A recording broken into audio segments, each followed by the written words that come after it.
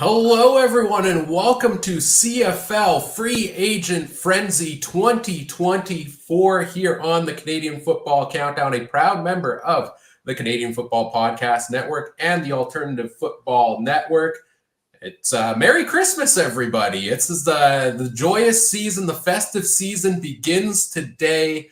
A CFL Free Agency kicks off at 12 p.m. Eastern Time, 11 a.m. Central Time today.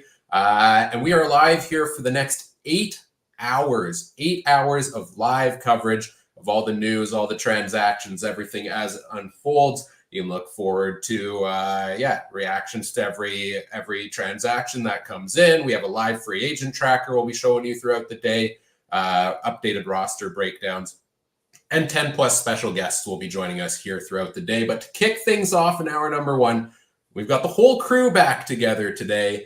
Let's start off with, first of all, Adam, how are you doing today? Hey, I'm doing good. Just watching the snow fly in Saskatchewan.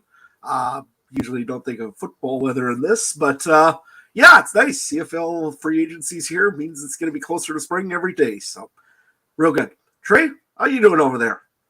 I'm doing good. I was going to say, who's this guy, sitting below Adam? I hardly recognize him, but yeah, I'm doing good. Doing good, guys.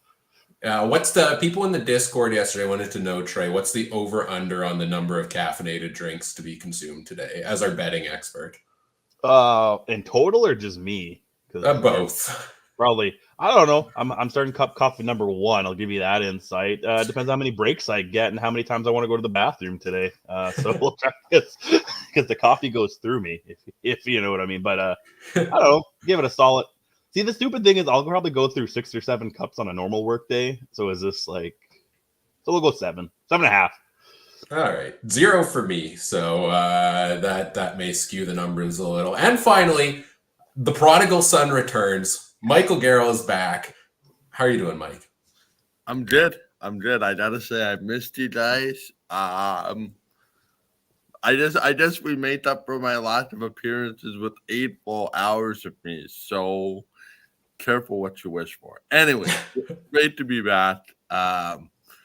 Merry Christmas, Happy New Year, everybody. Don't think you can win a Grey Cup today, but you can certainly put yourself in a direction of winning a Grey Cup. And I think, we can get into this later, but the tampering window has allowed for some interesting things to happen.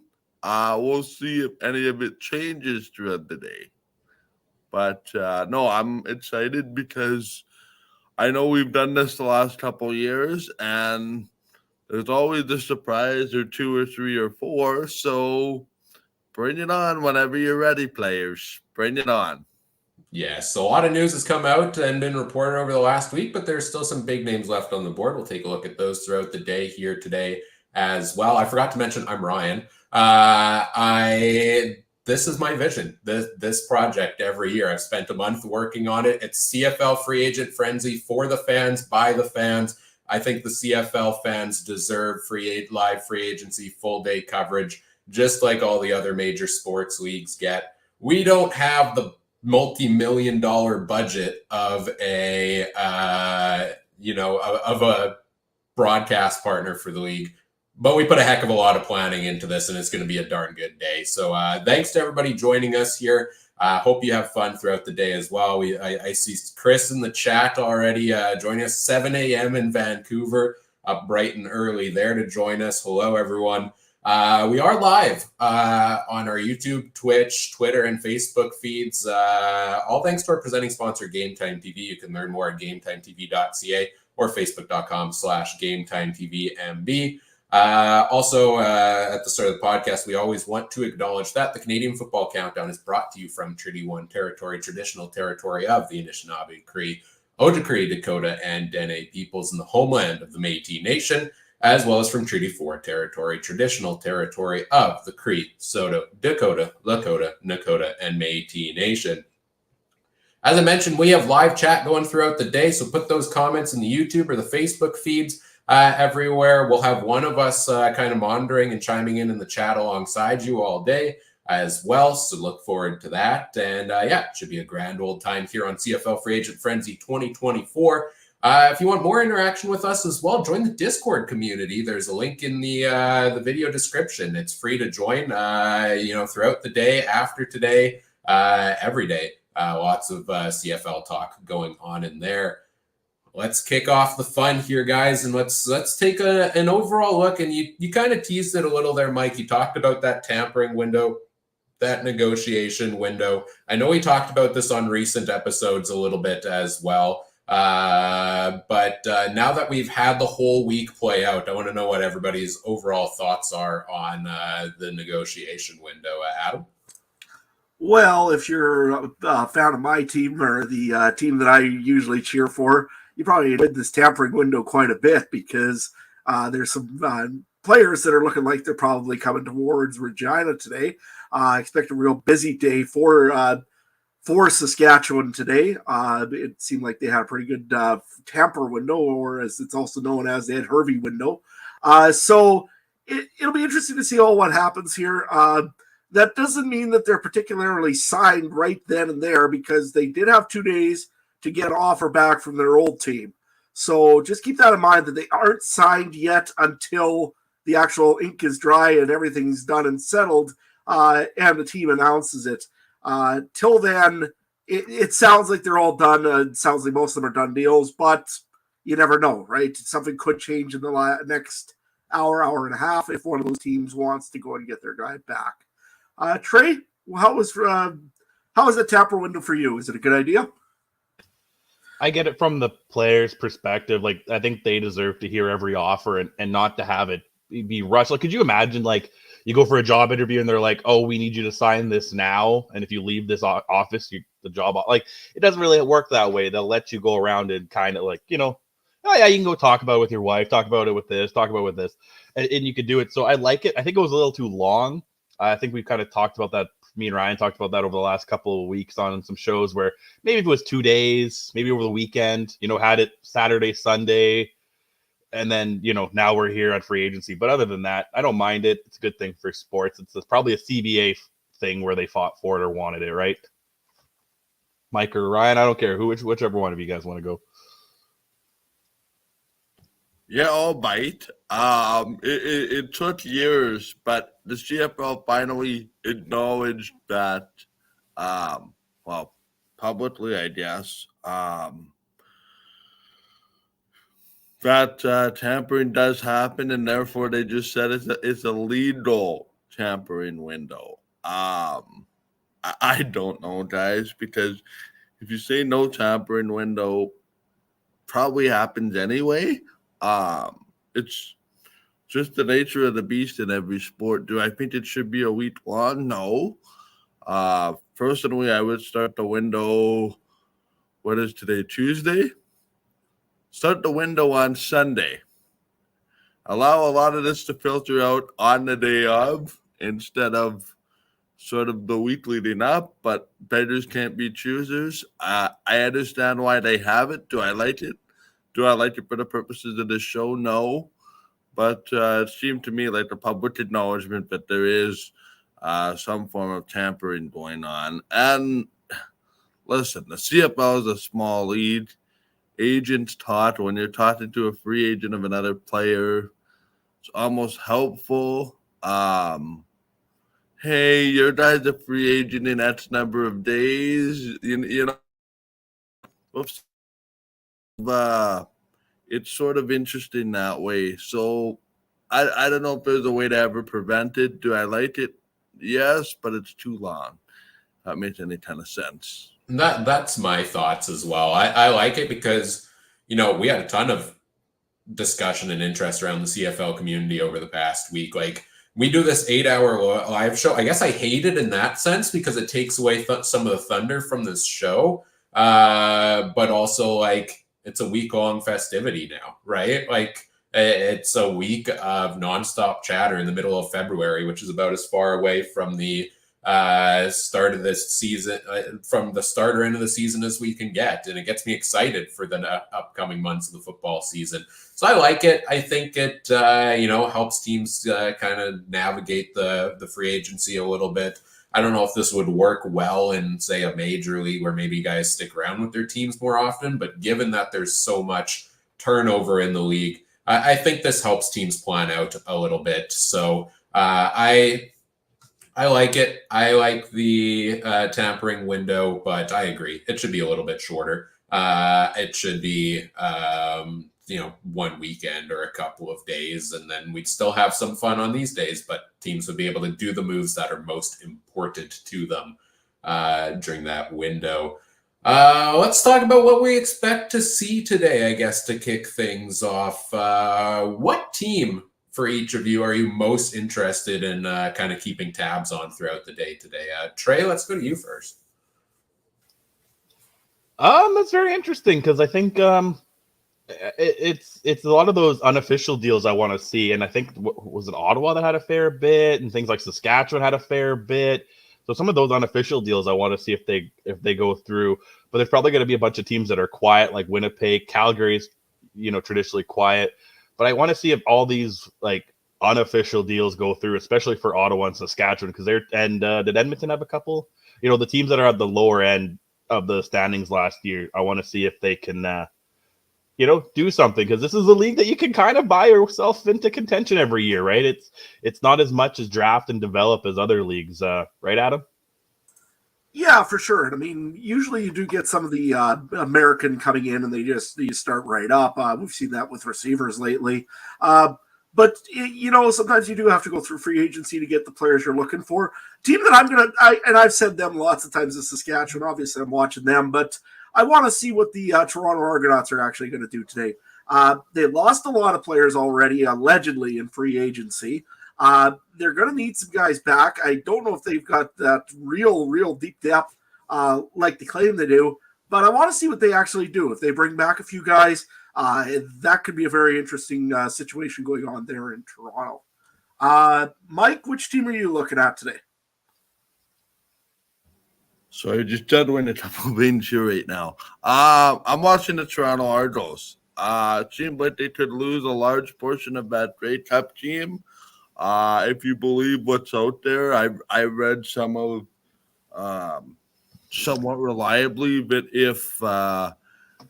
if they wanted over a certain amount of money, they dared their guys to go to the market and see if it's there and come back.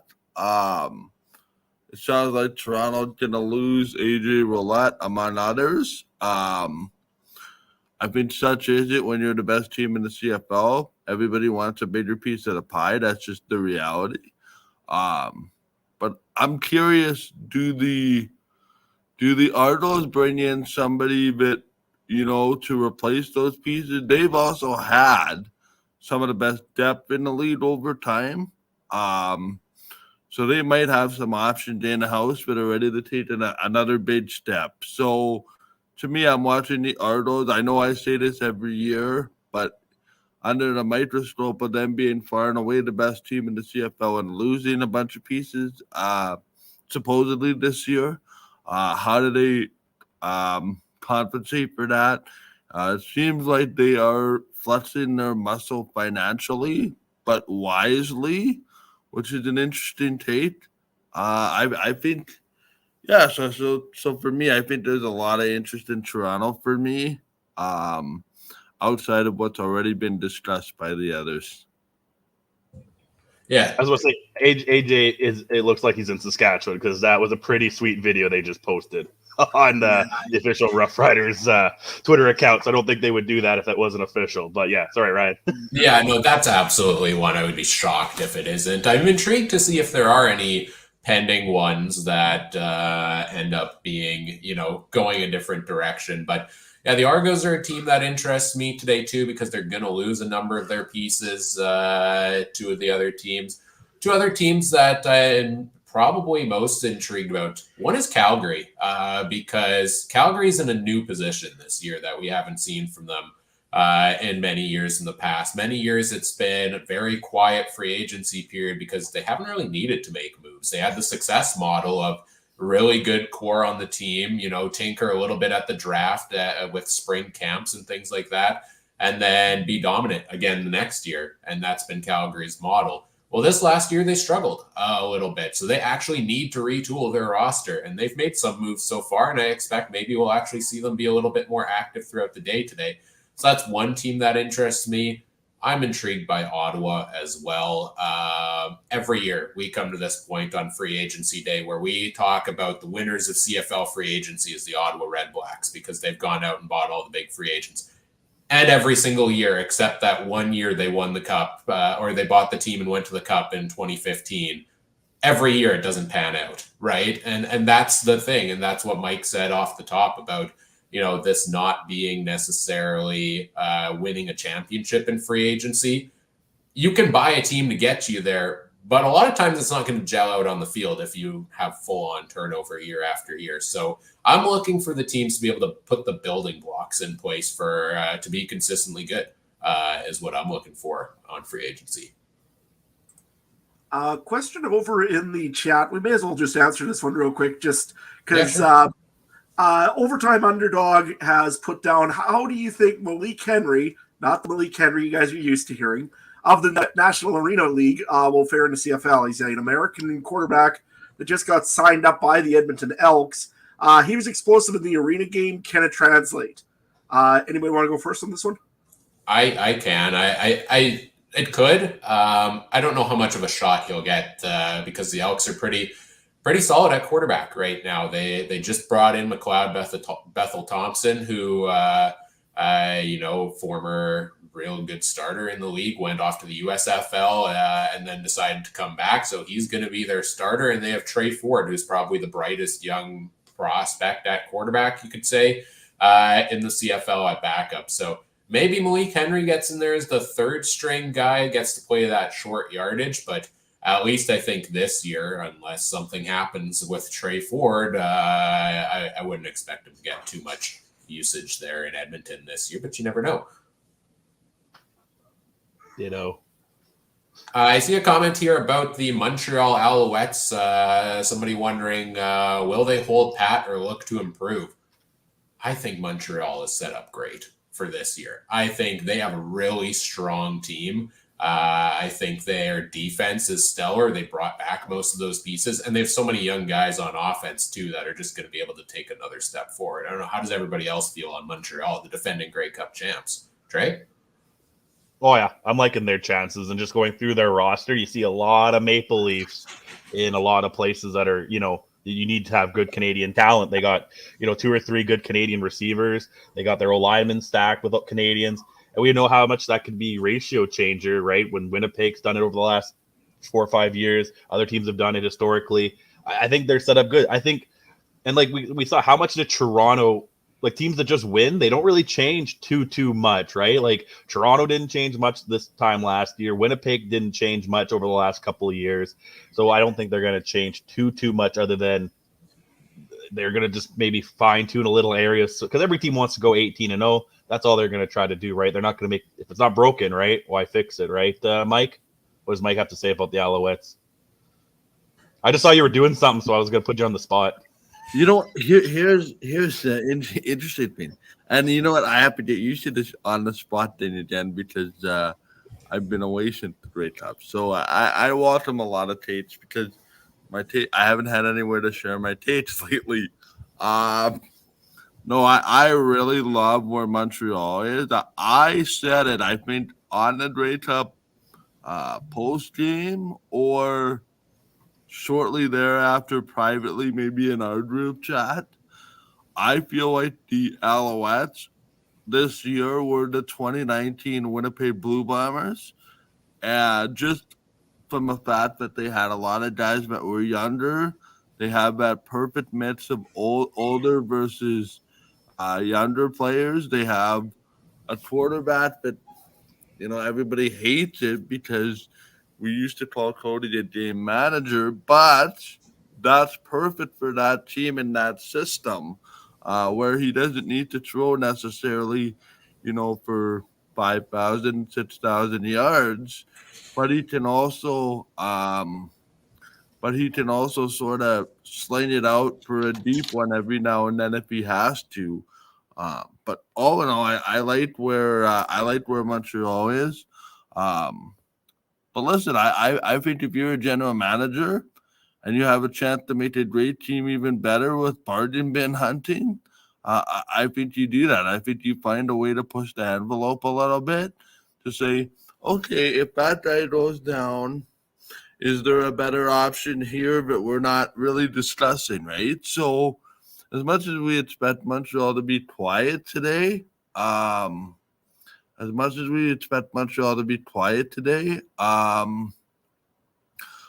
would still put them in the same case of what I've seen with Winnipeg.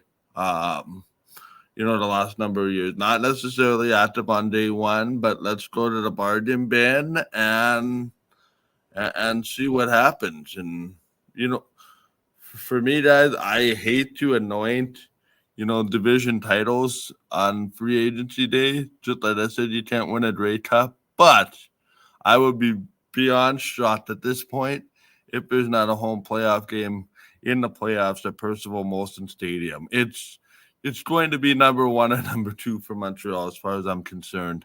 And I would be very shocked if we see anything different. Well, stay tuned for near the end of the show today. We'll do our full East and West standings predictions after all of today's events unfold. Let's take a look at our free agent tracker here that we'll be using throughout the day, guys. Let me pull that up. I believe this is it. There we go. Oh, I'm cut off. No, hang on. Let me find it. That's okay. I don't need to be on the screen. You can somewhat see me there. This is our live free agent tracker. We'll be updating this throughout the day and taking a look at the pending free agents as it goes along. So we've got our list of free agents. We'll dive into those around 10 a.m. Central Time with Robert Dalton from the Rouge Radio podcast. And so we'll take a look at the list of pending free agents at every position. We've got our live transaction list here throughout the day that we can scroll through and see the list of transactions going on throughout it. And of course, we've got our team-by-team roster breakdowns that we'll take a look at as we go as well. I programmed this all, by the way. Got to shout that out after all the work that went into this. So, we'll be keeping tabs on everything. We'll have all the information you need. We're a one-stop shop for everything CFL Free Agency as we go along here throughout the 8-hour show.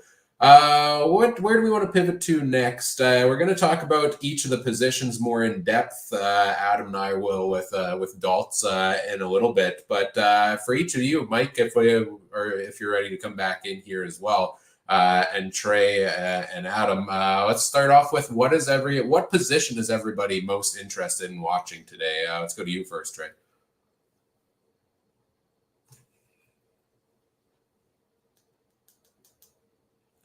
You are muted, Trey. It was going to happen once today. Most position I am interested in looking at, I guess, would be wide receiver, because there seems to be a fair bit of them out there, right? Let me see here. I'm trying to navigate your fancy tracker here, man. I'm kind of slow today. You got Tim White, Lucky Whitehead, Williams, Rasheed Bailey, Shaq Evans, Nate Behar, Luther, Hacken and Avuna. Is that the best I've probably ever said it? Jake Winicky, O'Leary Orange, Janarian Grant, if you want to count him as a wideout. There's a lot of guys out there. Greg Ellingson, I know he's been kind of meh the last year or two, but a lot of guys. And if Tim White's asking price is the $300K, what does that mean everyone else is going to get? And where the trickle down effect is all these receivers not going to get signed until he's signed, because there might be 3 or 4 teams looking at Tim White. Is all these guys going to get signed up because nobody wants to touch the $300,000 price tag on Tim White? That's kind of where I'm leaning towards. Because otherwise, I don't want to take anything else away. Quarterback, unless there's some wild, somebody's able to snag some crazy out of left field ex-NFLer, probably nothing crazy there. And same with the other positions. Adam?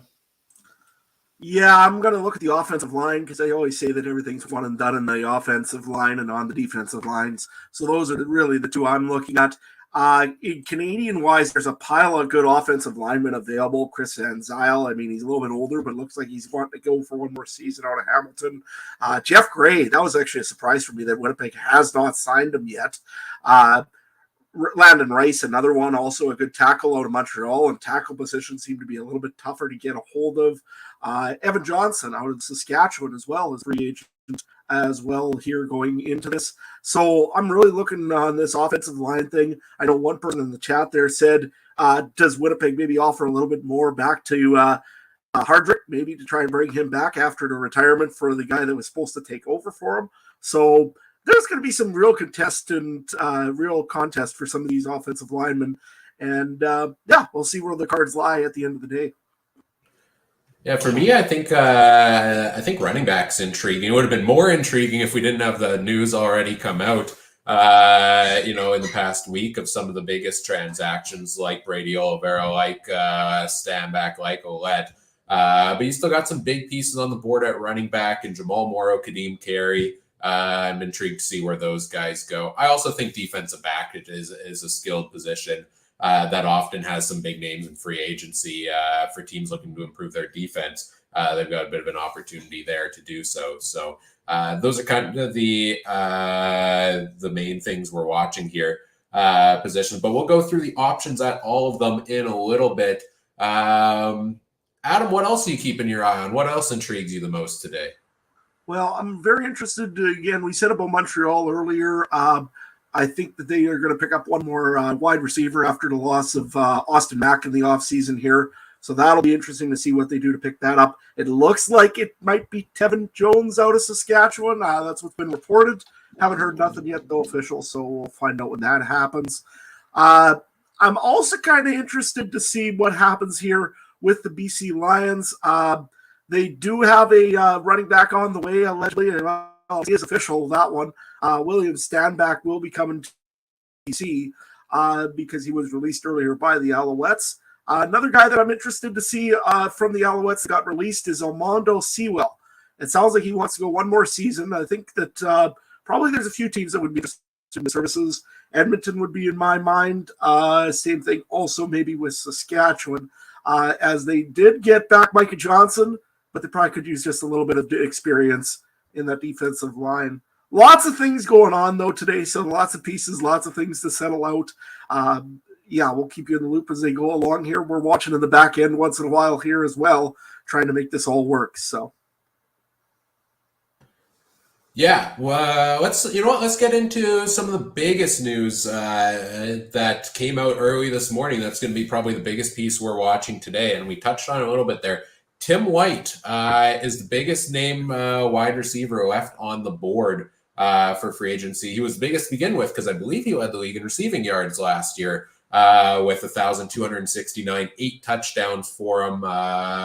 Tim White is standing pretty firm with an ask of $300,000 for this year. And I feel like the Ticats are a team that desperately needs him. What do you think is going to happen with Tim White here? You think the Ticats are going to give in eventually and get it done here, Adam? Or do you think we could see him in another uniform? I'll tell you what, somebody essentially, it sounds like whoever offers him the $300,000, he's going to. And that maybe, I don't know if Hamilton's going to step up that much, to be honest. They should, but I don't know if they will. There's other teams out in the league that are really looking for some receiver power. I would think probably BC is one of them because they did lose Lucky Whitehead earlier in the or they will probably lose Lucky Whitehead free agency today. No idea where he might go. It might be Hamilton as well. Ottawa House has been obviously very hot on wide receivers. They might be interested as well. Everybody keeps saying Saskatchewan. I think that's a dark horse pick. I think they got other pieces that they're probably looking to spend their money on. But we'll see what happens here. I don't know if it's going to be Hamilton, though. I think he's going to end up somewhere else, to be honest. Yeah, well, I mean, where else would he go, right, is the question. I always think Ottawa, maybe. I mean, they've solidified their wide receiver core a little bit with Dominic Grimes, bringing him in as the major piece. But, this is a team that continues to need to improve as we welcome Trey back in here. that I think that could be a destination for him. What about you, Trey? We're talking Tim White right now. Where do you think he could land as he's demanding his $300,000? I don't know. I'm getting like the Kenny Lawler kind of vibes where he's probably going to go to it. I mean, he's coming from a team that didn't do too much last year, but he's probably going to go to a team that's not going to do too much this year, that has the salary cap for a $300,000 receiver. Clearly, he's not going to Winnipeg because Winnipeg's already probably over their salary cap by $1 million like every year. I can't see him going. Can't see him going to BC. Can't see him really going to Montreal. Ottawa's done a lot. I can't see him really going there. Do you think they have 300,000? Not likely after what they've been paying guys. So is he going to slide into a place like Edmonton or Calgary or something like? Calgary's not one to really go and splash in free agency though. So I don't know. I'm getting the Edmonton vibe, or he'll somehow wind up back in Hamilton. It's kind of my. Yeah, I could see that as well. Edmonton may be looking to make some more moves at wide receiver. They let Stephen Dunbar go, who they brought in last offseason to fill a big role. So that could definitely be a potential place from there. Let us know in the comments section, where do you think Tim White could possibly land once the free agency window opens here? We talked about there's been a number of pending transactions that will likely go start flowing in pretty regularly once we hit that 11 a.m. Central Time window, which is just over an hour and a half away. Let's take a look maybe at some of these pending transactions here on the list so far for this year. That, again, these are guys that have agreed to terms with a new team during the free agent pending window, but has not officially been announced yet. Adam, this one came in yesterday. Micah Tights was with the Saskatchewan Roughriders. Looks like he signed with the Calgary Stampeders. You've gotten a chance to watch him pretty closely in Saskatchewan. What do you think of this move for the Stamps? It's a good move. Calgary had him before. He was a good linebacker in Calgary. He had a very poor 2022, essentially, or 2023, I should say, in Saskatchewan. Kind of got outbeat by the job by CJ Rivas. The Riders decided they're going to go in a different way, essentially. Still a good young Canadian linebacker. I think he'll do real well in Calgary. He did before, and I can't see why he wouldn't now. They've got a scary linebacking core already getting going in Calgary. When you look at Adam Konar and Micah Tights, and you also have Cameron Judge in there as well. So that's going to be a very scary linebacking core to play against this year. Absolutely. Yeah, no, that's a great addition. He was most outstanding rookie or most outstanding Canadian nominee for the Riders a couple of years ago, one of the two. So I like that there for the Stamps. And yeah, you mentioned their linebacking core. Let's take a look at that here. For the team. I think I zoomed in too far. That's why this isn't working. There we go. You mentioned those pieces there. They also brought back Micah Awe. So Micah Awe, Cam Judge, Adam Konar, Micah Tights, and throw Darius Williams in there. That is a stacked linebacking core for the Stampeders. And for a team that struggled offensively a lot last year, I like the idea of having this strong start on the defense, in the middle of the defense there for the Stamps. Let's take a look back at our other pending transactions here. I know you're intrigued by what Montreal's done so far. They brought back a lot of the stuff, a lot of their own pieces, but they look to be signing a couple major additions here. We've got Derek Wigan on the defensive line, 18 games last year with Calgary, 4 sacks. Tevin Jones at wide receiver, 882 receiving yards, 3 touchdowns last year. Was a real strong player for the Riders until he got benched because Craig Dickinson said he needed to learn the playbook or something like that. I don't know how that happens 15 games into a season or 17, but okay. And then more Calgary defensive linemen, Isaac Adeyemi Berglund, 5 sacks last year, forced fumble for the Stamps. Trey, what do you think about some of these additions for the Alouettes? I like it. The 2 of the 3 are defensive line, and they had a pretty scary defense last year, right? If we look at what Sankey and Lemon and some of those other guys brought in, what they were doing. And I mean, I think it's just to get a more rotation in there, and I don't mind the new receiver. I mean, as long as he learns the playbook, I guess he will be fine because, like we just said, Montreal's running or wide receivers. They're pretty. Tyson Philpott and Julian Grant as your two Canadians right there. They could probably both be out there on the field. They'll be doing like what Winnipeg has done and have Dembski and Wolartarski. So you kind of need to start getting some American guys in there. And Tevin Jones definitely is a guy who could fit into that. And as a veteran presence, like, well, he's on him. Wait, quick look here. Oh, yeah, he's the oldest receiver on the roster, right? For coming in right now. So somewhat of a little veteran presence in there to help guys like Sneed, Philpott, even Grant, who are all in their mid to late 20s, right? Yeah, I love the addition of Tevin Jones. He fills it. He lines up at left wideout. That's the exact spot that Austin Mack was in last year, so he fills the direct need there. He has experience with Cody Fajardo, with Jason Maas from the 2022 season with the Riders. I think he's a strong breakout player, even though, like you said, he is the oldest wide receiver on the roster.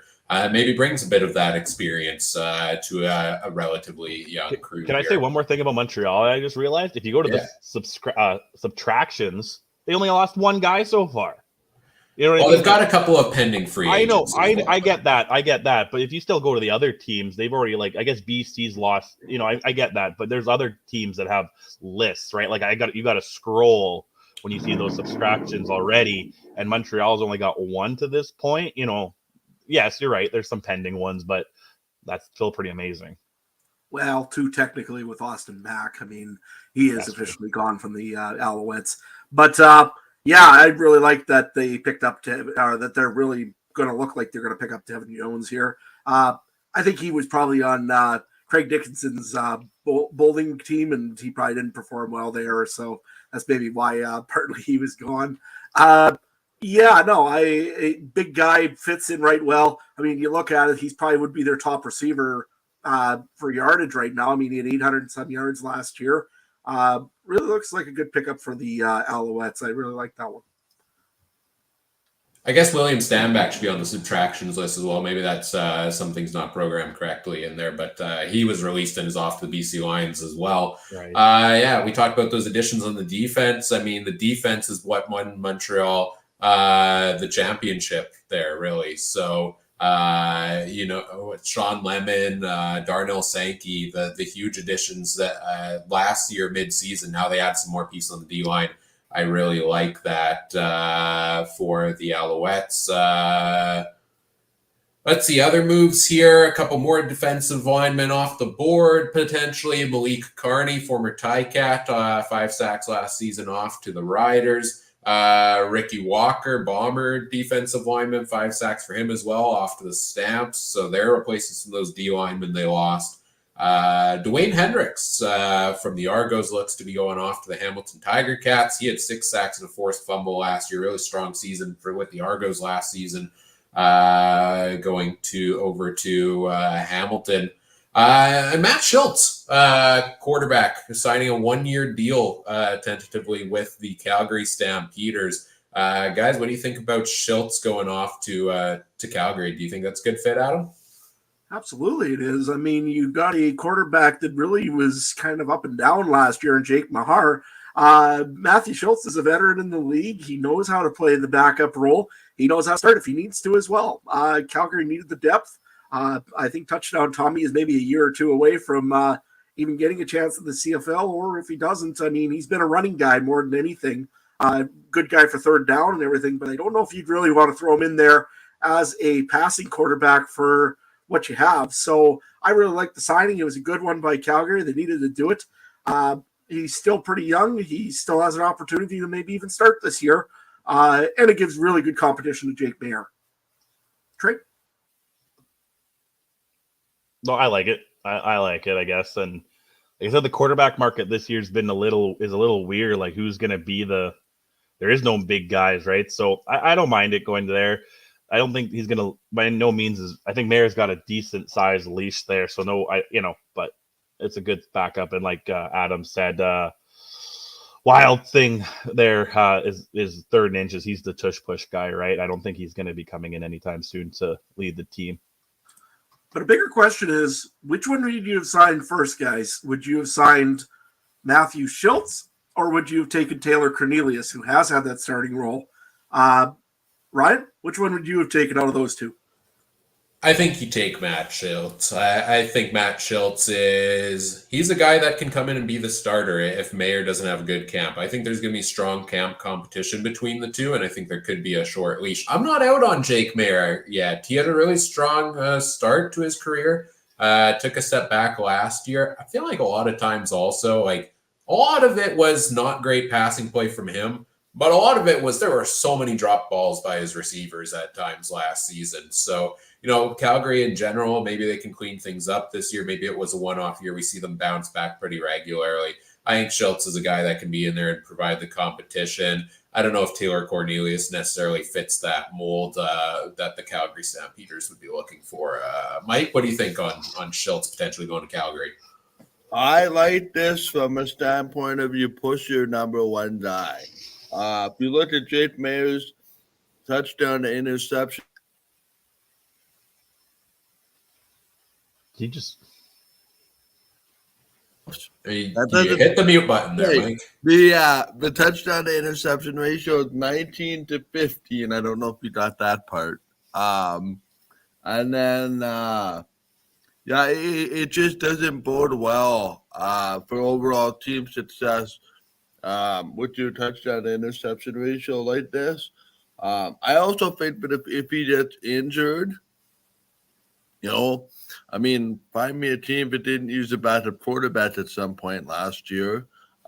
You got a very serviceable backup. Something that's interesting to me, at least anyway right now, Kadeem Carey out there as a free agent. So again, we're making the presumption that he's not back, and it's going to be Dedrick Mills' team this year.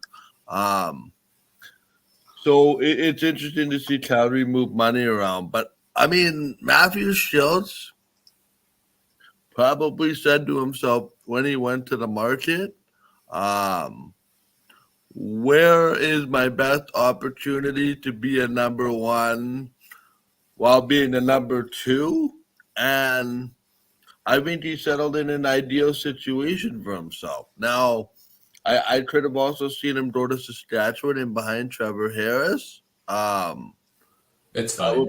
That might be option number two for me, but I think he did very well for himself. And Calgary to me seems very set at quarterback now with Mayer, Schultz, and Stevens. And then that's one of the items that, you need to be 2 or 3 deep in this position in the Canadian Football League. Just looking at a couple of chat comments here. Keep those coming, folks. Craig will never live down that bowling thing, huh? No, absolutely not. We will make fun of Craig Dickinson's bowling events endlessly. Maybe how many times? What's the over/under in the 8-hour show? I guess depends how active the riders are today. Number of bowling jokes or number of it's fine jokes? Which one's going to be higher, Adam? I would think probably there's going to be a lot of the bowling jokes today. I'm sure we could throw a couple strikes in there and a few other ones that we could use in there. But I don't know. It's also a pretty fine day, so there definitely will be a few of them. So, how many McRibs? Scott wants to know did everyone order for lunch today? Anybody tried the McRib yet?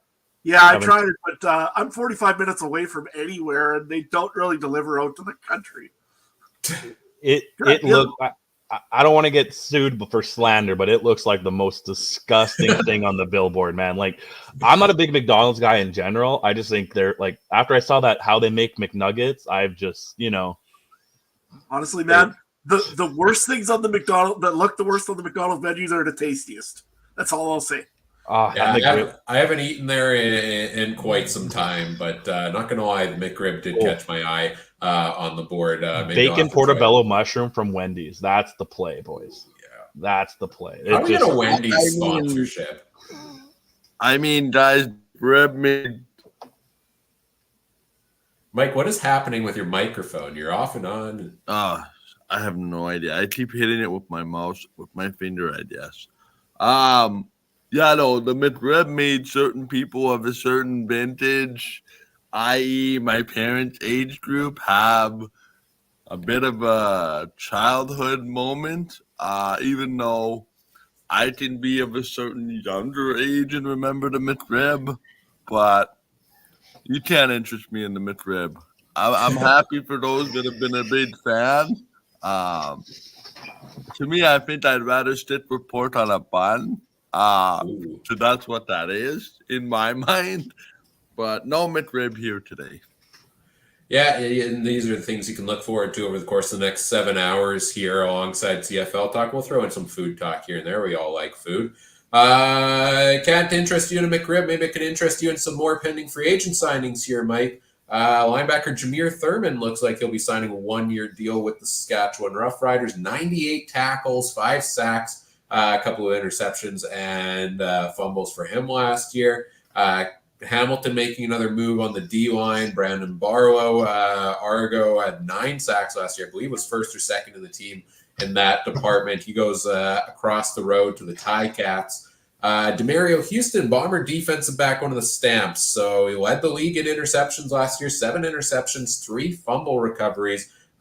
Big play guy, Demario Houston. I'll round out the rest. I'll run through the rest of these, and we can touch on which ones interest you guys the most. Running back returner Javon Leake looks to be signing a 1-year deal with the Edmonton Elks.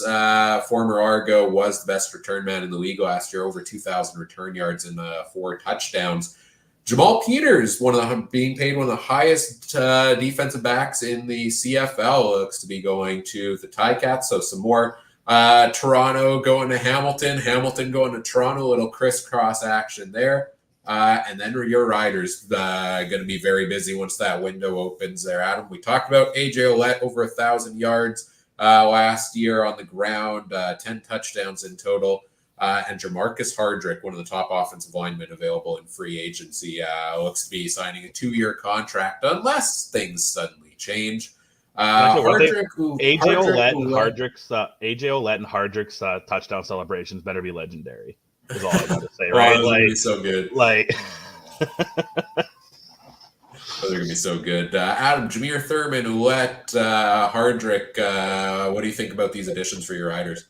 Actually, I was just going to talk a little bit about Jameer Thurman, actually, and the other two are really big. I mean, no question. The offensive tackle, that's been a sticking point for the Riders for quite a little while. Plus, you also get to remove them from a rival team, so that always feels a little better as well. But Jameer Thurman, the linebacker, I believe he was with Hamilton last year, had an amazing season. He's probably get paid a little bit over what he should, maybe. That's hard to say.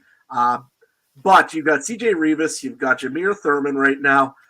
You've got a really good linebacking core also beginning in Saskatchewan. However, that's going to cost us one guy. I'm sure it's going to be Larry Dean. That's the odd man out, which is unfortunate because Saskatchewan's leading tackler last year was Larry Dean. But we'll see what happens here. I haven't heard a whole lot on Larry Dean yet. So we'll see where he goes also. That would be interesting to see. So. The move I like the most, one move I really, really like in this mix is Javon Leake going to the Edmonton Elks. He was the top return man in the CFL, and I talked about this on a recent podcast episode, but I'll rehash it here quickly. Last year, late in the season, Deontay Alexander scored the first return touchdown for the Elks since Kendall Lawrence in 2015. This is a team that has been starved for successful return game for basically almost a decade now. They go out, they spend the money to get the biggest name on the board. I think it was like $125,000, one of the highest paid special teams players in the league. I like him going over to Edmonton to fill that return role. I also think his speed and his dynamic ability to break tackles that he's shown in the return game is absolutely something Chris Jones is going to try to exploit on offense there as well, right? Mix him in here and there with Kevin Brown, maybe a couple of dual running back plays. I think Leake could have a fantastic season here with the Edmonton Elks. I'm really excited for him fitting in there. What other transactions interest you here that we've gone through, Trey? What interests me? Not much else that we've talked about. Like I said, the subtractions from teams like Winnipeg and Toronto have really made me think about some things, But DeMar in Houston to Calgary, I like that one. Calgary, like we were saying, I think you were saying before, Calgary's lining back core is pretty solid. Well, that just adds to their defense in general. And I mean, if you want their offense to get better, I guess you also kind of need their defense to be better. It gives them a better field position, right, and stuff. And that was one thing I felt Calgary just never could get good field position, and then you're getting a kind of an inexperienced quarterback having to march the field. Not everyone's Patrick Mahomes who can score, with 30 seconds and go 100 yards, right? So I think Calgary's doing the right things, and that might even be their biggest signing of the free agency, right? Because like him and Schultz, right? Because they don't really go splashes, so I like it. Yeah, and it's going to be wild if all of a sudden Calgary is the biggest player in the market today. Have been scrolling through the social media, have not seen any new news coming in over the last hour. I don't know if you guys have seen anything coming in there. I don't see any new updates. We have people coming in every half hour, basically, throughout the rest of the day from here on forward to help give us some insight into the teams they cover or just talk about the league as a whole. And we'll go through that all with them. The only team, unfortunately, we weren't able to get someone, the guest kind of fell through on that one, was the BC Lions. So, you know what, before we bring in our next guest, our first guest at 10 a.m., maybe we'll just get the group's takes here on the BC Lions. Let's see where they're at. They've re-signed a number of their big-name receivers so far. The Keon Hatcher, Alexander Hollins, Javon Catoy, Terry Williams all back. A couple big-name defensive linemen return. A couple of re-signings at linebacker for them. And Marcus Sales back at defensive back. And can't forget the punter, Stephen Flintoff, returning for the Lions. They've been busy. The most notable addition so far, William Stanback at running back for them, coming over from Montreal. He'll play a role there, probably a 1A, 1B with Taquan Mazzell. A couple of other, Lawrence Woods, a defensive back. Looks like none of his stats populating here, but was with the Ticats previously, filled a return role there. Dane Evans has retired. Kieran Burnham, backup kicker, I think is off to Hamilton, I believe it was.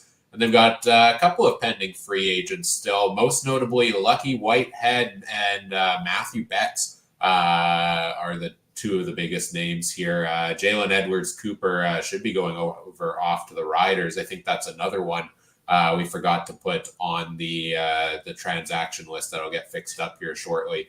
But give me your takes. Let's go to you first, Mike. What do you think of what BC has done so far and where BC needs to go today? Yeah, I really, really like what BC's done over the general course of the last 2 years. 2 West finals, losing to the Grey Cup runners-up, hosting the Grey Cup this year. It seems like everything in the 3-year window with them is leading to this year. But I'm just having a quick look here. Am I reading that correct? But hang on a minute here. I just don't want to misspeak, so I'm going to look it up for myself. But the fact of what I'm trying to say is, if you're going to host a Grey Cup, you might as well go all in. But with what money, right? They moved on from Dominic Rhymes, which I thought was interesting. He subsequently found a home in Ottawa shortly thereafter, another place where he formerly played. I think it's time for some of those young receivers to maybe take another step. It appears like they're going to lose Lucky Whitehead. And potentially Matthew Betts now to the NFL. Sounds like Betts is going to sign a futures deal. I know that's been out there. I'm not sure if it's been discussed in these mediums, but that's a fair amount of change for for one football team going to host the Grey Cup. So, but again, it's this co-general manager, Neil McAvoy and Rick Campbell. It seems to be with them that like smooth and steady wins the race. And, you know, I think right now BC is the second best team in the West. You know, going off of what we ended last year with. And they still need to find a way to make that next step, right? Take that next step. And no better year like the present to do so with a home Grey Cup. Absolutely.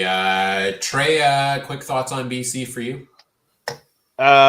As a Bomber fan, I'm scared. I think that they're looking pretty good this year. I was high on them last year, if you remember that. I think I maybe had them winning in our preseason. I definitely had them winning the West, and I kind of in that same boat again this year, which we'll talk about later. I'll have to think about it, but yeah, I'm liking what they're doing. Maybe another backup quarterback would be nice because we know Vernon Adams at 31, I think he is, right, or 32. Definitely likes, has spent time on the IR. But other than that, look at the running back, Stanback and Mazzell, receivers. Yeah, they lost a couple of guys like Ryans and Whitehead, but they're still pretty juiced up in there in their receiving core, their offensive line. They got some great Canadians. I'm still pretty psyched on BC, and just watch Nathan Work make a September comeback or something stupid, right? He gets cut by New England or whatever team he's on, and he makes a September comeback and charges BC to a win at home in Grey Cup. That would be wild if that happened. I don't know that you'd have to go that direction if you're BC and at least entertain it, but that almost seems like a disservice to Vernon Adams a little bit after. I was only almost meaning if he has like a season-ending injury or something, or you know what I mean, or maybe because it's always around Labor Day. There's always how many quarterback injuries do we have last year by Labor Day, right? All of them. All of them. Like so, and don't tell me that BC if Vernon Adams goes down for anything more than 6 to 8 weeks that they're not calling Rourke and being like, "Are you done with this NFL thing yet?" The big thing with the wide receiver, you talked about missing some pieces. We have Keon Hatcher in the list, and I see we have our guest waiting in the wing. We'll bring him in shortly. But we have Keon Hatcher on the list. He's not going to play till October, though, because he's out with an injury, right? So BC could be a team that's maybe in the market for a wide receiver, one of those big names still out on the board. Adam, super quick thoughts from you on BC here to wrap up the Lions talk. Yeah, most times I'd be panicked about losing a guy that's got 18 sacks on his name from last year in Matthew Betts. However, they do have another Canadian waiting in the wings in Cherry. I think he'll be probably just fill the spot up quite well. So I wouldn't be so worried about losing Matthew Betts at this point. They do, I think, need an experienced receiver, and boy, is there a good one that used to be a BC Lion on the board today. Maybe they bring in Matty Arsenal for one last run. As a very cheap option, just as a wide receiver until they get healthy. Yes, that's an intriguing option as well. We'll take a look at all the wide receivers, all the players at each position on the board here. We'll send Mike and Trey backstage here. One of you is going to be hopping in the live chat with the folks, I believe, and one's going to be keeping tabs on the news as we're 1 hour away from the kickoff of CFL Free Agency. And let's welcome in our first guest of the day here. He's the host of the Rouge Radio podcast, a lover of jorts and of dad jokes. It's great, Robert Dalton of Rouge Radio. Daltz, how you doing today? Hey, not too bad. Just to let you know, Adam, I was on board. I was actually, if we were going to bring it up, I thought Manny Arsenal would have been like a so underrated signing if you're a BC Lions fan. Wow, I mean, he's got the popularity there, and I mean, the contract would be pretty well minimal or very little for a very big veteran. So it's kind of almost, I'd be surprised if it doesn't happen, to be honest. I see it as a depth play, but I don't know positionally, does it fit, right? Doesn't he normally line up at kind of that Javon Cotoy slot back spot? I mean, they can move the guys around surely as well, and if you're a guy like Manny Arsenal, you can play any spot, but... Yeah, I mean situational. I mean, yeah, it's they can move him on the boundary on the wide side. They can put him in the slot back. I mean, the good thing is Jordan Maximic is so good at his job that he can figure it out. And if you're only going to use him for once or twice a drive, then I have confidence in that group that they can figure it out. All right, let's take a look at the free agents on the board. First of all, in general, overall, what are you watching the most today, Daltz? What's got your eye? I mean, our friends at the Podsky Wee Wee podcast they're sitting there. I think the big name on the block right now is Tim White, and see how long is he going to wait as a free agent to get that $300,000 that he's waiting for. And the rumor is from Justin Dunk of 3 Down Nations that he's not going to budge on it. He's going to get that $300,000. If you ask him. I'm also surprised that we haven't seen that much or heard much of Sean Oakman. I thought there was rumors before the Ed Hervey window opened that Chris Jones was going to jump over him, and he very well could. It's just that it's been silence. It's been there hasn't been anything, and leads me to believe that either A, he's asking for a lot, or B, that nobody. Like everybody is just like asleep at the wheel when it comes to his eventual signing, wherever it may be.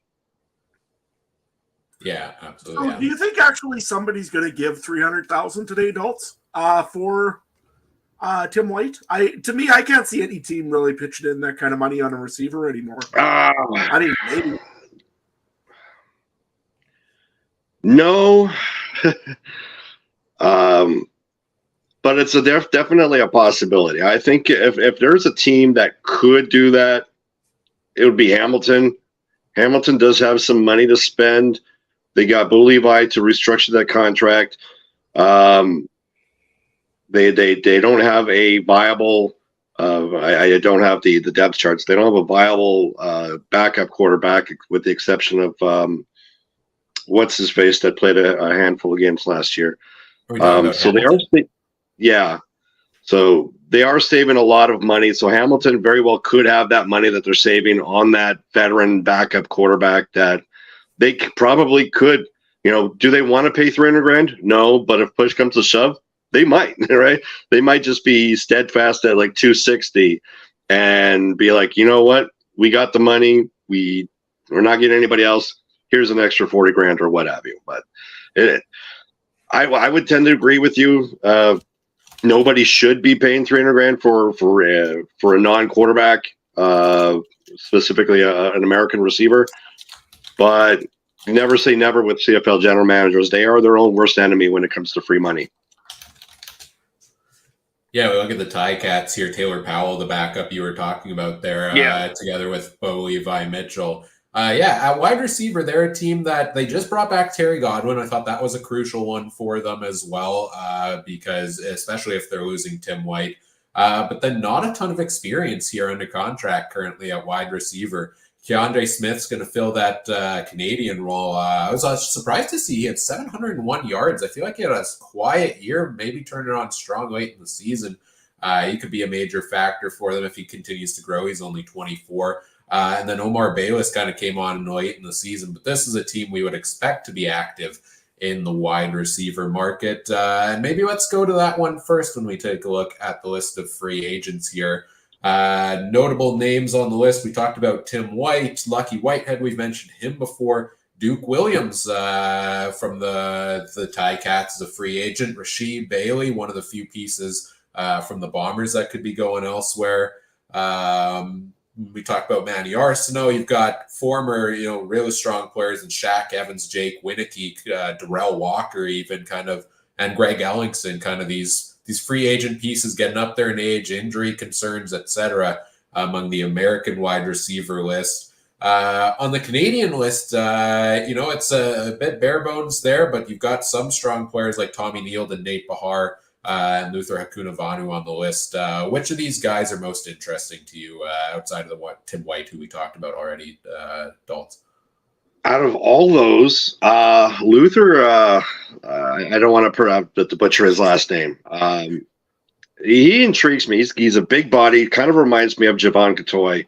Big body, when utilized correctly, could probably give you a kind of like a, I want to say like a Drew Wolotarski for all the Bomber fans that are watching right now. Just second down clutch sometimes. But he's a bigger body, and he's got deceptive speed too. So I'm really surprised that Calgary is not kept him. They were pretty high on him, and I'm relatively surprised that nobody's really kind of spoken to him. At least nothing has been dispensed here through the Ed Herbie tampering window. Another guy, Lucky Whitehead, and an underrated. An underrated signing coming up. Prediction. I predict that maybe he comes back to Winnipeg. Winnipeg expected to lose Janarian Grant. Greg McRae isn't back yet. They also could be without Rasheed Bailey. So there's 3 jobs that could be taken by Lucky Whitehead just by himself right now. I know he's had some injury concerns, but it fits. He knows the system in Winnipeg. He knows the locker room. Not a bold prediction, not a hot take, but it would not surprise me if Lucky Whitehead returned back to Winnipeg. But the big name is Luther.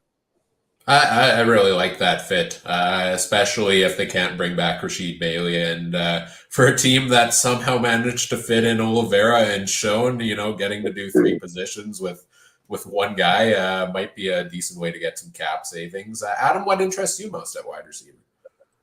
I'm looking at Nate Bahar, actually. Ottawa released him earlier in the offseason here. I would imagine they might be one of those guys after Luther Conavanu. I could also see Tommy Neal going somewhere today. He looked pretty good when he was on the field in Toronto. He didn't get a whole lot of snaps and a whole lot of games in, but they're pretty solid with Unger and a few other pieces in Toronto. I think the Tommy Neal will be on the move today. And I'm surprised, actually, also people haven't talked to him as well. Yeah, Nate Bahar being released by the Red Blacks is still so surprising to me. I don't know if it was a cap cut was the whole reason, but I don't think there's a better Canadian receiver out there on the market for them. Maybe they look internally with a guy like Keaton Bruggeling, who kind of played a backup role in the lineup last year. But I think Nate Bahar is still one of the top options out there. I have to ask about Jake Wieneke. Adam, he came over to the Riders last year. A lot of expectations for him there. It didn't work out. He ended up on the bench late in the season. What do you guys think? Is there a resurgence here for Wieneke out there somewhere? Hopefully, he's a good receiver. It's just that Saskatchewan ended up with a lot of their draft picks actually stepping up, like Sam Emilus. So it sucked for him. I mean, he got a good payday out of it. But in the end, he was released because, there's just no place for him in Saskatchewan at the moment with good receivers coming off of the draft that Saskatchewan has on contract. As per where he goes, that's a good question. Like I say, I could see maybe Ottawa because they could use a Canadian receiver, but otherwise, I'm not sure. Dolt? In regards to Nate Bahar, it's not on the realm of possibility for him to go back. They released Jacob Ruby only to sign him back like 2 weeks later. So that's not exactly an impossibility. Jake Wieneke, I echo your sentiments, Adam. He's a really good receiver. I think the problem in Saskatchewan was his usage. They also wanted him to be the number 1 guy, and I didn't think he was capable of being the number 1 guy, much less on any team, but much less in Saskatchewan. Injury concerns, and then the unknowns kind of stepped up and took his place, right? So it's not that Jake Wieneke has lost his step or he's incapable of making an impact. It's just that his value was definitely decreased. Now, is there a team that is needing a veteran player in a veteran receiver? Hamilton's a good shot. They're I mean, if they don't land Tim White for the price that he has, they probably still have enough money just to land Jake Wieneke at a bare minimum. I wouldn't say bare minimum, like maybe 120, 130. Also, Ottawa. Ottawa needs that.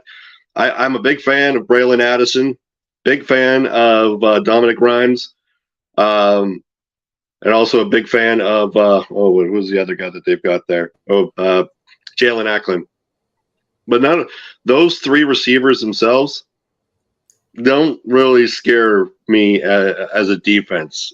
With all due respect, you add Jake Wieneke with that extra depth at that receiver position, it might actually, you could start game planning around that receiving group. Yeah, I would agree on that one. I like the Hamilton spot as a potential for Wieneke. The Argos, I don't see them being a big player at free agency wide receiver. Maybe a return to Montreal is in the cards. Maybe if they want some more depth, they got a lot of the young pieces there. But I agree, Hamilton is probably most likely. We've got a new transaction coming in. Let me refresh the page here. That Farhan Lalji reporting Tunde Adeleke, the defensive back, is going to be headed to from the Hamilton Tiger Cats to the Toronto Argonauts as the free agency window lifts. So, any thoughts on Adeleke to the Argos here, Dalton? He fits in well in Toronto. I think with the sudden surgence of Stavros there in Hamilton, really pushed Adeleke out unless he was willing to take a huge pay cut. But I like the fit in Toronto. They have the Canadian depth to move him. Game management and whatever. Is he on the downside of his career? Perhaps, but I take him over a lot of other safeties in the CFL today. Yeah, I would. I think it's a great signing for the Argos, especially as a team who's going to lose so many defensive pieces. Today, we've seen a lot of their defensive backs going off to Hamilton and Ottawa and whatnot. They're going to need to rebuild that defense. And no surprise, Adeleke, wasn't he in Calgary before? So it's a former Calgary connection going over to the Argos here yet again. Let's take a look at the defensive backboard here in the free agent tracker, since we were just talking about that position. Looking at the list here on the screen, Adam, any of these jump out to you as the biggest names on the board? Well, Robertson Daniel, I think, is the biggest name on the board right now. He's a little bit older, but he still has lots of tackles, still a pretty decent defensive back. And I could see the Saskatchewan Roughriders going after him. That's the obvious answer because, of course, we all know that Corey Mace is over there now, so I could see that happening. Another also interesting one, I think, is Keontae Evans from Montreal. He was decent. He was a big part of that championship team last year, but not sure where he'd end up. But like I said, I could see him on the move as well. Just Montreal just doesn't have spots. For Saskatchewan guys, Jeremy Clark last year, I think they were a little disappointed in what they got out of him after the injury to Roland Milligan. I think that he probably is going to be one of those guys that'll be leaving Saskatchewan this year as well. Doltz, what do you think? I think, and here's a bold prediction. I think there's a very underrated player, and I think I saw him on the free agent tracker, and if I did, I stand corrected. Robert Priester from Toronto. There's an opening in Winnipeg on their boundary side. Priester was a former Bomber, fits right in with that in that slot. He knows the system. He started his career, but he's also a depth piece. Not a lot of experience. Could he follow Corey Mace to Saskatchewan? I think both those secondaries fit precisely with Robert Priester's his MO. I mean, it's those two spots fit in perfectly.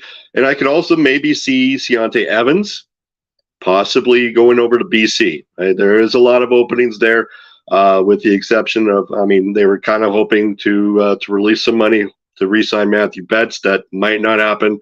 So BC might be a little bit more active today than we kind of expected them when the tampering window opened.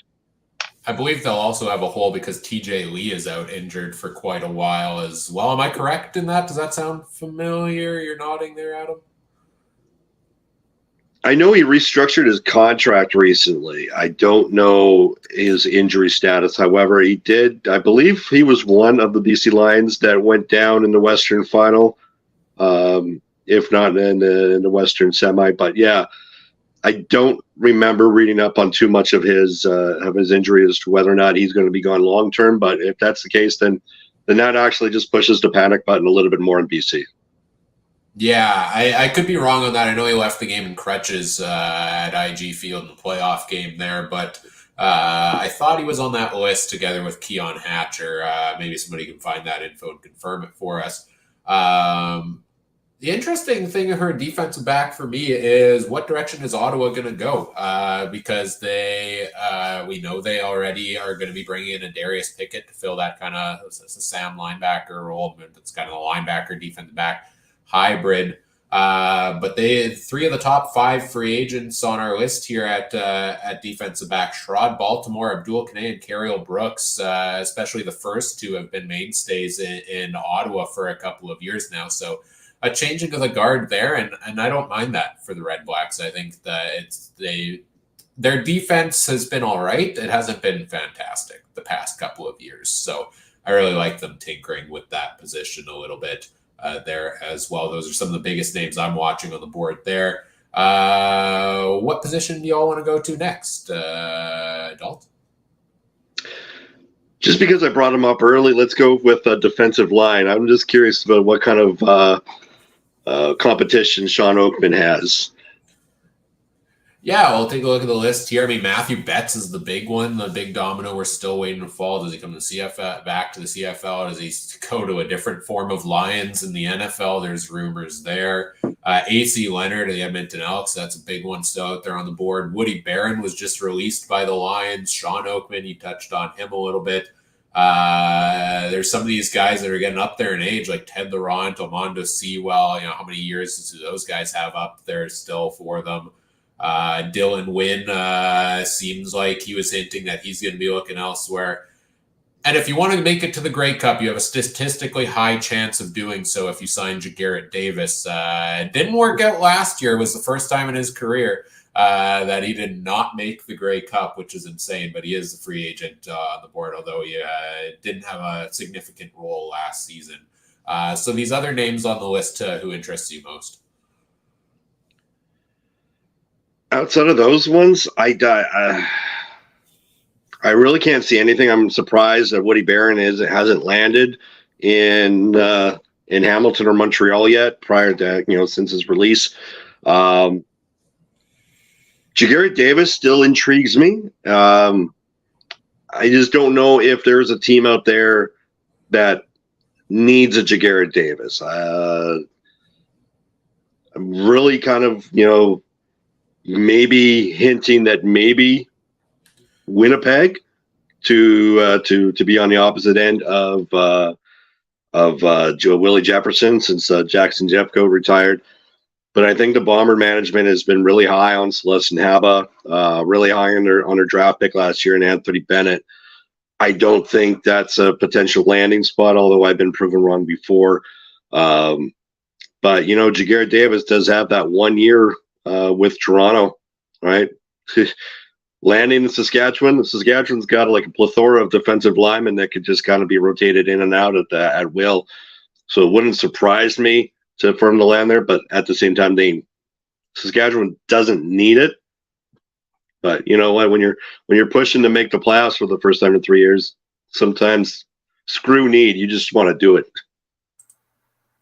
Just to jump in here before you, Adam, I finally found it when talking about TJ Lee. Derek Taylor tweeted out February 6th. It was an Achilles injury for him in that game, and if that takes the average time to return, it's week 19 this year for TJ Lee.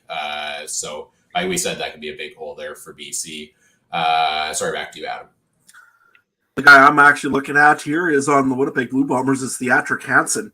I believe, if I'm not mistaken, he's a global player, isn't he? Yes.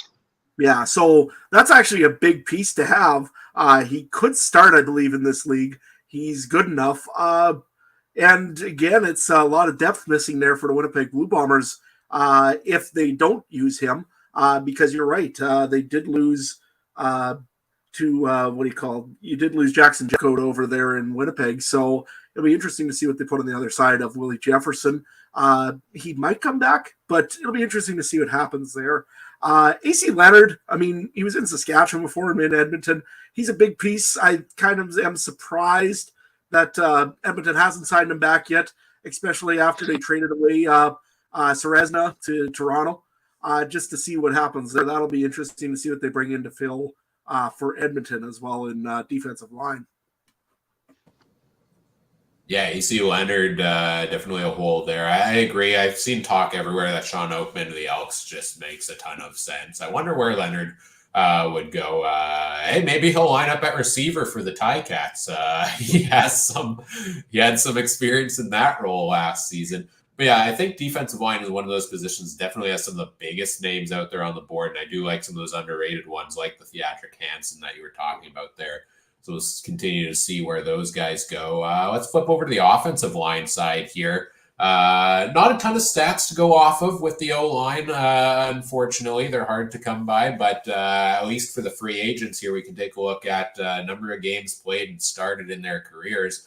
If you want a veteran guy, Hunter Stewart started 92 career games, was with the Ottawa Redblacks last year. A couple other veterans on the list, Evan Johnson, Chris Van Zyl, Colin Kelly, all these guys have played 70-plus career games. There are a lot of Canadians out here on the market as we scroll through them. I know you're particularly fixated, Adam, on the offensive line always over there in Saskatchewan. Any names jump out here to you? Jeff Gray, pretty straightforward. I mean, he's got experience. He's a young guy, but he's a Manitoba native. I can't see how Winnipeg would ever let him go, especially after they just very likely lost Jamarcus Hardrick to free agency. I can't see how they would let him go. But if they do, that there would be a huge signing for a certain team in the green and white to get him in. Doltz, who do you got offensive line? I'm looking at Landon Rice. If I'm correct, he's still listed as a free agent. National title, plays the tackle position. Does he leave Montreal? Is Montreal kind of gunning to re-sign him? That national offensive tackle position is really hard to fill, and that's a ratio breaker right there. Just similar to, I think the Bombers really had a succession plan. Losing Hardrick in a vacuum doesn't hurt them as much as I think a lot of people was. What really hurt them is that their succession plan, Drew Richmond, retired. So does Landon Rice land in Winnipeg to fill that? Hey, we've got this offensive tackle position needing to be filled. They brought in Chris Ivey, who was with the team last year on the practice roster. Do we get someone with experience to come in and play? The problem is, because he's national, he's going to require a pretty penny. So maybe I just talked myself out of that situation happening. But Landon Rice is a player that I'm going to keep an eye out, because he was integral for Montreal down the stretch in that run. Yeah, and kind of an interesting situation with the Winnipeg offensive line too, because it's been such a mainstay for the last couple of years. We'll talk plenty of Bombers later this afternoon with Joe Pritchard from Rouge, White, and Blue is going to come in later in the day and talk about it as well. But your quick thoughts, I guess. You mentioned Drew Richmond. We've talked about Jamarcus Hardrick potentially going over to Saskatchewan. Stanley Bryant's back for another year, but how many more of those another years are left in him? Is this a changing the guard situation for the Bombers offense? I mean, I'd love to say yes. When the Bombers ended their drought in 2019, I thought everybody was going to retire, right? Like you could have a career of ending that 29-year drought, and then they just brought back everybody every year after year after year. So I've given up on thinking that this year is the last year of those certain veterans on this team. But at 38, you could tell that the slip in his career, has been happening, if not last year, the year after that. But the problem is he was just still competing at a high level when compared to other offensive tackles, right? So you just never know. But I mean, it looks like that the changing of the guard literally on that offensive line. The good thing is that the Bombers have lost free agents. They've lost offensive linemen to the NFL consistently over this little 5-year run, and they haven't missed a beat. We talk about even before the 2019 year, Matthias Gosen retires. Suk Chung goes to BC. Boom, they bring in Jeff Gray and Drew Desjardins. Desjardins goes to the NFL, and boom, they bring in Michael Couture to develop him there. Couture goes to BC. Boom, they bring in Chris Kolinkowski. They haven't missed a beat. So that's just why I'm kind of leading to believe that the loss of Hardrick itself doesn't hurt the Bombers per se. It's just that succession plan just happened to not be there. That's all. Let's move over to quarterback next because I see a comment in the chat. By the way, anybody new hopping in to tune in, if you want to join the live chat, head over to the YouTube feed if you're watching on X. I see a couple of people watching on X. Unfortunately, it doesn't have live chat there, but hop over to the YouTube feed. You can find it on our linked on our X account there as well. Let's talk about quarterbacks because there's a question here from John about do the Ticats get another quarterback if Mitchell gets injured and they only have Powell, really? Yeah, I think they could be a team in line for maybe a depth quarterback piece here today. But there's not very many options still out there on the quarterback market, guys. 5 names here on our list currently: Jake Dolegala, Nick Arbuckle, Dominic Davis, Dakota Prukop, Kyle Loxley. And I guess Taylor Cornelius should be on the list too. He's missing from the list currently, so we'll need to add him in there. But adult switch, not a ton of options here at quarterback. Which teams do you think could be active in the quarterback market, and are there any names here that intrigue you? No, there's no names that intrigue me off that list. But I mean, you mentioned Hamilton. They need. They're spending all that money, apparently through free agency, just to get them over that hump of that, just to get them back into the big game. And they don't have a bona fide backup quarterback at this time. And I mean, I guess they can pin their hopes on Taylor Powell. I mean, he performed at him, admirably last year. So I mean, who knows? Maybe Scott Milanovich has that quarterback magic with Powell. But I would still like to have some kind of veteran backup experience there. Given the options, I don't see how you don't go after Arbuckle. I mean, as bad as it is, Arbuckle is probably the one guy that you just need just to be able to step in when Bo Levi Mitchell, with all due respect, inevitably gets injured throughout this year. I don't see this team being what they expect them to be without a plan B behind Mitchell, because Mitchell just is not up easy. It's not 2018 Mitchell anymore.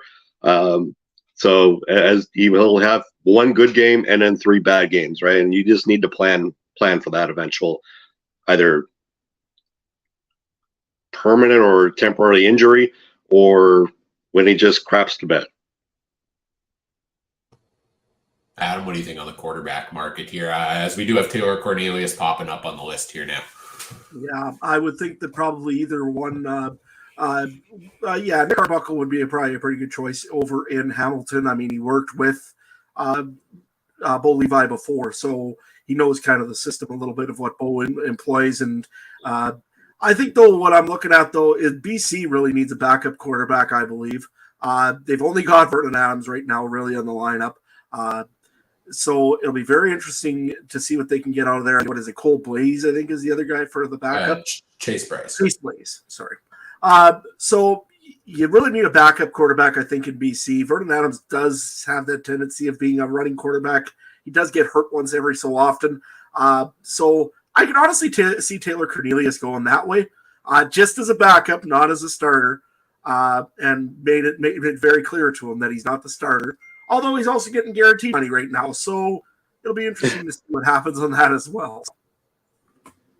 Yeah, as we scroll through the list here, by the way, let us know in the comments section, is the free agent tracker easy to read on the screen or is it a bit fuzzy? Do I need to zoom in on it at all? I can if needed. Try to fix that. The two things that are most interesting, I think, for me at the quarterback position is not really who's on the market right now. There's a comment here. Could someone do a trade for Trey Ford? What's going to happen with Trey Ford? Because this is a guy that was the starter late in the season, was the best thing to happen to the Elks halfway through the season last year. And now they bring MBT in to be the starter with Cloud Bethel Thompson. He'll start there. Ford will be the backup. You have to think he'll stick around as the backup there, but I'm sure there might be interest from other teams around the league, perhaps. And the other one is what's going to happen with the logjam for Ottawa. They already had Dustin Crum, Jeremiah Mazzola, Tyree Adams, Terrell Pagrom. Now they bring in Drew Brown to add to the mix there as well. That's a lot of quarterbacks. As we get closer to the season, are we going to see one or two of these guys let go to free agency, and does somebody take a chance at that point? It seemed like a big logjam to me. But other than that, yeah, BC and Hamilton are the two teams really I see being active in the quarterback market for a depth piece. And I think Jake Dolagala is a great piece to go to BC. I think this is still a guy that has potential.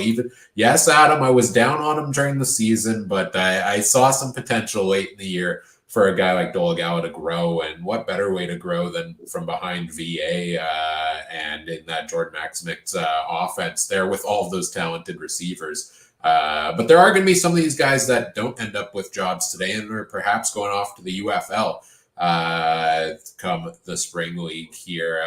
What do you guys think on those teams I talked about there, Ottawa and Edmonton, and maybe some of those pieces that could be on the move, Dalton? Well, someone mentioned trade for Trey Ford, and I don't think that's going to happen, but I would not either. But I would not put it out of the realm of possibility to have a trade from Ottawa to BC, right? Dustin Crum, maybe, BC, and it shouldn't cost you more, but then you have Jeremiah Mazzoli there and I think Jeremiah Mazzoli is kind of like, there's no value to trade for, but at the same time, do you want to depend the plan B or even plan A? Jeremiah Mazzoli, the guy hasn't won a football game as a starting quarterback since, I want to say, the Eastern Final of 2021. That's a long time, and I don't even know he didn't even finish that game. I think Dane Evans finished that one, but I think if you're Ottawa, you really have to temper your expectations. And I know that they've made some good moves this year, but you have these quarterbacks with lots of experience, but they're not necessarily good experience, right? And some people will say, well, experience is experience. We're not here that I think Loki and Avengers Infinity War. But anyway, you have all these quarterbacks who have that kind of experience, and like I said, it's not good experience. Drew Brown probably has the most good experience, but in limited action. Are you willing to give him the keys to the car and trade Jeremiah Mazzoli or trade Dustin Crum based on hope, right? So there's going to be some tough decisions right now, and sometimes you just have to have more value in your assets. And to me, that's why I kind of expect a trade for the quarterbacks to BC. I don't know if BC is really in that developmental stage in their backup quarterback, so you kind of like to have that experience in the backup position, especially in the quarterback position. But I, to answer the question, Trey Ford is not going to be traded. As much as Chris Jones doesn't like Canadian quarterbacks, there is still a lot of value to Chris Jones in the Elks and Trey Ford, so that move's not going to happen. Yeah, one of the interesting names that's not on the market for at quarterback is Dane Evans because he's retired, right? So he was a piece that maybe would be number one on this board potentially. After all, it was all that Evans versus Mazzoli talk over in Hamilton for a couple of years there, but he's off to retirement, takes him off the board. Trey sent us some non-football news, some big news if anybody's interested in our other great sport of curling. Jennifer Jones has retired from curling. What an insane career. I don't know. Are you big curling fans? Well, I can tell you the former fake Mark Cohan, now Jock Harche, is going to love that news. She had a good career. It was lots of Scotties wins, lots of nationals, lots of international. Gonna be a change in curling for sure. And Trey saying in the chat that I don't watch movies, so I likely don't get the Loki reference. I've seen all the Marvel movies up until Endgame. Once it went to Disney Plus and they spanned out like here have 8 different shows on at once, that's when I lost track. But I got most of the references. Yeah, it's a referencing to the beginning of Infinity War, and obviously it's a reference that went over everybody's head. So I apologize. It probably would have. I have a lot of things going on my screens at once, so maybe I just missed it the first time, but I probably would have gotten it. Love Infinity War. What other position do we want to take a look at next? Adam, why don't you pick a position here? We've got running back still, linebacker, and the special teams. Well, why don't we do running back right now? I mean, there's still some big names on the board there. Canadian Carey, I think, is probably I shouldn't say Jamal Morrow isn't, but Canadian Carey seems to be the one most rumored right now to go somewhere that I've heard of. Jamal Morrow will end up somewhere, I would think, still yet. But Canadian Carey looks like probably Toronto is what I've heard of quite a bit for rumors. Nothing really on Jamal Morrow, which is surprising because he's still a really good running back. Of course, Saskatchewan's going to go in a different direction today. I think it might also have some Avengers reference to it, too, for who they're going for. But, lots of choice on the running back side of things. Daltz, who's interesting you there? Yeah, I liked Canadian Carey to Toronto just because of familiarity with Ryan Dinwiddie, who worked with him when he was in Calgary. There is that familiarity, and I just wouldn't surprise me if he does not land in Toronto. Jamal Morrow, I talked about Lucky Whitehead. Jamal Morrow checks a lot of boxes in Winnipeg, what they need. I just still don't know if the money's going to be there for what he's going to be wanting. Again, Jamal Morrow stepped into the CFL as a returner, made his career a little bit longer as a running back. Fits the Greg McCrae role, depending on what happens with him and Janeri Grant in Winnipeg. But I also see maybe Jamal Morrow, BC. Right? I mean, they could use him as that kind of slot back / running back. For those of you who have been watching the CFL as long as I do, reminds me a lot of Archie Amerson back in the old Tiger Cats days.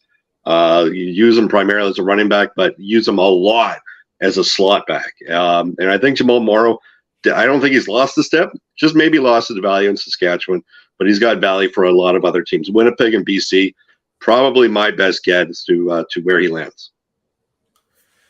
Morrow to me is honestly a guy I have pegged going off to the UFL, and I don't know if that's something that interests him, but I feel like he's a heck of a player. I think he is a guy that has starter quality and should still be a starter in this league. I just don't know if anybody has the spot that's willing to pay him the starting role he's looking for right now. If we look through the guys under contract, BC, I mean, Stanback and Mazzell, you would think they're probably got their 1A, 1B situation over there. Calgary seems confident in Dedrick Mills and Peyton Logan. Maybe they add Morrow to the mix and want Logan, going off to just handle the return jobs. It could fit in Edmonton if they want to do that dual back system there as well. Kevin Brown's going to be the starter there, you would have to think. Hamilton, James Butler's your main guy there. I was having a bit of back and forth on Twitter with Josh Smith from Potsy Wee Wee. Just this last week thinking, maybe Morrow was a good fit in Hamilton, but he pointed out the Ticats really don't ever bring in a second American running back. I mean, Butler was the only running back on the depth chart for the most of the last season, unless Sean Thomas Erlington was there. Montreal seems fine going with Walter Fletcher and Jeshua Antwi in a 1-2 combo there, and Ottawa just brought back their guy Devontae Williams on a 2-year deal. This year, Saskatchewan just brought in AJ Ouellette, the Bombers, Brady Oliveira.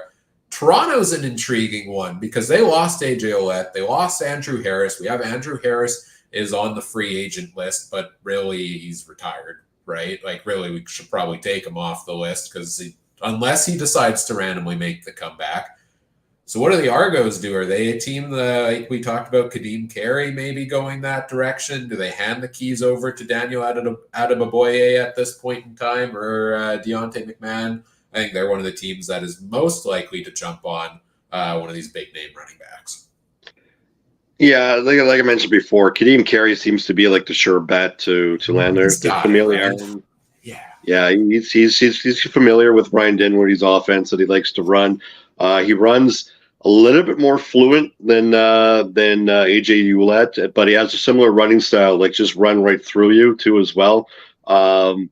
But I think he fits. I think he checks the boxes what they need at that primary running back position. I almost forgot about Adeboboye as far as his potential. They may operate as him as his primary the primary running back and just say, you know what, we got faith in you.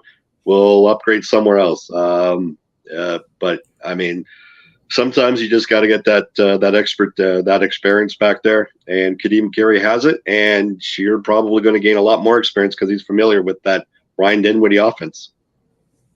Yeah, he seems like a perfect fit there. Something that Adam threw out to me last night that I thought was insane was Kadeem Carey 0 touchdowns last season. From going from the year before being the leading running back in the CFL to the injury struggles, only played 9 games last year. If he can get back to his true form, I mean, that's a huge boost for a team that just lost arguably one of the biggest pieces in the running back market in the Toronto Argonauts. Other depth running backs on the board here, Greg McRae, kind of that utility role with the Bombers. Shannon Brooks played 175 rushing yards, had a couple nice moments when he was in the rotation with the Elks. I think these are guys that could be depth pieces. And then some Canadian running backs and fullbacks here. Sean Thomas Erlington, Keenan LaFrance. These are both names that have had hype in the past that, kind of fizzled out over time, but could be a depth addition. And then not too many fullbacks available. James Tuck and Albert Awachi, the only two on the board there. Any interest in any of those depth guys for you, Adam? I know we talked about the big one in Carey and Morrow. Yeah, those are tamely the two big ones. I mean, Javon Leake was a big one as well that was on the board there that went to Edmonton. Great return, and you could still use him as a running back to maybe get Kevin Brown a little bit more looks if you could maybe rotate him through. That one will be a pretty big one going forward, and I think that's more on the return side of things. But we'll see how that one goes as well for depth. Let's take a look over at, I think I saw a comment in the chat just a little bit ago. Everybody in Hamilton wants to know, where the heck is Simone Lawrence going? Is he coming back? It's been all quiet. The biggest news around Simone Lawrence in Hamilton has been the naming of the snowplow after him over there this week. He's probably one of the top ones on the board. Same thing, Larry Dean, Avery Williams are kind of the three biggest pieces here, the linebacker board. But there's some other intriguing names on the list. Daltz, what are you thinking at linebacker? Are you surprised Simone Lawrence hasn't re-signed with the Ticats yet? This might ruffle a few feathers, but I'm not. I thought that they should have moved on from Simone Lawrence the second year that they lost to the Bombers in the Grey Cup. He kind of proved me wrong by having a very good season in 2022. But I think Simone Lawrence's time in Hamilton should be done. There should be money spent elsewhere. I thought when they lost Jameer Thurman, might have actually probably opened up a lot more money for Simone. I think if they didn't re-sign him now, they don't plan on in the near future. But I could be proven wrong. It's really going to be hard to see Simone Lawrence in a different jersey outside of Hamilton. But I thought the time is coming, and we probably are at this point where Simone Lawrence goes elsewhere outside of Hamilton. Adam, you think there's room for Simone Lawrence in the green and white?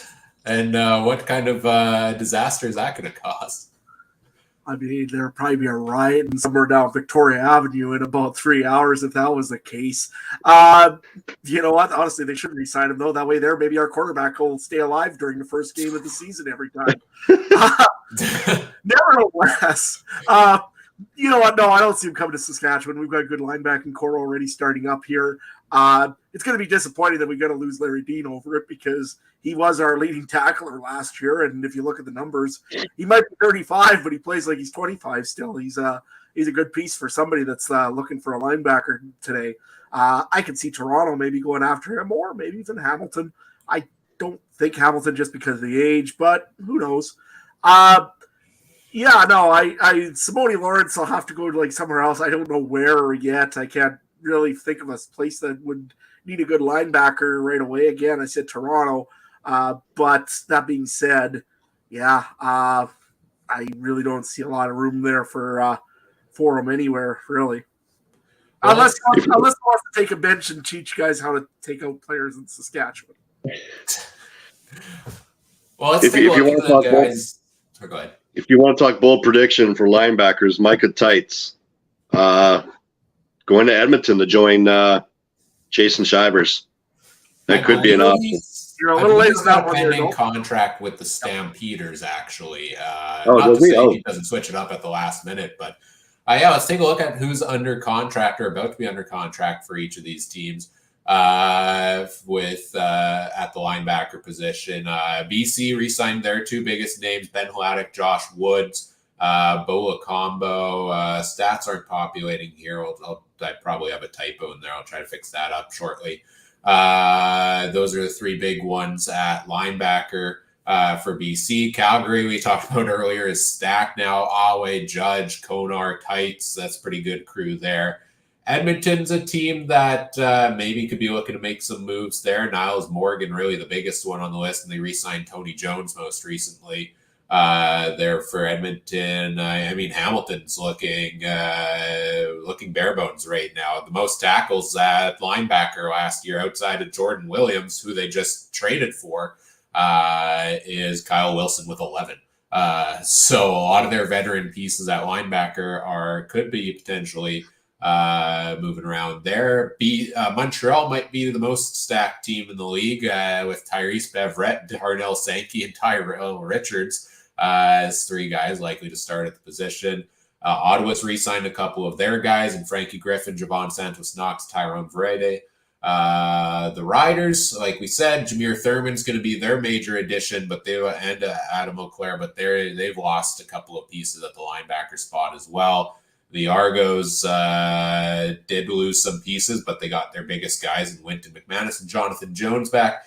And then there's the Bombers, where your mainstays, Adam Bighill and Kyrie Wilson, are going to be the major two back again, and maybe they look to make a move or get Brian Cole more involved. I don't know, out of all of these teams, any Adam you see that should be jumping at some of these free agents on the board? Again, maybe I would say that Hamilton will have to go after somebody. If it's Avery Williams or if it's, like I said before, Larry Dean. You're right. I don't see him bringing back Simone Lawrence. But yeah, that's the real one that I could see really needs a spot. Edmonton needs also some pieces, I think, just as depth and veteran presence more for the lacking core. But that being said, Chris Jones does like bringing in whoever is the biggest athlete, so probably that's the way he's going to roll it. Bolts? Yeah, I've Larry Dean and Hamilton. I mean, he was brought in by Hamilton to the league. I mean, granted, that was like 8 years ago. I'm at a loss for where things are. The ones that are available. There's slim pickings with the spots available for them, right? So I mean, are you really going to jump at Simone Lawrence? Who is he better than on any other team? I mean, there's going to be a lot of debate for that, but in my opinion, he's not. Larry Dean, no.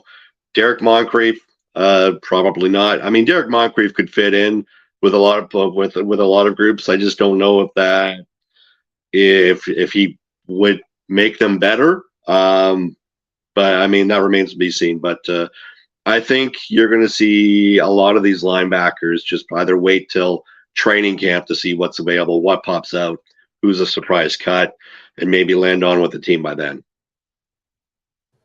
I wonder what's happening with Enoch Muamba. I don't think he ever officially retired, but he won. Didn't he win both Grey Cup MVP and Most Outstanding Canadian in the 2022 Grey Cup?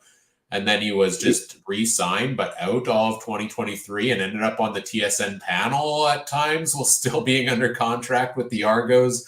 I really want to know what's going on with it. Yeah, he was the co-host of the Waggle, the CFL podcast too. So, I mean, I don't know if he's double dipping. I don't know if he just pulled the Kucherov and they just said, hey, we don't need you. But, yeah, it was interesting to see. He never really officially retired. But I honestly haven't heard or read anything about Enoch. My best guess is that he's just going to stay inactive until his contract runs out. Yeah, that makes sense, right? And fun seeing him on the the podcast and on TSN and stuff. I love seeing the former players give their insight there as well. Is the last one we haven't talked about here as we're 10 minutes away from the opening of free agency. I believe it's the special teams guys. Not a ton of free agents out there on the board. Kicker and punter looks like, at least on the official free agent list, Sergio Castillo is the one big name on the list. No, long snapper, it's Tanner Dahl. What do you think about Sergio Castillo, Daltz? Are the Bombers going to be moving on from him, it seems? It's tough to tell, but also where else is Sergio going to go? Right? I mean, I mean, he could go back to Hamilton. That could be a spot, but they have that spot with the two guys that they just re-signed in Legio and Bedbeck. Winnipeg kind of wants to go cheaper, possibly, but at the same time, they have been in talks with him. So my best guess is that he lands back in Winnipeg. Maybe not today, not tomorrow, but maybe in the next couple of weeks. Yeah, Adam, what do you think on Sergio Castillo here? Nah, it's the only place really that doesn't have a kicker really under contract.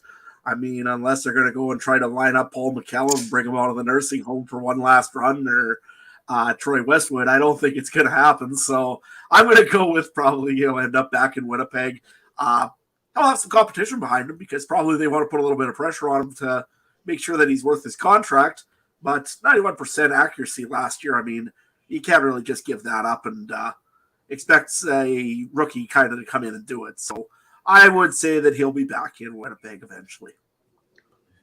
Yeah, they did bring in a kicker recently, Jose Borregales, who could be part of that competition, as you mentioned, or if they're unable to get Castillo out there. But yeah, it's one of those positions where you're the only major free agent on the list and everybody else kind of has their guy. Like maybe he wants to head free agency to see what kind of money he can get out there, but also does he have a huge bargaining chip? I don't really know if he does at this point. And potential spots were kind of taken up when Liram Haralahu came back to the CFL and signed with the Toronto Argonauts, and that sent Boris Beattie. They released him and sent him over to the Edmonton Elks to shore up their kicking game there.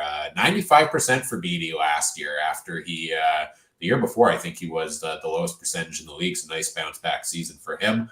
I don't know. Does Calgary bring in a depth piece at kicker? Like how many more years? We're getting up there in age for some of these guys. Also, I just noticed Paul McCallum is showing up on the list, so I should probably remove him. The league website still has him under contract with the BC Lions at age 54. Maybe we can remove him from the players list there. Trey, if you can do that behind the scenes for us, find Paul McCallum on the player list and just delete that row. So we'll get that. No, maybe they're just holding on to his contracts so Saskatchewan can. Yeah, maybe. But you have to wonder, right? Some of these guys getting up there in age, like Sean White, Rene Paredes, they keep coming back for another year. But how many more years before these teams are going to need to find their next man up in the wing at those positions? A long snapper, like I said, Tanner Dahl, the only one, Tanner Dahl. The only one out on the list, but BC's got Riley Pickett, who played 18 games last year, Aaron Crawford in Calgary, Edmonton set up with a couple guys. Ottawa looks to be the only team that does not have a free agent, or does not have a long snapper under contract, and he happens to be the only one out there in the market. So maybe we'll see them bring Tanner Dahl back here. Any big bold long snapper takes from either of you here? I don't have any bold predictions, but I tell you, you don't really talk much about your long snapper until he screws up on a regular basis. So you know, it's a very underrated position because you have the ball like more often than you know any offense would like you to have it. But yeah, if you need it, go get it. That's where I'm just going to just end that. But I'll give you one bold prediction, though. It's not about long snapper, but kicker. Hamilton has Seth Small and Mark Leggio.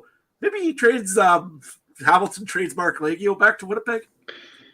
Well, Seth Small's on the suspended list, I think, for the team. Like he was under contract, but he didn't play last year, and that's why they brought Leggio in, right? Yeah, but how long can someone be on the suspended list, really? But yeah.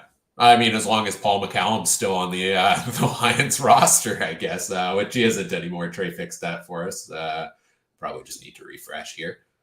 Paul McCallum still needs that money to clean up his neighbor's yard for all that manure from 2004. Exactly. The yard has been the greenest yard in Regina ever since. All right. Well, we got a couple minutes left here with you, Dolph, before free agency begins. Anything else you want to talk about? Last topic here that you're watching today or excited to see? You know what? I know that we've had our fun during the Ed Hervey tampering window. I like chaos. I want someone to renege on that deal that they signed throughout this last 7 days. Like, wouldn't it be like just completely hilarious if, I mean, not saying it will happen, but it'll be completely hilarious if Jamarcus Hardrick says, nah, I'm going back to Winnipeg. You know, they decided to give me 180, right? I mean, that's, it has happened, you know, because, you know, there have been like agreed to terms. And then I think Alden Darby had it like 2 years ago where he had a deal in place with Ottawa, and then he ended up in Hamilton. And so it's not out of the realm of possibility that happen, but that's one thing I'm looking forward to. Otherwise, just paying attention to where Kadeem Gary lands, Sean Oakman, and a lot of other depth pieces. Yeah, it also happened with, you know, Winnipeg actually is due to get Saskatchewan back on one. I mean, wasn't there a Darian Durant signing of some sort that kind of went foul? Well, they actually signed him. He didn't go to another team. He just retired like 3 days before training camp or something like that. Honestly, I respect the move. You know, get your bag and go. Oh, yeah, I got to respect him. But it paved the way for current backup quarterback Chris Trevler. But, you know. Yeah, that's true. Yeah. Was that the same year? I guess it was. Yeah. Chris Trevler, straight out of college, gets upgraded to backup quarterback. Matt Nichols gets injured. Chris Trevler, without any development, gets upgraded to starting quarterback for the first 3 weeks. And now he may go down as the most popular backup quarterback in history. So yeah, arm punts for everyone. Arm punts for everyone. Arm punts and for coats. Steve in the chat says, "Here's Chris Strevler." All right, I guess that's the last we're going to hear from him for the rest of the day. He says, "I think I'm going to cancel my appearance in an hour." We'll try to keep the Strevler talk to a minimum during your segment there, Steve. Free agency is open. We got another guest coming in shortly, so we'll wrap it up here with you, Daltz. Thanks for joining us today. Where can people find everything else you've got going on with your show? You can find us on all your podcast applications, Google Play, Spotify, TuneIn, Apple, what have you. Of course, we are on uploading a lot of videos on YouTube. Got a trade tree coming up in the works, and I've also got coaches or coaching trees in the works. I wasn't able to do it because in the last couple of weeks, just because I've been busy with being a parent and being sick. But pay attention. There is going to be some videos uploading on our Rouge Radio YouTube piece. And I feel that I have to. There's been some, what am I wearing? I don't know what the rating is for the Canadian Football Countdown podcast is, but brought out the jorts. The jorts are out for free agency. So yeah, I know a lot of people probably tuned away as I got down the camera, but yeah, just tune in. Search in for. I know that actually, if there's a lot of people who still can't find it, for some reason, if you search the New Rouge, then you'll find our podcast on everything. So Spotify is even on Spotify. So have your way. Let us comments, and yeah, and we're actually Tony and I are going to get back on the grind and get back on the mic on Thursday to talk about everything free agency that happened today and possibly tomorrow. Right on. Well, make sure you check that out, everybody. And thanks for joining us again today. Love that you brought out the jorts. I think the ratings, the viewership spiked the second you did that. And we'll talk to you again soon, hopefully. Thanks for having me, guys. Good luck for the rest of the day. Sounds good. Take care. Yeah, take care. All right, that was Robert Dalton from the Rouge Radio Podcast joining us. Let's bring Trey and Mike back on here. Free agency is officially open now. We're here. It's begun, so the moves should start coming in more shortly. You're wondering what are jorts? They're jean shorts. It's the classic jorts. We've got. I wear shorts, but I don't wear jorts. I don't think I could pull that off. Yeah, I'm not a huge jort. I'm a cargo shorts guy. I don't know what that says about me, but that's where I am. Anyways, free agency window is open. We've got Ryan Ballantyne from the Go Stamps Go show joining us in just a couple of minutes. We're going to talk some Stamps who are actually going to be active, it seems, in free agency today shortly. But in the meantime, until he gets here, you heard Adam and I for the last hour or so talking through all the free agents out there on the board. Any new thoughts from you guys on anything we talked about there? Trey, let's go to you first. Or anything you're excited about right now as the window officially opens?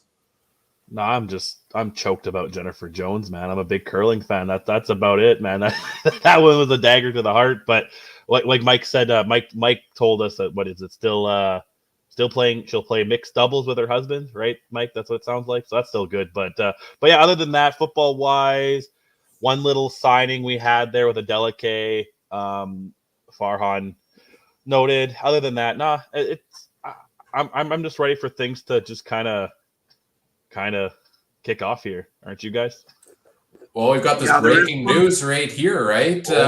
You see it popped up on the screen there. Matthew Betts, defensive lineman from the BC Lions, is 18 sacks last season.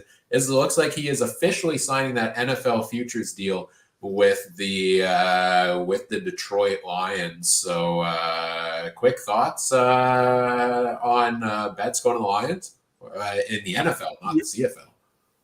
Yeah, he's off to the Detroit Lions. Farhan Laji just reported it. Apparently Hamilton and BC were both the two teams really hard after him. He does end up, though, in Detroit for a futures deal. Not really much else to say. Lots of loss for the CFL in a way because that was your sacks leader, Canadian. Big thing for them. See how he does in Detroit. He might become free agent afterwards. After a while, he might come back, but right now he's looking like he's Detroit bound. Yeah, that's big. I mean, another Canadian player. I love seeing Canadian CFLers off to the NFL. Alex Singleton, we've seen what he can do in recent years. Can Matthew Betts make a similar impact on the defensive side of the ball? Mike, any quick thoughts from you on Matthew Betts here going to the Detroit Lions before we bring our guest in? Not surprised. I am surprised, however, he took this right down to the wire. Curious if we ever hear if he considered CFL offers in this window or went straight to the NFL. It's going to be very interesting, but I'm not surprised. Good luck. I bet you he spoke to Nathan Rourke about the situation. Unfortunate loss for the CFL, but like I said in the first hour, not really surprised that he is with the futures deal and probably couldn't do it with one of the more better coaching staffs in the NFL and Dan Campbell. Personally, as the guy that had the Lions as his second favorite team behind the Dallas Cowboys. Can't wait to see Matthew Betts maybe one day terrorizing offensive lines alongside Aiden Hutchinson, but let's not get too far ahead of ourselves in that regard. But nonetheless, an exciting day for the Betts family. Yeah, huge deal there. One of the top free agents off the board there. Well, we see him backstage already, so let's bring him in. Who's sticking around for this segment? Who wants to lead this one? We'll get two folks sticking around here. Well, Adam dropped off. Trey dropped off. It's me and you, Mike. Let's bring him in from the Go Stamps Go show. He also talks Calgary Stampeders, CFL in general for 3 Down Nation. And he once spent far too long, but also not long enough, living in a house on reality TV. It's the great Ryan Ballantyne. How you doing, Ryan? I'm good, gentlemen. Thank you for having me. I didn't realize that my impending presence would cause 2 people to immediately leave the show. So I Double apologize eviction. to those viewers that saw me leave. Oh, Adam's come back in now. Okay. Rider fan. I mean, I can't be around with the Stamps fans around, can I? I figure maybe there's just two Redbeards or too much in one place. Is that Trey needed to go so that we wouldn't be in danger of being attacked or something? Yeah, that's got to be what it was. No, we're just keeping it fresh, rotating in and out throughout the day. Happy to have you here. Yeah, good old double eviction as you join. Like I said, we got you here to talk about the Calgary Stampeders. And normally every year when we do this, we talk about what Dave Dickinson or John Huffnagel's ordering for food for that day, because there's not a whole ton to talk about with the Stamps. But we've seen some movement from them already over the past couple of weeks. You want to talk about that a little bit? Yeah, the Stampeders still technically may not be busy on the first day of free agency, but they have been busy here in the off season. They've re-signed a number of their free agents. I think if I'm doing the math right, 5, 10, 15, 22 of their free agents were re-signed in this offseason, including some standouts like Sean McEwen and Micah Alway. They added Micah Teets yesterday from the Saskatchewan Roughriders at linebacker. So now you've got a number of Canadian linebackers in that fold. But the big addition, I think the one that may cause the most impact is Matthew Schultz. They added a quarterback that was playing in place of Bo Levi Mitchell when Bo was injured earlier this season. So how do we, does Schultz come in as a backup? Is he coming in to push, Jake Mayer for the starting job? Will it be an open competition at camp to see who gets the job? Bringing back Tommy Stevens. They had Caleb Reynolds and Logan and Bonner on the roster last year for the entire season. It looks like they're not going to be there. So the Stamps have 5 quarterbacks coming into camp under contract, all 5 of which were on CFL rosters last season. So that will probably be the most intriguing battle of the free agent or of training camp as a result of free agency. Ryan, just to follow up to that, is Jake Mayer's job in jeopardy? I think he restructured his contract to take less money in this offseason so that the Stampeders could go out and spend a little more elsewhere. I think I'll have a better idea of that after 1 o'clock today or 2 o'clock Central because Dave Dickinson's holding a press conference where I'm sure that will be a question that gets asked. Is it going to be an open competition in camp coming in with 5 QBs on the roster, or is it going to be Jake's job to lose, as it was last season? I think Jake underperformed last year versus what he had done the year before, but one could argue that he didn't get near the protection he was getting the year before. And so if you're not going to get the protection, you're not going to be able to deliver as a quarterback. And I think as a result, now you're looking at I never say never, but it would surprise me if Jake Maier is not the starting quarterback in week 1. Yeah, I agree. I think he's still the starting quarterback. I think it's good to bring the competition in, though, right? It doesn't hurt to have that competition. If he he was the only starter to stay healthy all year last year across the league, so Correct. he's got that going for him. But that's never a given back-to-back years. I think Schultz was the one of the top veteran options you could get out there in the quarterback market. Really like that deal for them. Changing the guard at the running back position, maybe a little bit here for the Stamps. They bring back Dedrick Mills. They bring back Peyton Logan. Kadeem Carey was the leading rusher in the CFL 2 years ago. He had that injury last year, only played 9 games, and struggled a little bit when he came back in to pick up the same groove as before. What do you feel? What do you think about the way the Stamps are rolling at running back now? Is this what you kind of expected them to do? Yeah, I mean, I think age is the determining factor here.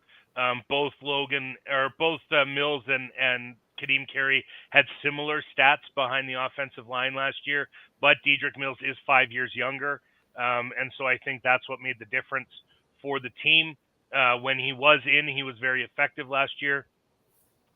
He doesn't make guys miss as much as make guys into missed when he hits them and runs through them.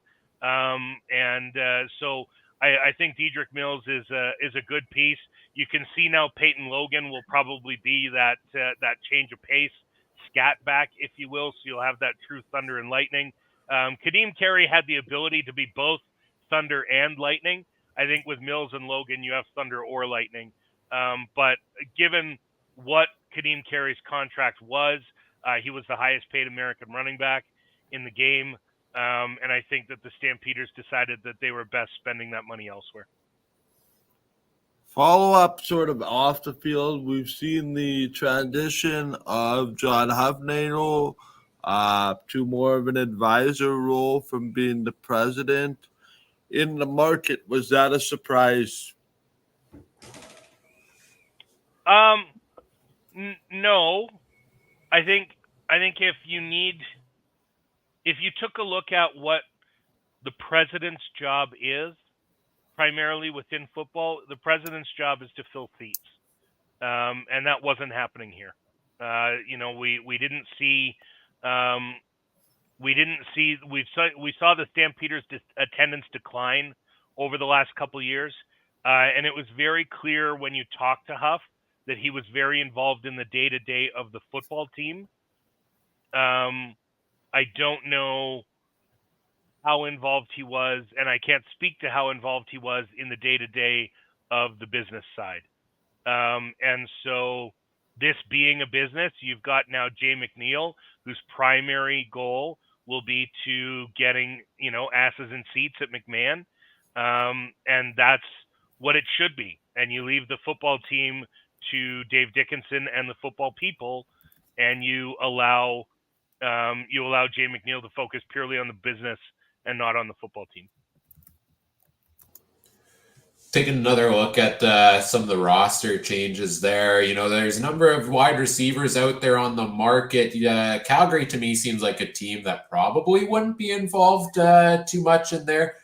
Is it safe to say the biggest free agent addition they might get would be the return of Malik Henry once he's healthy, right? Our early season last year only played 3 games before the season-ending injury. Yeah, assuming Malik Henry is healthy, Malik Henry is the biggest addition they could make, in my opinion, in the free agent market.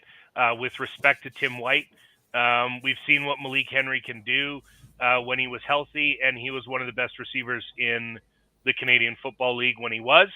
So if you're able to get a healthy Malik Henry, and for that matter, a healthy Clark Barnes, when you look at what Barnes was doing in the receiving game before he went down, there was talk about Clark Barnes being a potential Rookie of the Year nominee, and he got injured and missed half the year. So I think if you take a look at their receiving core, and if you get back Malik Henry and you get a healthy Clark Barnes, I think this is a very good receiving core. Not to mention Jalen Philpott too, who didn't get a chance to play last year, right? Well, and that's another Canadian that didn't even play last year. So you had Philpott, who is a dynamic receiver and was going to be a large part of the Stampeders network. And then yet another receiver with Malik Henry and Clark Barnes. Sorry, guys, I got a note here. They finalized the contract for Demario Houston. It's Okay. now official. Demario Houston is officially a Stampeder, signing a 2-year deal. But yeah, I think when you look at the Stampeders receiving core, they're solid. The quarterback just needs to have time to get it to them. Yes, absolutely. And Demario Houston, one of those pending deals that we talked about being, during that negotiation window that now is actually official. So big 2-year deal there for Demario Houston. I guess let's move to the defense a little bit, talk about some of the changes there.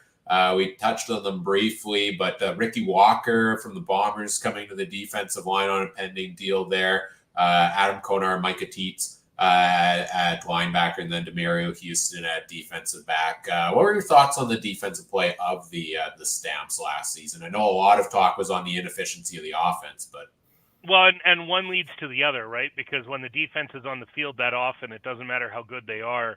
I tweeted earlier this week that Micah Awe set a franchise record for tackles last season, and was nearly setting a CFL record for tackles in a season. I think he put together the 3rd highest tackle total of all time.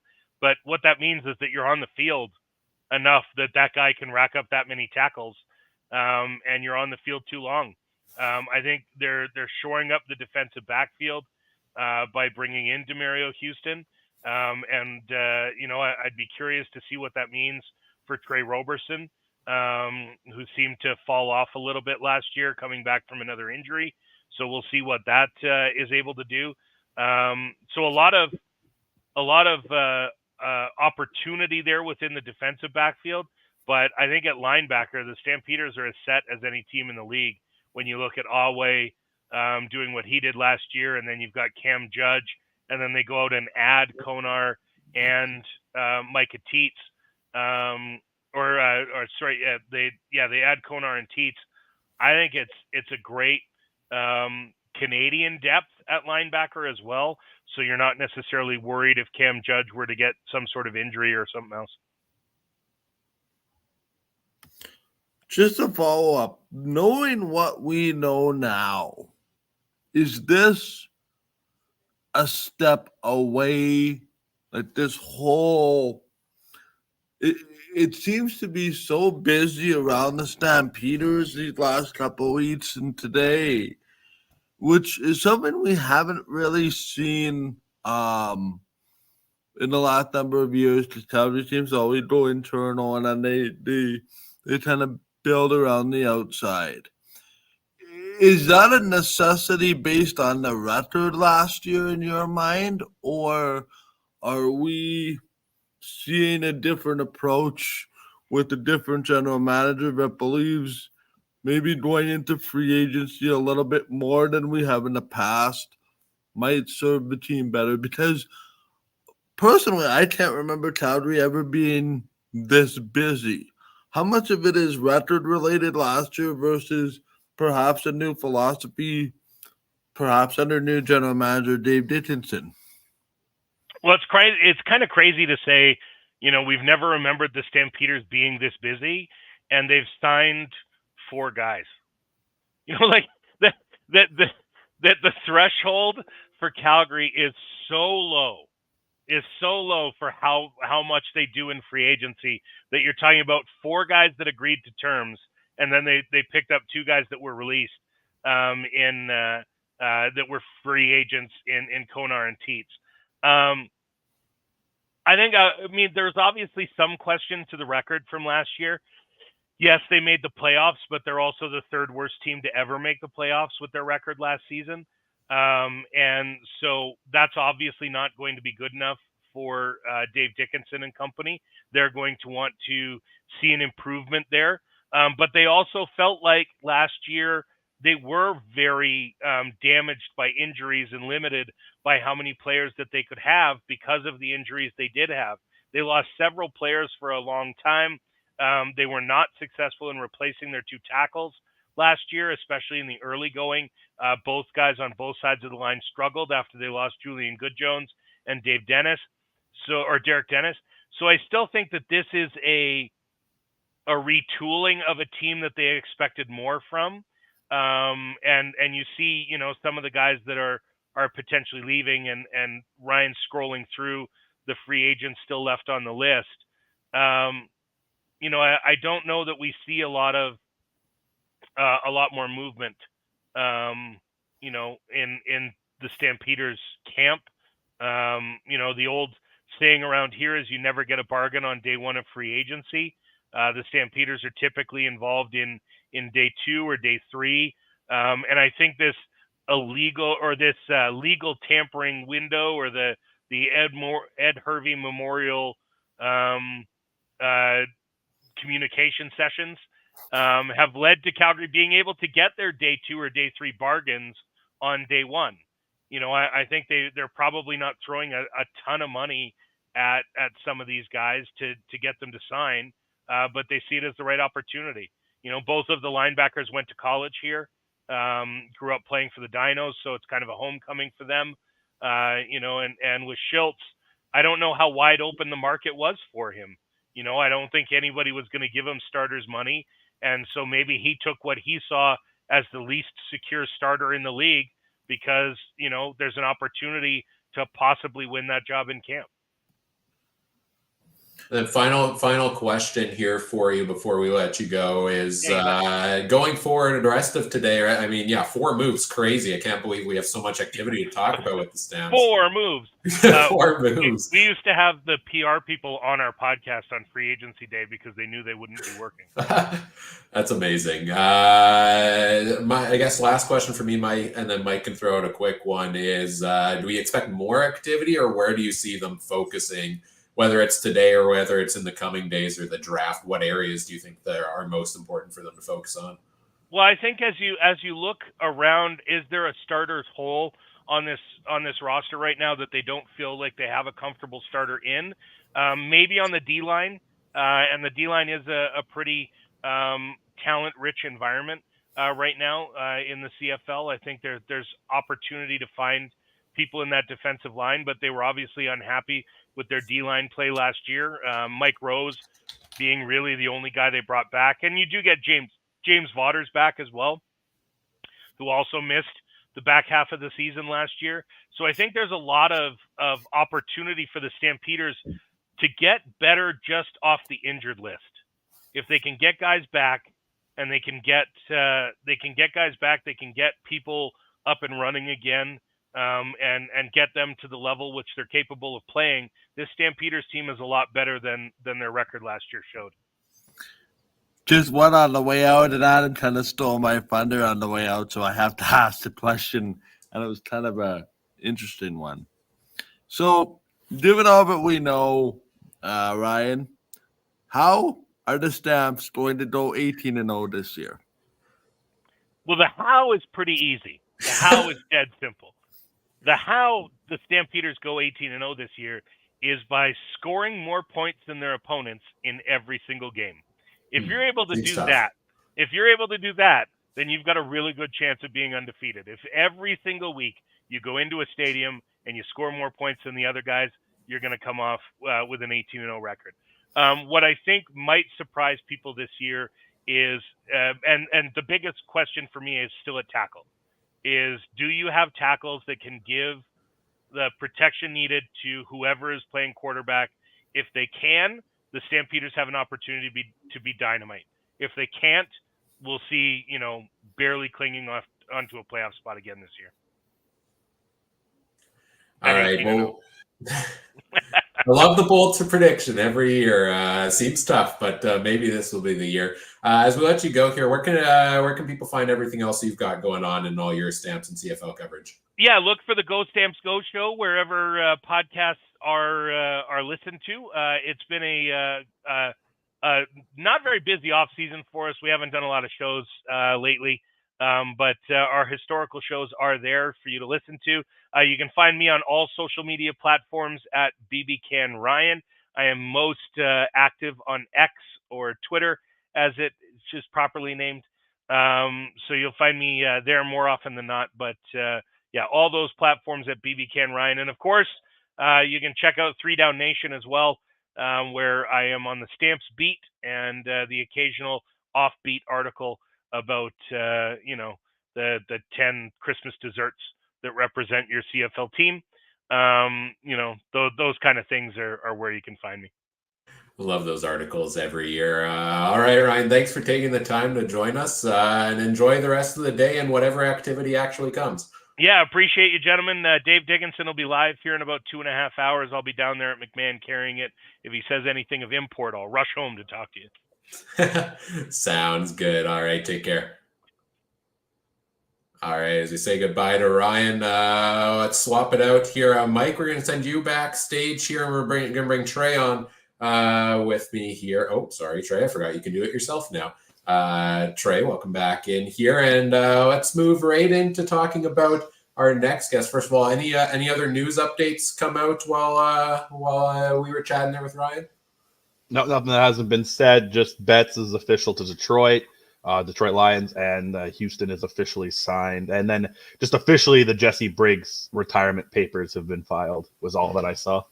Right on. All right, let's go right into our next guest here. Who can do a free agency show without somebody calling in from the airport? We appreciate him making the time for us here throughout the busy day of traveling.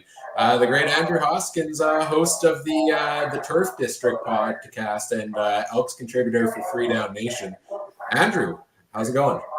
It's going all right, dudes. Thanks for having me, as always. I'm glad to join you for the annual trek into free agency. Yeah, a long trek, flight even today. What the? Yeah, you're not in your usual location. No, I was out hanging out with a bud in Vancouver for the weekend, and just ready to head home today because we have to record our own show this evening, and figured I'd join you now.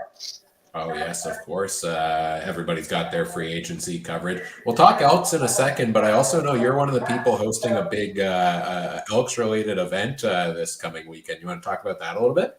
Yeah, absolutely. It's part of the CFL Fans Fight Cancer kickoff, and it's going to be at First Round downtown at 5 o'clock. And we've got some guests coming. We've got some, we're going to hang out, have some boozy cupcakes as always because Janelle's amazing. And get a chance to talk about all of our free agent signings and where the CFL is at. And of course, we will have a few giveaways as well with stuff from the podcast and a few other things. So pretty excited to get everybody together again in the off season to chat some football and get some kickoff to a great cause in the CFL Fans Fight Cancer.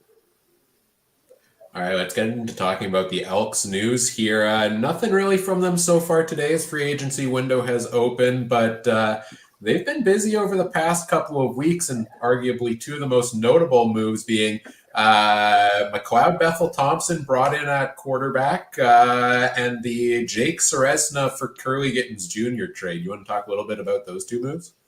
Yeah, absolutely. I think the McLeod Bethel Thompson one was an interesting move, and I think that it's one of those things that on the football ops side, I get it. On the marketing side, it's a little you're not really sure how that's going to run. Although McLeod was in in Edmonton over the weekend, was at the are we allowed to say that? Superb Owl party, and he was interacting with a lot of fans and doing things like that. So obviously they're kind of grabbing on him to do some of that marketing side. But I'm excited for him to do some of the teaching. We know that he's a good leader, veteran leader. I think that could pay off in spades for Trey Ford. Now the question is Trey Ford happy about that? And we're not really sure yet. So I guess training camp should be a very interesting few weeks for sure for us to sit in the stands and see where things are at. As far as the Curly Gittins Jr. trade goes, I think that's one of those trades that it hurts because you really like Jake Seresna. You really like what he brought to the team. You like what he brought to the community. but you got to trade good to get good. And I think that's actually one of those trades that will work out for both teams. It doesn't seem so one-sided when you have a 1,000-yard Canadian receiver coming back that worked with the quarterback that you have. So I think both very big moves, both could be very, very good as far as on-field play. No, kind of sticking with the quarterback side. Do you think Bethel Thompson's going to be day one starter, and that's kind of the route they're going to go? Yeah, I 100% believe that's going to be the case. I would be shocked if he wasn't. It would have to be like Trey would have to have an amazing training camp, just because the amount of dollars that are going to MBT. So I'm thinking it's pretty much a given that he's the starter, unless something goes sideways. So my big thing, and what I'll be curious to watch and possibly ask Jarius Jackson about, is what's that quarterback room like? Does it make it stronger, which I think it could? And do they, learn from each other to build up? And we're bringing in like 1,000 quarterbacks, so there's going to be lots of competition for the third spot for sure. Yeah, Chris Jones always likes to bring in as many quarterbacks as possible and then rotate through them. They last for about a week and a half while you have the 150 guys or whatever it is, just so that you don't kill anybody's arm, and then they start thinning out. Yeah, exactly. Let's talk about the offensive line a little bit, because I feel like normally that the last couple of years that's been a position of key interest for us here, where the Elks have maybe struggled. How did you feel the offensive line play was last year, and is that an area you think they might be a little bit active today? Boy, I wish I could say that they were going to be active today. That's one of those ones that I didn't quite understand why there was just everybody was re-signed and we're just going with what we have. I get continuity, and continuity can go a long way. I understand that, but to me, it was probably one of the parts that really struggled. And now having MBT back there, who is not as mobile of a quarterback in comparison to Trey Ford, so it's a little worrisome. So I'm curious to see if there is any moves, but I'm not holding my breath that there will be, basing on the fact that they did sign their starting 5 back, and some to multiple-year contracts. Brett Boyko, I was quite happy with. Martez Ivy, as it got to the end of the year, I thought he definitely played better, and so did Chris Jones, as that was the guy that they thought was the best offensive lineman. Mark Cordy is really working on getting better and better at that center position and leading the offensive line. So those spots I was good with. The guards, I wasn't quite sure. So I don't know if there's another that they can jump out and grab today, but I'm not going to, like I said, I'm not going to hold my breath that will happen. Well, Trey had to step away for a second, so Adam pops back in here. Adam, what do you want to ask about the Elks? What's the most intriguing thing for you? Well, I'm just taking a look. Like, I think we talked a little bit about the quarterbacks already. On the running back side of things, and return things, Edmonton has been known to not really have a really big return game until last year. Finally, they got the return touchdown. What does Javon Leake bring to the Edmonton Elks if he does come over from Toronto? Yeah, I was going to say they haven't made it official as of yet. I'm assuming that'll happen pretty quickly. And it's an interesting move because he is a dynamic returner, and he can actually be a backup running back. You saw the Elks move on from Shannon Brooks, which was a bit of a surprise to a lot of us on the podcast. He was our winner for best new guy in camp last year, our Jimmy Gaines winner. So little surprising to move on that way. So I assume they have a little bigger plan for Javon Leake other than just doing returns. But I don't know. That's another one of those things where I'm like, it sounds great, but we brought in those guys that sound great before, and it doesn't really matter if you don't have the blocking in front of you. So Mike Shepard's got, I'm going to assume Mike Shepard, because the Elks still have not announced formally what their coaching staff is for this year. But my feelers out say that it'll be Mike Shepard will continue to be the special teams coordinator, and big job for him to continue on teaching the blocking so that they can actually give Javon Leake some space to get down the field. Yeah, that's interesting. They still haven't announced their coaching staff. I can't share it, but we might have some insider information that I think could be related to that I think Elks fans would be pretty excited about in the coming days. So there's your little teaser. I think for sure that it's well, we can pretty much guarantee that Jason Shivers is going to be the defensive coordinator. That's been all the rumors, and in his Twitter, his picture has him wearing an Elks hat. So I'm going to go with he's headed Seems our way. likely, yeah. Seems fairly likely. The rest of the positions we shall see. Obviously, Jarius Jackson stays, and Coach Jones stays, of course. So the rest, though, well, it's going to be interesting to see when they decide to announce that. And hey, I mean, the old special teams coordinator that Chris Jones really loved is now a free agent, but you might have to take the team bowling once every so often. Yeah, I would. I wouldn't be upset if they brought in Dickey to do the special teams. Like that would. I was saying that in the middle of last year. I'm like, yeah, well, if Saskatchewan's ready to move on, I mean, I'm happy to have him as a special teams coordinator. That's his role that he excels at, right? Would have been fine with that. Oh yeah, for sure. And it's one of those age-old stories of a coordinator that's great as a coordinator, not as good as a head coach. The same category, I'd throw a guy like Paul LaPolice into the mix as well, right? So fair, yep. Yeah, it seems to be pretty common. Let's talk about the defensive side of the ball a little bit. We know Chris Jones loves his defense. They've re-signed a couple of their guys. Cole Nelson, Sam Atrampong on the defensive line, Tony Jones, the big one at linebacker, and Lucius Purifoy, probably the biggest re-signing there. Number of pieces they've added so far, more depth guys, names that aren't too notable for us, at least at this point in time. And then Serezna and Mark McLaurin, the two subtractions so far. They got another number of pending free agents. Looks like the only free agents they have are on the D line, and AC Leonard's the big one. So, what are your thoughts on kind of how the defense is shaping up from last year to this year? Well, if there was one name that I want to hear announced today as re-signing with the Elks, it's AC Leonard, and I was hoping that deal would be done before today, especially after making the Jake Serezna move, that they would be able to bring AC back, because those two tied for the lead in sacks on the Elks last year. So I am looking forward to hearing that name come back out. The other name that I would love to hear for the Elks would be Sean Oakman, but I think everybody's hoping for that. So I'm just thinking that him and Chris Jones worked together before. Maybe there was a link there, but there's lots to. I don't think the defense was bad last year. I thought they were mostly okay. They were on the field too much in the first half of the year and in the latter half of the year. But in that middle section where they had the balance of being out for about that 50 plays, they played pretty well. My biggest concern is Niles Morgan staying healthy.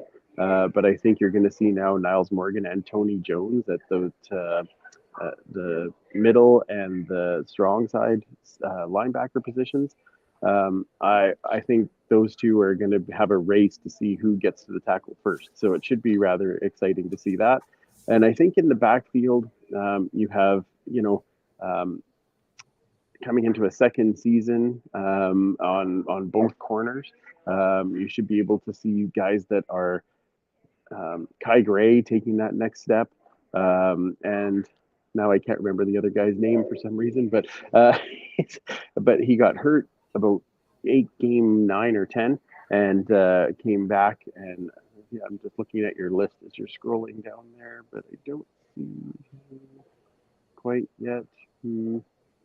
This is fascinating podcasting, especially if you're listening to the audio. I can't remember his name. And he will, but he'll take another step as well. So I'm Marcus Lewis. There you go. It's right at the top. There we go. Yeah. Still too far. And it says quarterback. That's what threw me off. No, I'm kidding. He's got a chance to grow there as well. So, and with Purifoy kind of being the leader in the backfield, I think there's got to be some. I think the backfield will take that next step this year. So if there's anything, it's like how is that defensive line going to step up with the loss of Serezna, and where do they go from there? Adam, you look excited about something. Did they just announce that AC Leonard was signed? Because that would be amazing. No, but there was one that you'll be happy about to hear that Calgary actually is not getting one of the players that originally agreed to a contract. So, really? Yeah, Ricky Walker is not going to Calgary. It says not signing with Stampeders after he mulls his future. So that is big news over for there. So, you may want him over on that Edmonton defensive line if you can't get Oakman. Interesting. Very interesting. All right, let's remove Ricky Walker from the transactions page then. That pending transaction, and that's the beauty of this negotiation window is, we thought it was going to take all our news away, but then somebody plays the Uno reverse card at the last minute, and we get news to talk about. Chaos everywhere. I love it. As long as it's Calgary getting the pick up 4 card, I'm quite happy. That's great. Yeah. Pick up 4 nothing. Like there. Pick up 4 balls. Like no players. Just that'd be great.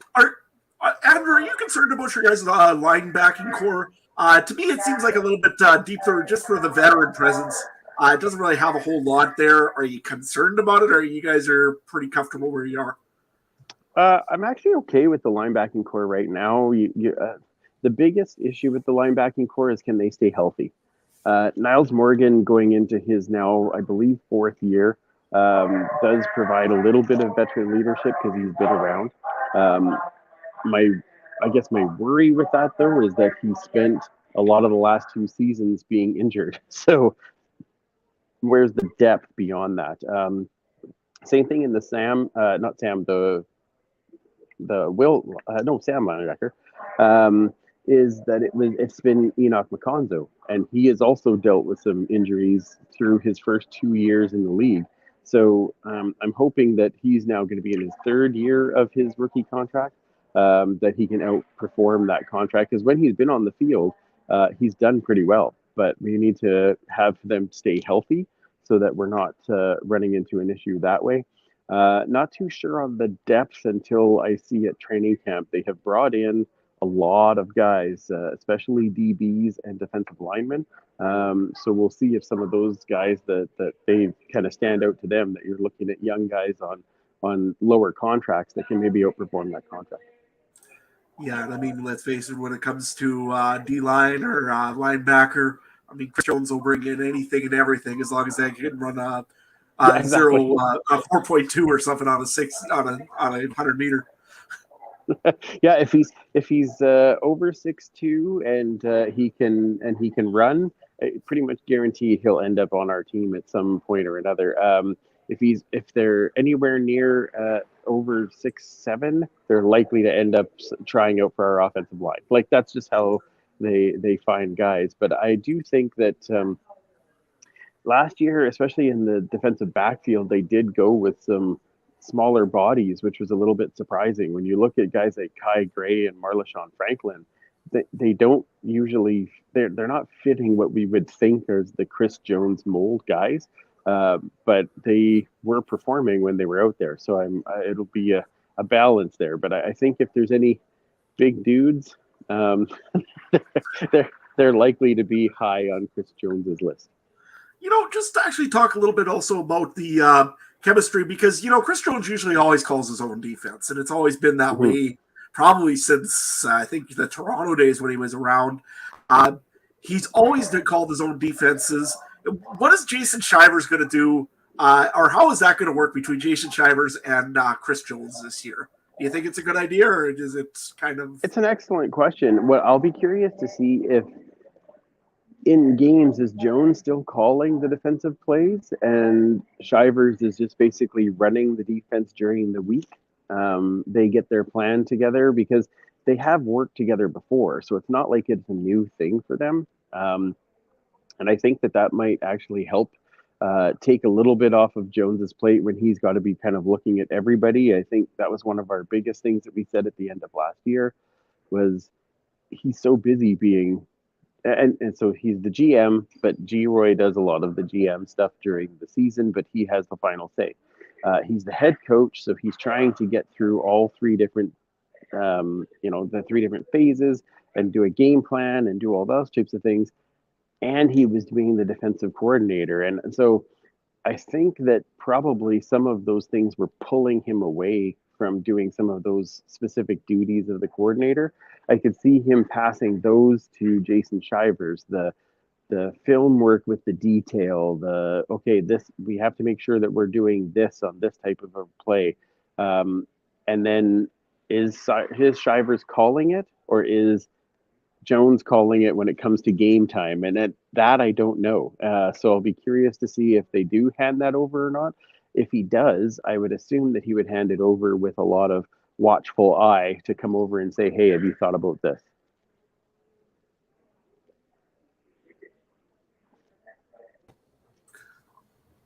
Right? Yeah, sorry. You know what? We're almost 3 hours in. First bathroom break of the day. I had to step out for a second there. Well done. Well done. We'll see how many of those we get to today. Adam, what's the caffeinated beverage count at for you so far? I'm only at one actually so far, but I'm actually doing pretty good. Still bathroom break. So yeah, I'm in tractor mode right now, just cruising along. As always, right? As we get to wrapping things up here. Just so you know. I'm at one. All right. Yeah. Well, you got a long day too, so. I was going to say, I haven't been up nearly as long as you guys because I'm, 2 hours behind. So. Still bright and early over there for you. That's right. Anything else in the last couple minutes here you want to touch on with the Elks for this year, or free agency in general? What are you most watching? Well, the last thing I guess on the Elk side of things was the signing of Boris Beatty. I'm excited to have the consistency. Of course, that does put one of our very good friends in Dean Faithful in a bit of a position. So I'm not exactly sure how that plays out. But Boris Beatty's been one of the best kickers in the league for quite a while. So I got to say that I'm fairly excited about having that kind of consistency. But I don't know how they have him and my good friend Dean at the same time. So that's kind of that kind of hurts the soul a bit. So we'll see how this goes. As far as what I'm watching today, I'm really watching the Toronto to see what they might do to replace some of these pieces that have moved for them. I am curious, of course, to see if the Elks sign much, and I don't think they're going to be very active. But I let's confirm Javon Lee. Let's, hey, I know it's free agency day, but why don't we have some fun and announce some coaches? That would be great. Like we would love that. So those are the kind of things that I'm going to be watching for. The other part that I think I will watch for is where does BC stand, because we've seen all of the supposed signings in Saskatchewan. I think they've improved. We've seen, like you were talking about with Ryan, that they've signed more than they usually do in free agency. So what happens in Calgary? Have they gotten a bit better or not? Winnipeg has lost some pieces. So how do they stack up now? So I'm always kind of looking to see what's the competition going to be like when we get into that season, especially with the Elks not going. They made their big splashes much before free agency. So now what happens when you see other teams doing some of their big signings? Do they start moving things around? Yeah, for sure. We'll see. We'll see if we get that coaching news coming out soon. I have a feeling it's coming this week sometime. But, I wish it was today before I had my podcast tonight, because that would be really helpful. Because I don't think they're going to sign too many people. But the one thing is that we will have G-Roy on the show tonight. So I'm going to ask him anyway. Like, hey, do you want to just let us know? Like, maybe give us one. You can tell us off air. Like, it's okay. That's fine. We won't spoil it. We'll see how much he trusts us. So he's coming on tonight to talk all things free agency to this point. So we'll see what we come up with. See, the key to not having news break after you record the podcast is to just constantly do the podcast 8 hours. Then you never run into that issue. Yeah, I can. I don't think I can coordinate bathroom breaks as well as you can. I have to really. That's nuts. I need a producer. I'm shy on one of those, so it could be a little bit more interesting. But yeah, I think doing it constantly. Nobody wants to hear my voice that much in one day. Like half an hour is like a good balance. Yeah, I can't believe the subscribe numbers hasn't gone way down since I've been talking. It's great having everybody join us here. It's the CFL Free Agency by the fans for the fans, right? So Yeah. I love this. I love that you guys do this every year, and I'm so happy when I can be part of it because it's a blast, and it's always fun to kind of talk about where we think the teams are going to go and some of the exciting stuff that comes out. So great job by you guys. Yeah, well, thanks for joining us. I think you've been here every year. We've done it pretty well, so happy to have you as always. And again, thanks for making time during your travels today. Where can people? You mentioned podcast tonight. G. Simon coming on the show. Where can people find it and everything else? Yeah, absolutely. You can find us on our YouTube page. Just search up the Turf District there.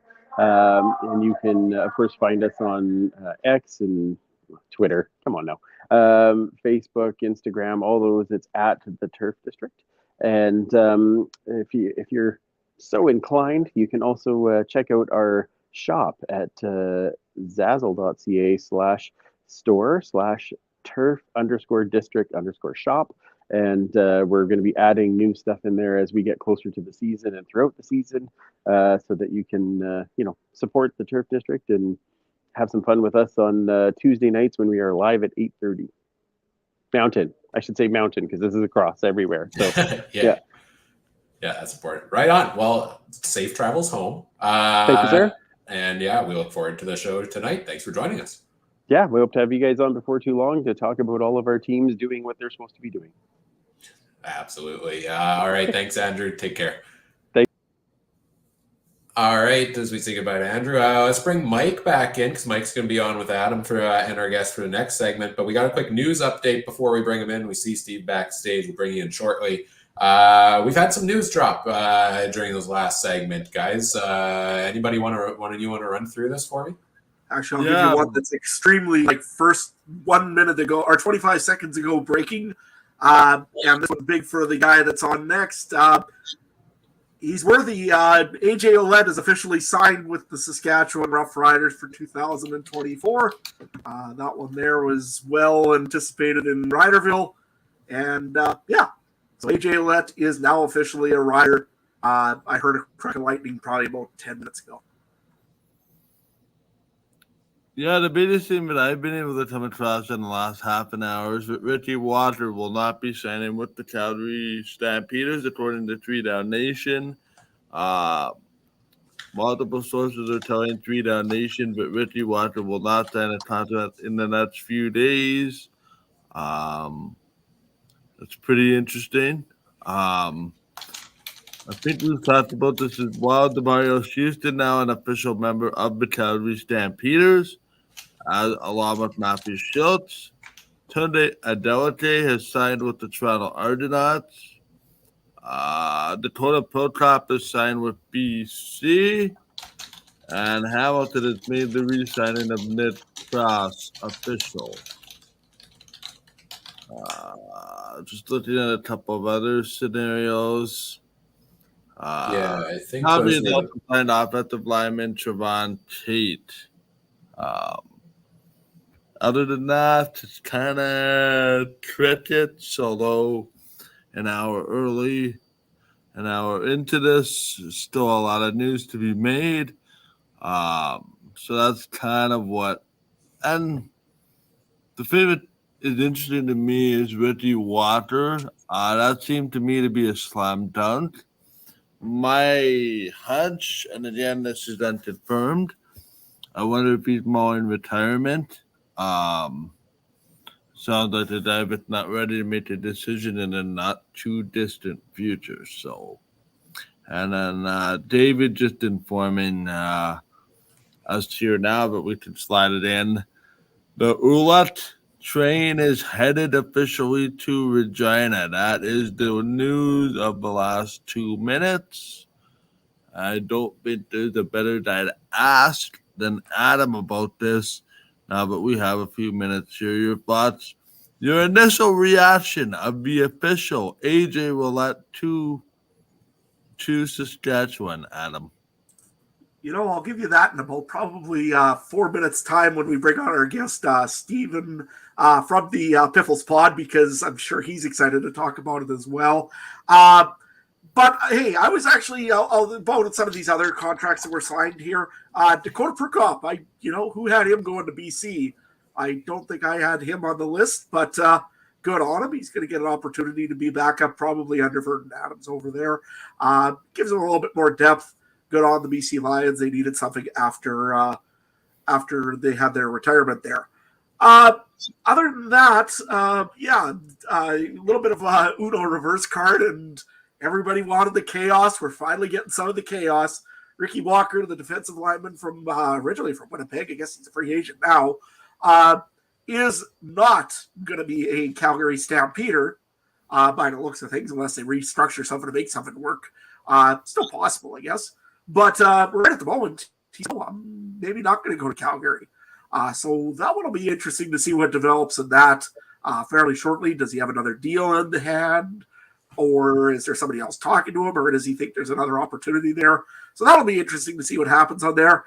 Trevon Tate, don't know much about him on there. I think he'll be all right. Another guy gone from Toronto, which is probably a little bit of a big issue. Toronto is losing offensive linemen pretty quickly here. They did lose another big piece to Darius Bladek earlier to Ottawa, so it'll be interesting to see what happens there in Toronto. How many more guys are going to be moving on or moving out of there? So that's what I got so far out of those, and of course I'll talk about AJ Willett here momentarily. Yeah, Trevon Tate, a member of that Argos offensive line that only gave up like 18 sacks last year. Dakota Prukop, we knew the Lions were going to be active in the quarterback market today. I thought maybe they'd go the direction of Jake Dolegala. Or could Prukop be the number 2? I've kind of historically looked at him as a number 3 guy, but looks like he, as of right now, he'll probably slot into that spot for the BC Lions and handle their short yardage. Can I just slide something in here really quickly? Sure. It goes with the Dakota Prokop signing. It looks like the BC Lions still have interest in Jake Doledala and or Taylor Cornelius as their number 2 quarterback. Yeah, that's a pretty solid trio if they can get a group of those 3 going there. I really like that for the Lions. That's as per TSN's Farhan Laji. Just want to make sure I give the right credit to that. Yes, of course. All right, Adam, you want to bring in our next guest here and get the free agent tracker up and running? I'm going to step out for a bit. Yeah, I'm going to see if I can do this real quick because I'm not more comfortable with this, but I'm going to give it a try. Our next guest is, of course, from the Piffles podcast.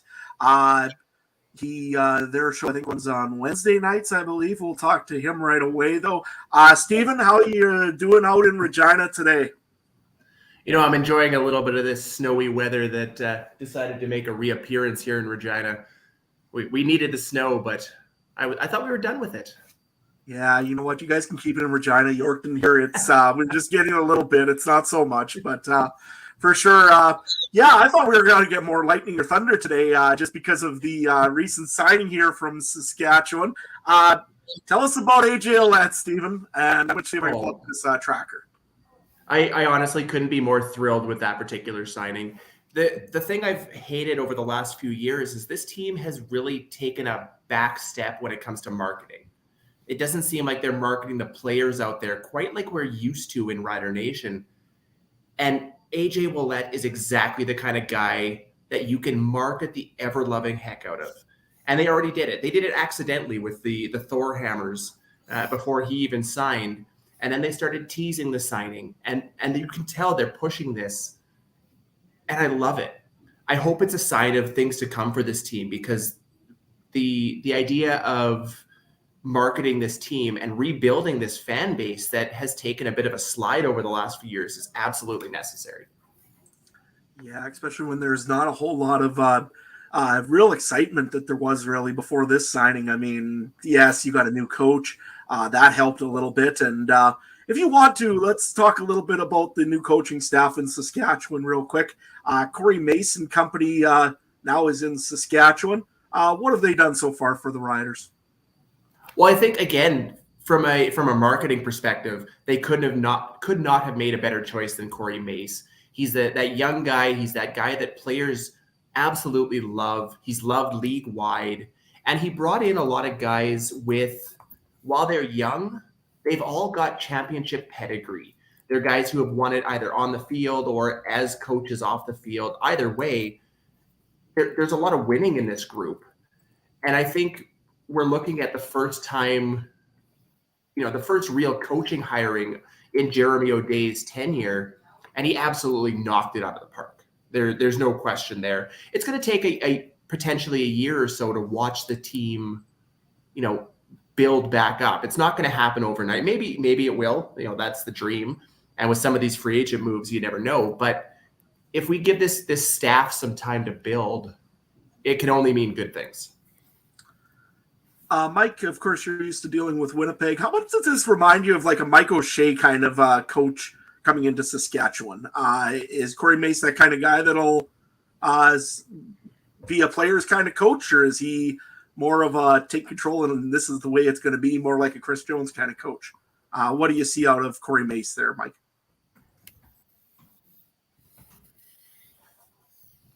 So was that for me?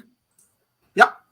Oh, okay. Yeah. Sorry, I wasn't sure who you were directing the question to. No, there's a lot of. I'll say it this way. There's a lot of consternation about the whole Buck Pierce versus Corey Mace offensive coach versus defensive coach. Personal preference to me is that I would have gone with Corey Mace. He seems to be that Michael Shea kind of guy that it's not going to be fixed in 1 year, but if you're willing to take me the long route of this year, next year, 2 years ago, or 2 years from now kind of thing, you can kind of start to build something quite steady. But again, I just feel that they need to look at, and I think our guests can also, sympathize with this. I just feel there needs to be a certain understanding about what the backup quarterback situation looks like. I think far too often in Saskatchewan, I'm saying this as a Bomber fan, and trust me, I take more joy than I probably should in the Riders, not having a great year. But, Labor Day and the rematch is good when both teams are good kind of thing. It's good for the game to have, strong Winnipeg, strong Saskatchewan, et cetera, et cetera. My concern is and will always remain to be, no matter who the coach is, what does that backup quarterback situation look like behind Trevor Harris? And I don't know, Steve, if you can shed light on this. It just seems like too often the Riders lose their starting quarterback and their season goes the way of their quarterback. Is it that simple? Like, to me, what Corey Mace is building here seems to be long-term. I just look at backup quarterbacks and I go, you could do a little bit better here if your number one goes down. But your season doesn't sort of go with it, if you know what I mean. Well, you can look back as recent as last season when Trevor Harris went out. There was a battle between Mason Fine and Jake Dolegala for that number 2 spot. And from everybody else's point of view, it looked like Dolegala had won that spot. He put up the numbers. And on top of that, he's got age and the measurables that coaches seem to love. Mason Fine, for all his talent, is relatively short for a quarterback. He's 5'11". I think Jake Dolegala is something like 6'7", if memory serves me right. Looks more like a receiver than than a quarterback in that huddle. But when they announced that Mason Fine was coming back, I was shocked. I thought that they had made that choice. It was clear the choice was made. Now we're hearing that Dolegala's agent might have played a role in that, with him looking to the NFL first, which, again, because he's got the measurables, you can't teach those. You can teach a guy to throw a football. You cannot teach him to be 6'5", 6'6". It just doesn't work that way. So he took his shot down there, but it didn't work. Now he's going to start looking up north, and I think it's too late. I think the Riders have made their choice. They've gone with Mason Fine. They've got their third stringer or their running quarterbacks in Pipkin and Patterson. I know a lot of Rider fans were hopeful to see more of that Patterson package that we saw in preseason last year in the regular season, and that never happened, obviously. But there is a lot of worry with, especially at Trevor Harris's age, being 37 years old going into the season. You don't have a long-term option behind him. I don't think anybody sees Mason Fine as that guy. He will be the guy that can come in and not lose you a game. He's not going to win you a game. He will not lose you a game. And that's not really good enough as a backup quarterback option, especially in the CFL. We've watched for years as starters go down week after week after week. To not have that, either that development option or that true experience and talent option behind him, is a little worrisome. Yeah, and if you look, I think the only development really guy that we have right now is Shea Patterson. And is he really the option? He's a USFL guy. He does have some experience, but I don't know if I'd really be comfortable seeing him being let onto the field after Trevor Harris goes down, that's for sure. Moving on to the wide receivers here. Saskatchewan does have a pretty good depth at Canadian wide receiver, but I think we're still looking for that guy. Last year we said it. We were looking for that number one guy. We were hoping that maybe Jake Weineke could have been it. Apparently was not the guy that was going to be the number one. Who do you have in mind, or what do you see here in the wide receiving side, Stephen? There's a very clear hole there. If you look at this roster as a whole, that wide receiving core is the one thing that I think most Rider fans would agree. There's something missing there. Sean Bain Jr. was an absolute must re-sign. Alex from our show was high on him before last season, so I got to give him props on being on the Bain train before anybody else. But he's still not that number one receiver. He's him. You look at Schaefer Baker, Emelis, assuming he doesn't get an NFL deal in the next hour or so. Mitch Picton, they've got the Canadian back or depth, but they need that number one guy. You look at a guy. I hate to say it, but Rasheed Bailey out of Winnipeg could be an option. Lucky Whitehead's a guy that can still stretch the field.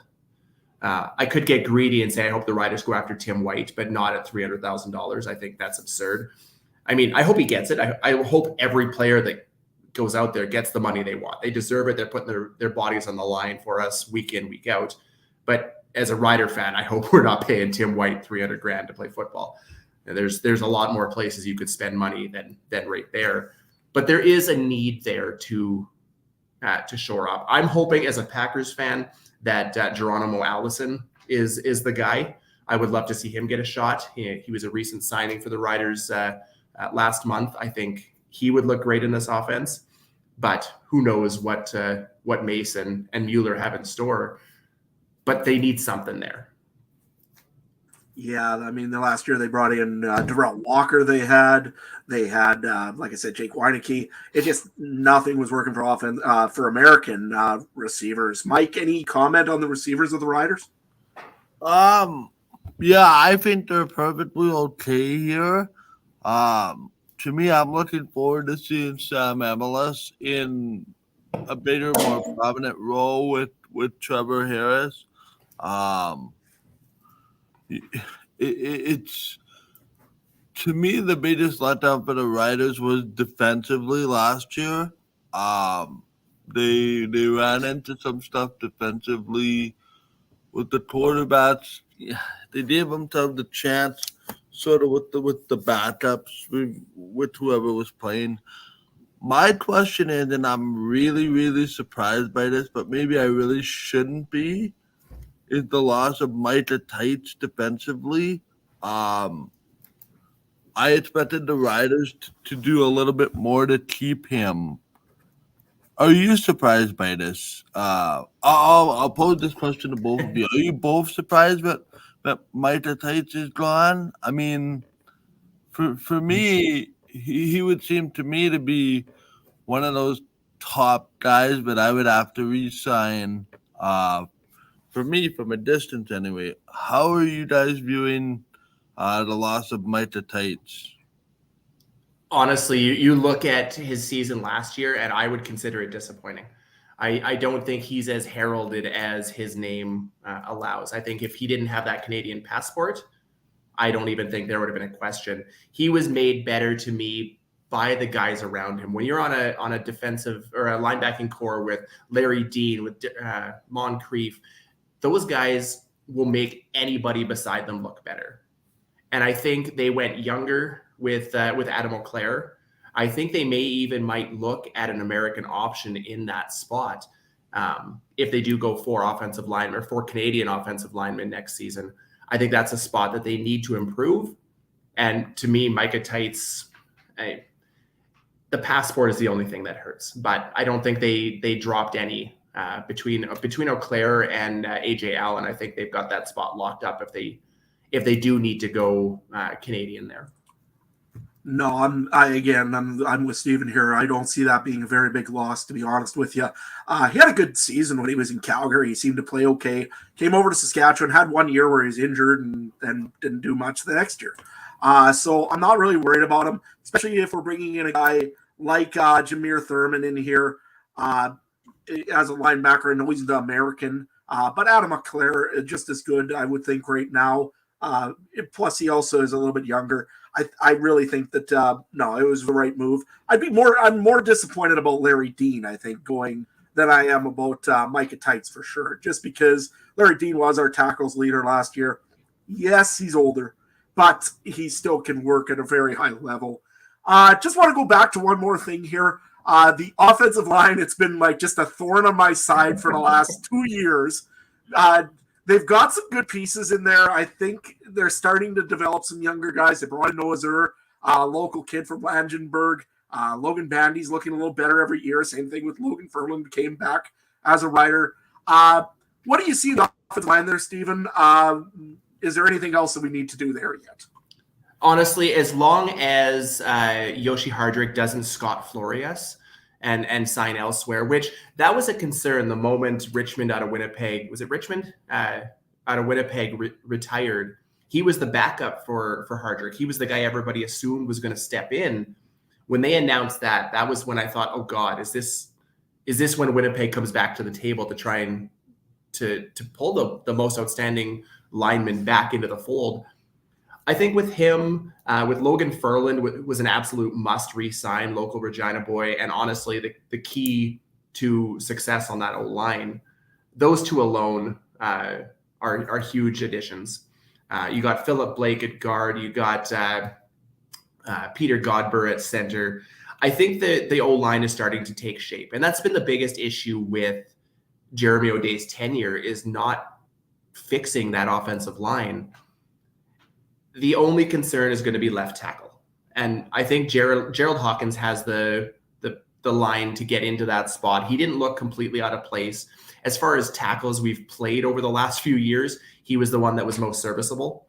So I think that's the plan going into next season. Or, as I mentioned before, with the 4 Canadians, maybe you move a Logan Ferland out there who played some tackle in college and hasn't looked out of place, or Philip Blake, who has also played tackle at the professional level. And suddenly you have a lot of roster flexibility with the Canadian ratio across the board. So it'll be interesting, but I think I'm a lot more confident today than I was a year ago, just based on the Jamarcus Hardrick re-signing. Or signing, sorry. So then with that being said, I got to go back to wide receiver, as there was some news just announced. Tevin Jones officially signs with the Montreal Alouettes. Any thoughts on Jones, Stephen, other than he probably couldn't play a good bowling game? That's why he's gone. You know what? Honestly, he looked good when he was given the chance, but reports out of Saskatchewan were that he couldn't figure out the playbook. And I'm sorry, but if you watch that offense last year, that did not seem like a very complicated offense. And if he can't pick up that playbook, I'm worried about what he'll do in a Jason Moss offense. So talent-wise, that's a big loss. But I'm not sure that he had a place on this roster. I think with the guys they've got, they'll be able to fill that gap without trouble. Mike, any thoughts on the Tevin Jones side? Nope, you're muted. Sorry, can you repeat that? Yeah. I'm having some audio issues. Just was wondering if you had any quick thoughts on Tevin Jones, the receiver out of Saskatchewan last year, signing with the Alouettes. Sorry, who? I'm not copying you. Tevin Jones? Oh, wide receiver. Tevin Jones. Sorry. Yeah. No. Yeah, it's official now that he's going to Montreal. So Yeah, sorry, my audio is a little bit funky. No, I'm surprised by that because I thought that he was one of the most dynamic receivers, particularly later on in the year. But this is the situation of exactly like what we discussed. Too many cooks in the kitchen as far as the wide receivers. And if I'm Tevin Jones, I'm looking at this going, they got 3 or 4 guys there. Like, where do I fit into this sort of mold, right? And I wonder if the writers politely told him thanks, but no thanks. We want to have a look at some of these younger, cheaper alternatives that we have in-house. And to me, Tevin Jones deserved to look for a pay raise that probably wasn't there in Saskatchewan. And now he's going to get a chance, I think, to become a number 2 guy there, maybe 2, 3. What do we think about that? 2, 3? I don't believe that he's the number 1 guy. I don't think he ever will be, but he can complement some nice pieces. So to me, this is just Tevin Jones going somewhere else to get a lot of to get another opportunity for himself. And I think that the Riders really wanted to give those young receivers some luck. yeah. And I think that the situation that benefits everybody, and it's just ultimately just a business decision. No, fair enough. I mean, yeah, the Riders, I think, are wanting to find that bigger piece in wide receiver, and that's maybe a reason why that you don't see Tevin Jones back. Another big one here, I'm going to switch over to defensive back, just because there was a big signing right now. Jalen Edwards-Cooper out of BC Lions is now officially a Saskatchewan Rough Rider. It was rumored he was coming. Defensive back, I think we needed some work there last year. Of course, Nick Marshall isn't back with Saskatchewan after his situation. That's all I'll say on that. Stephen, what did you think of the defensive backs from last year and what's looking like for this year? It's really funny. I wish I could go back to when this was rumored during the tampering window, because my first response to this signing was, who? I don't think many across the CFL really recognized Jalen Edwards-Cooper as a name. He wasn't that big name signing. But then you look at that the DB unit in BC, and it's no wonder. He was up with TJ Lee, with Peters. He was that less flashy guy, but Pro Football Focus came out right after the signing and said, this is a guy that gave up 0 touchdowns last year. That's what they need.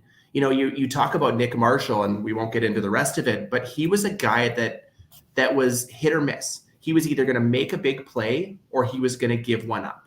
And you got both Nick Marshalls every game. And it was great when it worked, and it was awful when it didn't.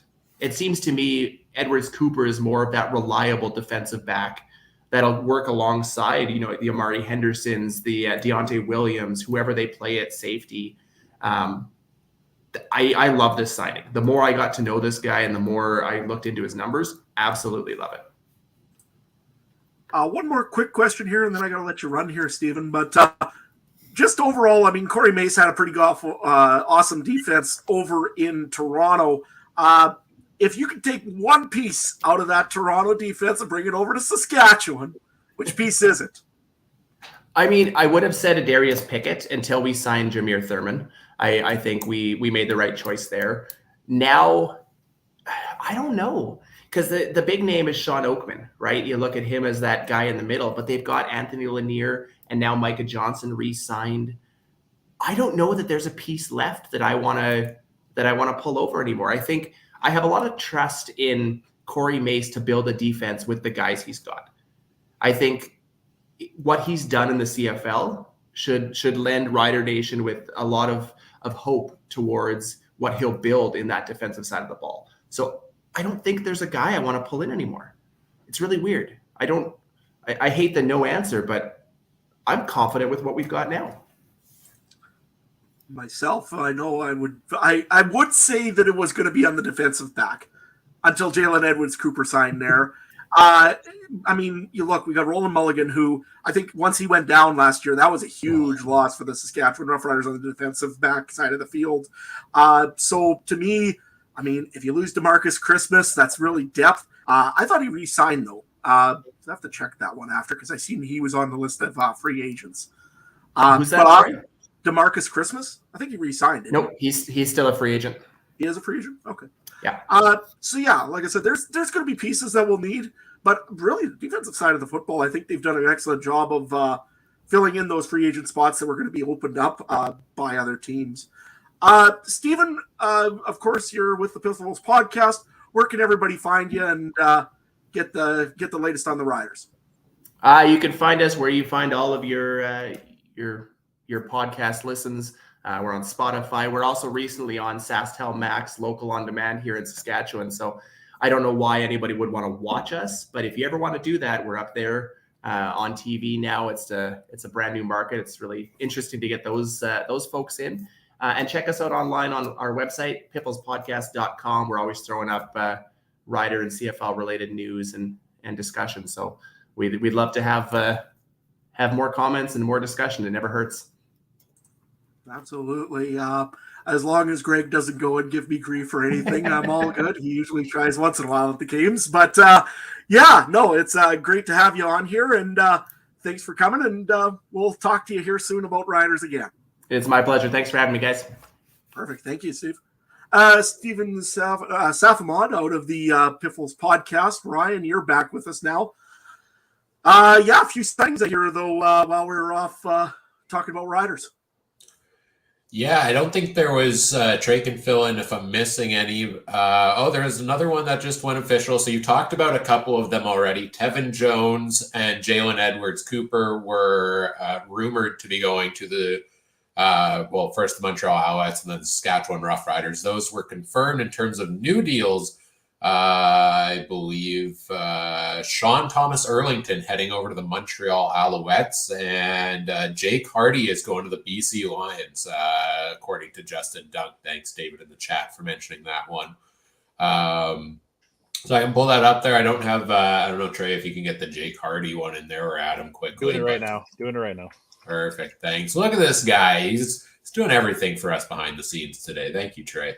Sean Thomas Erlington to Montreal is a really interesting signing for me because this is a team that had a three-headed monster in William Stanback in I'm blanking now, Walter Fletcher and Jeshurun Antwi last year. And it was kind of a crowded room at times. So they inevitably ended up letting Stanback go, which I thought was the right choice to go with the duo of Antwi and Fletcher. And now they bring STE in the mix. Adam, what do you think about where does he fit into this Alouettes offense, and how do you think they'll manage these three running backs? Well, you know what? When you look at it right now, besides Walter Fletcher, I mean, they got a lot of Canadian depth there all of a sudden. I'm wondering if they're not trying to think about maybe just putting in Canadians to run the football with Antwi and, of course, now Sean Thomas Erlington in there. Interesting to see what Montreal does here a little bit later on. They got another big signing here right away. They definitely have a little bit now of Canadian depth in running back, which is kind of strange. Which, like I said, you could see usually, but boy, that's a lot. Trey?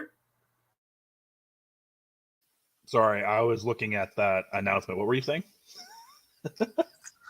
I was just saying how they got quite a bit of Canadian depth now in the running position in Montreal. Oh, yeah. No, I love their Canadian depth all around, but especially their running back. Like any of those skilled positions on offense, it's a big plus. And they have some receivers that are Canadian. They have a running back that's Canadian. Offensive lineman's Canadian. As we've seen in other cities that rhyme with Winnipeg, a lot of Canadians on offense means you have more defensive players from America, right? I don't know. I don't want to be a homer. I don't want to say Winnipeg too much, Ryan. So, did you get that new one up there, Ryan? Let me take a look. Yeah, there it is. The other signing here, Jake Hardy going to the BC Lions, 33-year-old. Didn't get a ton of action last year with Montreal, but I believe it was in the first playoff game. Didn't he have the clutch touchdown catch that nobody saw coming against the Ticats? Hardy, of course, was one of the most promising Canadian receivers, I feel like, near the start of his career. Then had some major injury trouble. He's bounced around between Ottawa and Saskatchewan, Montreal. Now he goes over to BC. So add him to the mix of depth, I guess, for the Lions at Canadian receiver. They're likely going to start Catoy and McInnes. They're going to start two Canadians, I would think, because they're focal points of that offense. But Jake Hardy could slot in for some depth there as well. Any other news we've got going on recently? I see Tim in the chat says the Montreal Alouettes have signed defensive lineman Isaac Berglund, which we talked about that one earlier. Another addition for them that's now made official. Let me just check in and confirm if our guest backstage is good to go. Anything else from transactions or news that you're surprised we haven't heard yet, guys, while I confirm that? Starting to get a little more nervous every minute that passes by with this Jamarcus Hardrick. I mean, I see one guy go down already today that was with Winnipeg. I don't want to see another one right away. So that one's getting me not just a little bit nervous, just a little. Yeah, that's actually interesting. You like to give the players the benefit that they're men of their word, but sometimes things are, come up.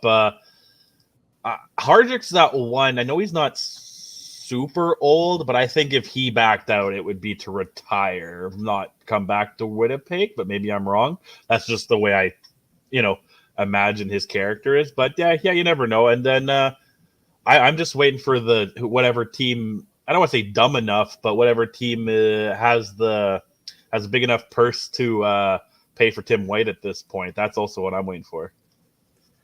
All right, Adam, we'll let you take a bit of a break here as we get into talking some Ottawa Redblacks. You want to introduce our guest and bring him in here, Trey? Yeah, sure. We're going to introduce to the show from 13th Man Sports, Shane Ryan, to talk about everything that is red and black. You there, Shane? Yeah, I'm here. Sorry, camera's not cooperating. I'm kind of out at the moment. That's okay. That's all good as long as we can hear that voice, and we're all good. So thank you for joining us, man. One thing I really want to talk about with this Ottawa team is you guys are shaping up to have a very interesting quarterback room. How do you feel about the current slew of quarterbacks that's in Ottawa? Yeah, I mean, it's definitely an interesting situation with Mazzoli and Adams still returning from injury. Adams, I think, towards ACL. And then Mazzoli with his, I believe it's his Achilles, if I remember correctly. So no guarantee that they'll be back to start camp. So it looks like Ottawa is going in with Crum, Brown, and Pingrome as their 1 through 3. And I believe there's an American they added on their practice roster like last year that's also expected back. But it's going to be interesting. I mean, Brown's obviously penciled in as QB1, which isn't the end of the world. But I don't know. I'm not sold on Brown as much as everyone else is. I'm with you. I'm with you in that camp. We see it all the time. These backup quarterbacks, they do great in their, they do great in their current system, and then they go elsewhere. I mean, you saw some of those in Ottawa. The great example is Nick Arbuckle, right? That guy everybody expected to be the next big thing and kind of struggled there. So I think he's a good quarterback, but yeah, there are still some question marks there, I think, and a crowded room at the quarterback position. Yeah, I mean, with Brown, obviously has all the potential, but he hasn't had to start. I think he's only started, 1 or 2 games in Winnipeg over 3 years. Caleros has relatively stayed healthy over there. It's going to be interesting. I mean, it's not like throwing Crum back out there is a bad idea either. Crum's going into his second full year.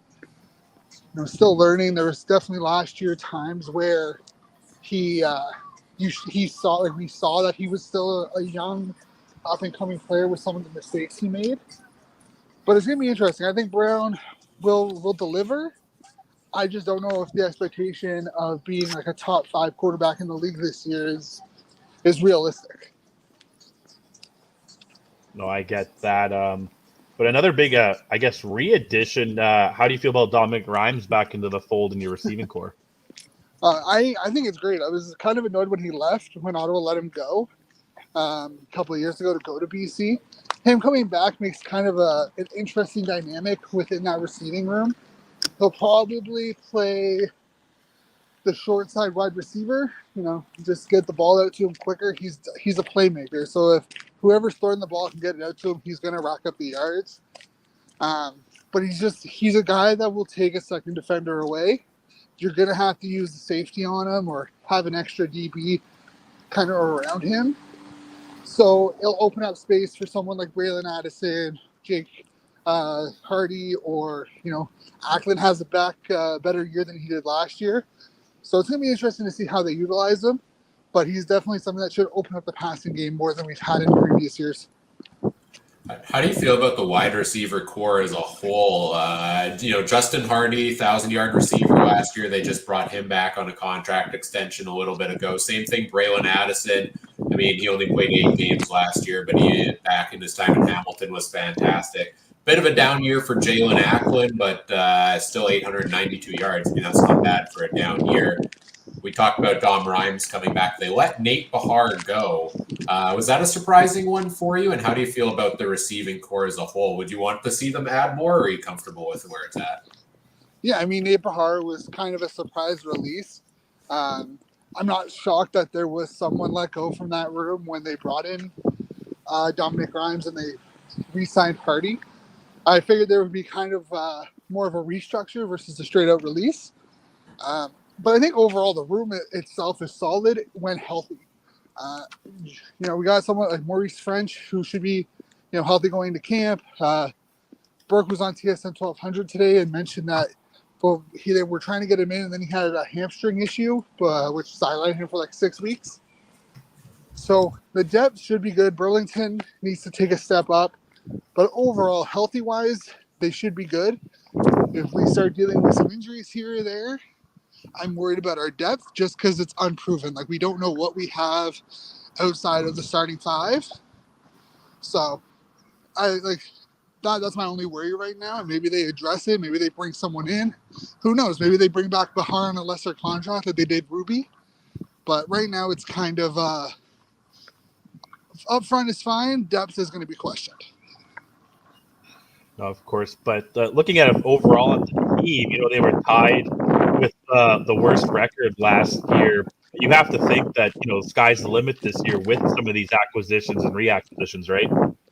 Yeah, I mean, I've been high on this team on paper the last couple of years because realistically, if you look on paper, the team should be better than what the record has shown, especially since Burke has taken over as GM.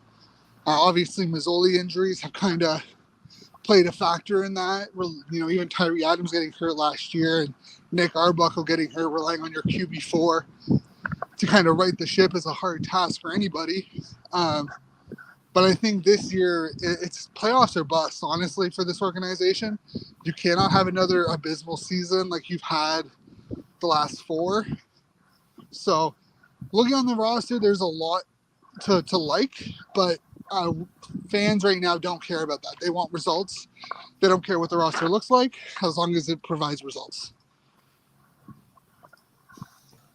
Yeah, no, that's a great point. Looking at some of the changes, this team has been the most active.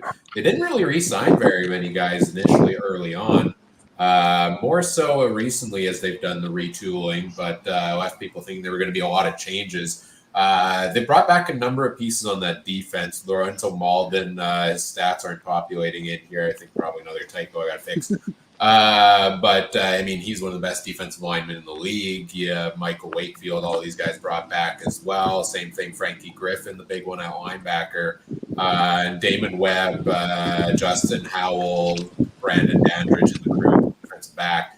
How do you feel about Ottawa's defense? Because I feel like for years the talk has been about the offensive struggles for the team.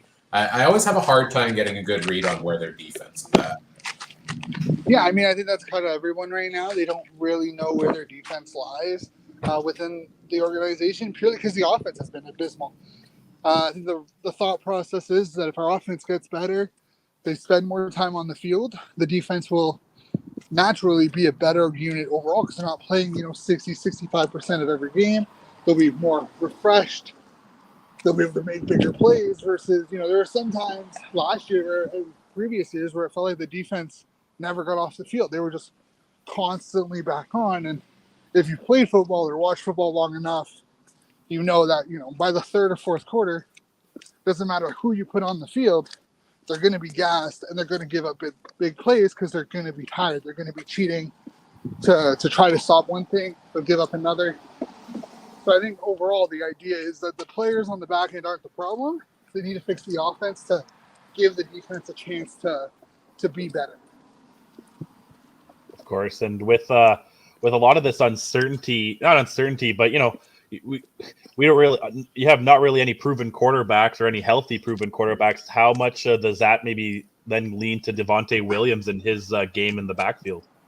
Yeah, I mean, I think you put it to the NFL, like how San Fran has kind of sheltered Brock Purdy by giving him an offense that works within his skill set.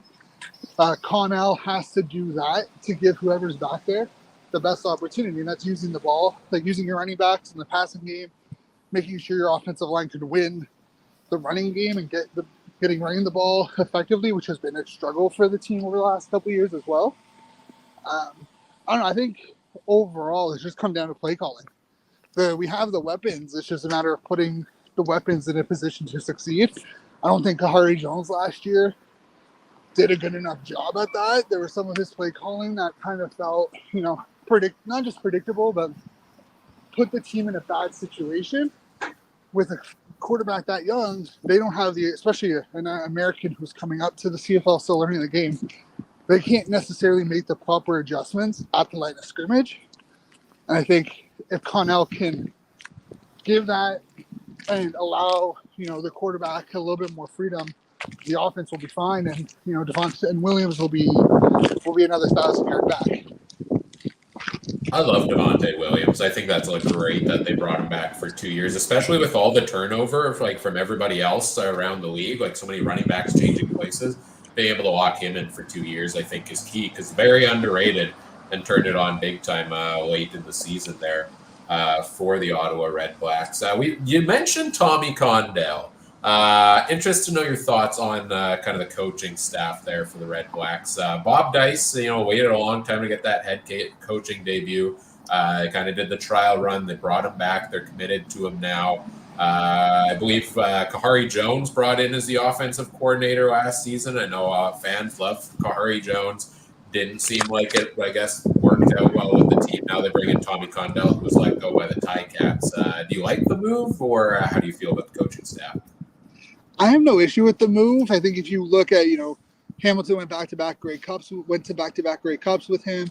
I think he has an offense that can utilize the skill set that is on the offense. Kahari Jones, I think, isn't a bad coach. I just think that his offense didn't work with the team that we had, especially in the quarterback situation. But I don't know. I feel like Condell is going to be one of those guys that you love him or hate him kind of midway through the season. Like I said, I think, honestly, the best thing for him is just to put up points. If Ottawa's scoring and Ottawa's winning games, everyone's going to love it. It's a matter of if he struggles, if the offense struggles, if they're putting up less than 14 points a game, they're constantly going 2 and out, they become predictable. that's really what we've seen over the last 4 years since 2019. And having another OC come in and put up similar results is just, it's going to be frustrating from a fan point. So it's really up to how they execute. And I think he can do it. He's shown that he can do it. But obviously, it's what you've done for me recently, not what you've done for me a couple of years ago, right? No, of course. And with any of the names still out there, I don't know if you could see our tracker with what you're doing, but is there anyone that you're like, ooh, I really wish Ottawa could snag? On the offensive side of the ball, not really. Personally, it's on the defensive side of the ball. I think someone like Dylan Wynn or an AC Leonard, some of those guys, even Simone Lawrence as a rotational piece, would be ideal. On offense, I think overall we're good. I don't really want to spend the $300K on Tim White. Don't really think he's worth that much. And if some team is willing to pay him that much, then good on him. But overall, I don't really see Ottawa going after any big names or big so names unless they come in at a reasonable price. But I think you're going to see maybe some additional help on the defensive side of the ball more than we'll see on the offensive side of the ball. Yeah, the intriguing one for me, we talked about this a little earlier in the show, is the changing of the guard at defensive back for Ottawa here. Because if we look at their pending list of free agents, you got Sherrod Baltimore, Abdul Kane, Cariel Brooks as well. But the first two have been, kind of mainstays. When you think of Ottawa's defensive backfield, you think of those guys. You'd probably think of Antoine Pernot as well for the many years. But Baltimore specifically has been a guy around for a long time there. And looks like the changing the guard has started with bringing in a Darius Pickett there, eh? Yeah, and I mean, I love Baltimore. I think he's a great guy. He's done a lot for the city of Ottawa. But it was clear that, injuries played a big factor, I believe, over the last 2 years for him. He just hasn't been able to stay healthy. And if he can't get healthy and he lands on any of the other 8 teams, they're going to get a dog of a guy who could play on both sides of the field, who's going to make sure that, he gives his 110% all the time. But I agree. I think it's time that we see some changes. Some of the younger guys, Webb, Money Hunter, obviously, oh man, why am I blanking on his name? He's one of the first DBs that we signed or re-signed. He was our punt returner last year. Brandon Dandridge? Yeah, him. Oh man, I feel bad for forgetting his name right now. I apologize for that. But Dandridge, who came on the scene a lot over the last 2 years. We brought back Howell. A day still there. So I think, we're seeing a change of guard, but it's not because the guys can no longer play. I just think it was time that, you had to spend your money wisely, and having someone who hasn't been able to stay healthy, unfortunately, those are the guys you let go. Oh, yeah, for sure. Ryan, do you have anything else to add? Yeah, I guess the question is, we've seen Ottawa, this is a team that every year in free agency, we talk about them. They look good on paper, what they've brought in at this time of year. In the last couple of years, it hasn't panned out. They still find themselves in the basement in the East. How do you feel they stack up against the rest of the East Division at this point in the offseason? Personally, maybe this come off as a little of a homer pick. I think they're right behind Montreal as the top 2 teams in the East. Oh, wow. Obviously, you see the amount of changeover in Toronto. No more AJ Ouellette. They traded Giddens to Edmonton. So, there's obviously some pieces still in Toronto, but overall, that offense is no longer the same offense. That defense, they lost Pickett, they lost Stiggers. They brought in a Delicae, so that kind of mitigates it. They still have some pieces, but it looks like their entire defensive line is going to be different.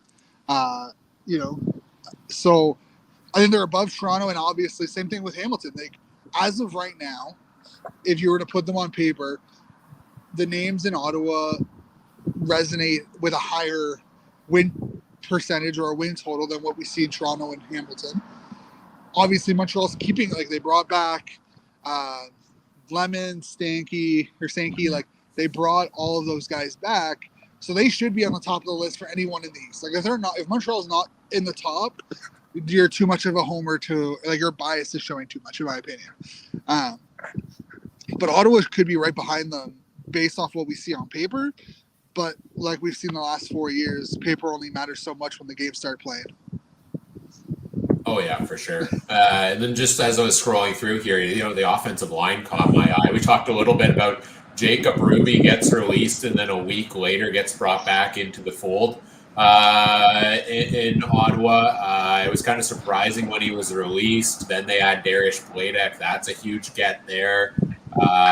They've still got Drew Desjardins, who they made the highest paid offensive line last year.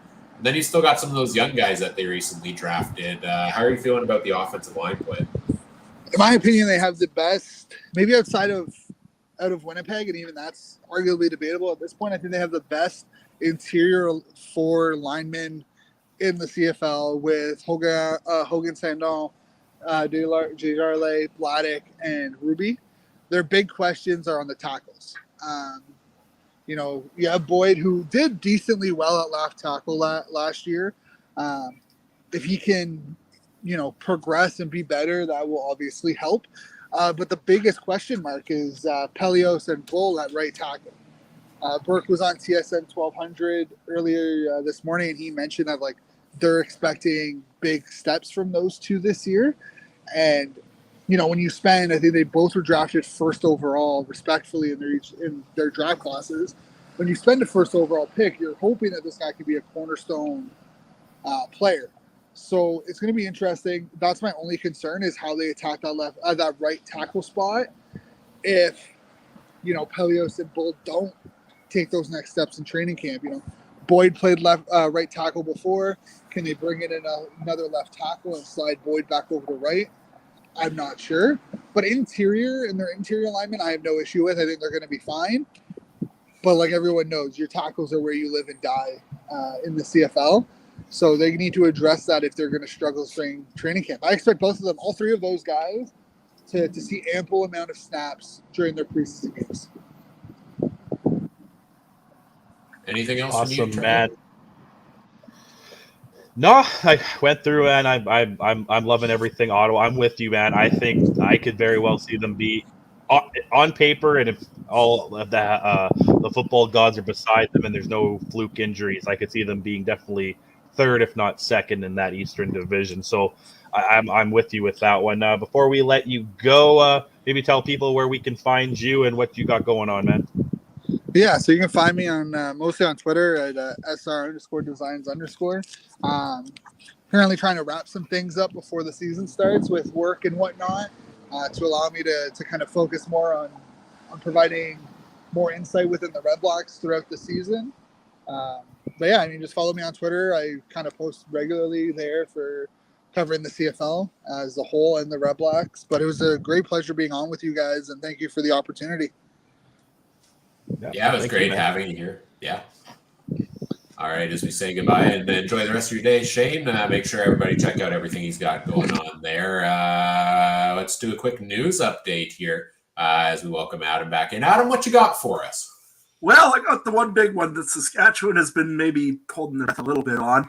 Jamarcus Hardrick is officially a Saskatchewan Rough Rider. That one there happened just about maybe about 5 minutes ago.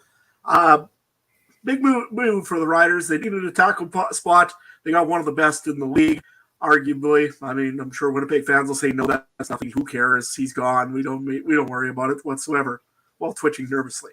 Anyways, Saskatchewan picked him up while we were gone in the while we're talking to Shane there. I think that was really about it. Otherwise, I think everybody else went for lunch.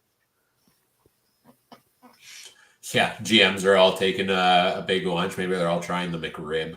How do we get that sponsorship? That's really what the 8-hour thing is. Yeah. Anybody tuning in, if you'd like to sponsor the podcast for this season, send us a message on social media. But yeah, Jamarcus Hardrick, the big one going over to Saskatchewan. As somebody who has become more of a fan of the CFL than one particular team over the years, moves like this, where Winnipeg goes to Saskatchewan, Saskatchewan goes to Winnipeg, Toronto and Hamilton change places, It's so fun to me. It's going to be so fun seeing the likes of like Willie Jefferson lining up against Jamarcus Hardrick and Crew. And yeah, give me more rivalry player swaps. I think it's fun and adds to the storylines. Which Jefferson and Hardrick used to line up when Jefferson was on the Rough Riders, right? So Exactly, I mean, we're back yes. at it. So no, I agree. Until I see him suit up week 1, I'm still gonna have in the back of my head he's just gonna retire after he gets that signing bonus. But other than that, no. Saskatchewan, you guys got yourself a good offensive lineman there. Which what is that not what Adam's been wanting for? Like since As you could say right now, I'm entertained, as you would say for the thing. Rider fans have been looking for an offensive tackle for like it seems forever. We got a good one, so all good with that. Yeah. What else do we have for news? Anything else new come in? We had Javon Leake is now official, so we talked about that with Andrew from the Turf District a bit ago. That is now an official signing over with the Edmonton Elks, so that's a big one. There it is on the list. Javon Leake, 1-year contract, 2,000 return yards last year, joins the Elks. Any more new transactions since the last time we checked in on the news updates? I don't quite think so. I see our next guest is here backstage. We'll get set up and ready to go in just a couple of minutes, but I know Trey had to step out for a second here, so we'll give him a couple to come back. Yeah, get the pregame stretch going in backstage there. And Adam, we're almost 4 hours in. How are you feeling about what we've seen so far today? A little quiet compared to what I expected in that first hour or two. Yeah, well, I think actually probably the more amazing part is that Calgary is really active early in free agency here. I mean, they did have a few deals drawn up right off the bat. The other part that I'm kind of interested in is it's posted about how they're meeting free agents and tomorrow. They haven't signed one yet. So they obviously got something lined up here. Who is this? Hamilton actually posted about that yeah. they have some they have their big free agent meet and greet tomorrow. Well, they got to sign a free agent to have a meet and greet.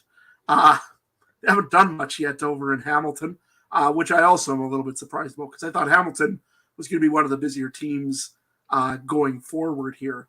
Saskatchewan, it's about what we expected. We knew Willette was coming. We knew Hardrick was coming. I haven't seen anything else from Saskatchewan. Montreal, nothing too surprising there. Edmonton, we knew about Javon Leake going there.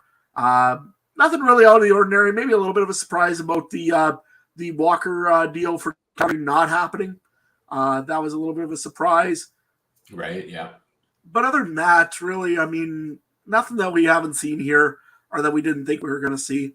Like I say, I think probably it's just been as business is. Yeah, I'm just scrolling through any pending transactions on our list still that haven't been confirmed by the teams.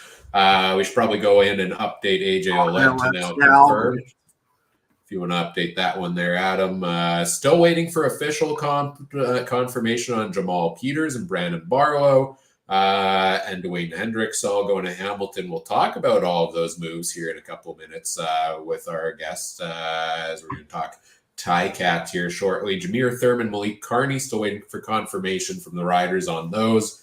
Derek Wigan in Montreal and Tunde Adeleke in Toronto are some of the transactions that have reports in progress, but no official confirmations from their teams as they get busy here. I thought I saw a new one, but that was just Tevin Jones. Just checking in here, folks, in the comments section. What are you waiting? What are you most intrigued to see what's going to happen next here in CFL Free Agency? Yeah, Scott over in the chat is saying that he's hoping that the Blue Bombers can at least get Janarian Grant back as their returner. I think that's a pretty good pickup. Hopefully that works for them. We'll see how that one goes. Just taking a look through the chat. Otherwise, Jared, I think you answered this one for him already, though, Ryan.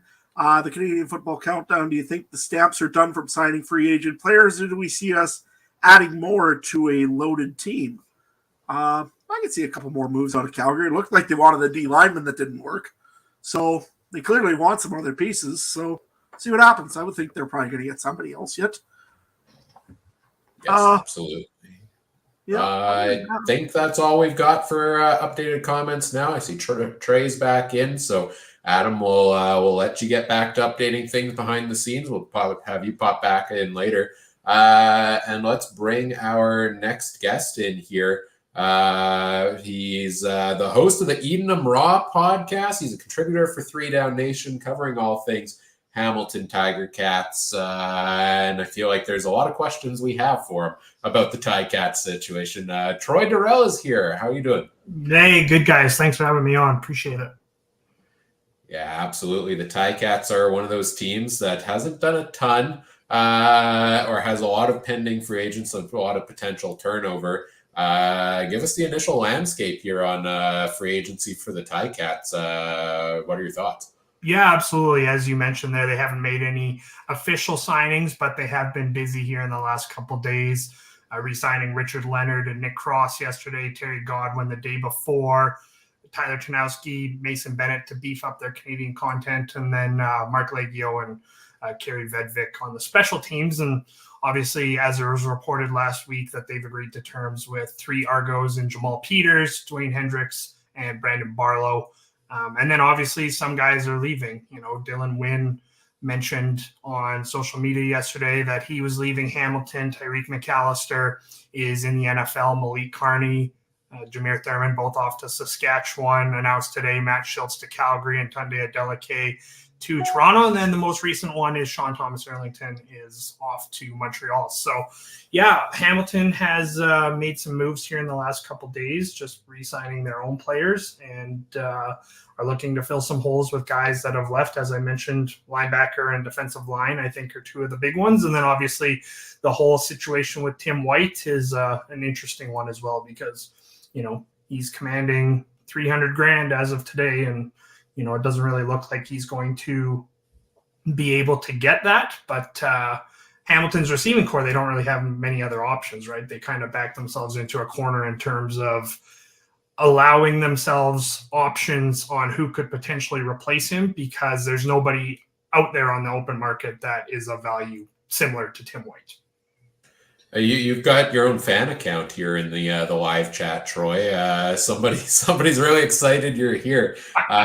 Trey, what do you want to talk about here with the Ticats? Well, the biggest shock that I had with this team was the restructuring of Bo Levi's contract. And I don't know, I get a mixed sense from it's hard to take anything you see on Twitter seriously at all, but Hamilton Twitter fan base, at least, I can never get a gauge what the fan base's thoughts are on Bo and him being back for at least one more year. What are your thoughts on that? Yeah, absolutely. That was something that needed to happen. Obviously, you can't pay him north of $500,000 based on the production that he put up last year, just over 1,000 yards, 6 touchdowns, 10 interceptions. And the fact that he wasn't on the field that often as well, right? You know, so that was definitely something I think needs to take place. We'll see whether or not Hamilton's able to use that as a benefit towards them and their offense. And, you know, Ed Hervey mentioned a couple of weeks ago at the winter meetings that they wanted to surround him with a bunch of playmakers. And, you know, as I said previously, we're sitting here and Tim White's unsigned. They got Terry Godwin back. I like him. He's a nice piece. But if you're going into 2024 with Terry Godwin and Keandre Smith as your 1 and 2 receivers, I think regardless of who you have at quarterback and, you know, Bo's health, I think, plays a big role in how Hamilton will do in 2024. But you got to give him guys that are going to be able to make plays when those plays become available. And as I said, I like those 2 pieces, Godwin and Smith. I like Omar Bayless as a second-year guy. Justin McGriff was a rookie who in preseason and training camp really showed well and then missed the 2023 season with a lower body injury. I believe it was an Achilles injury. And but I do think that Tim White really needs to come back. And, you know, you didn't get Bo Levi Mitchell to restructure his deal to not use that money to bring Tim White back. So, you know, I think it was something that had to happen, and I think it's beneficial for both sides.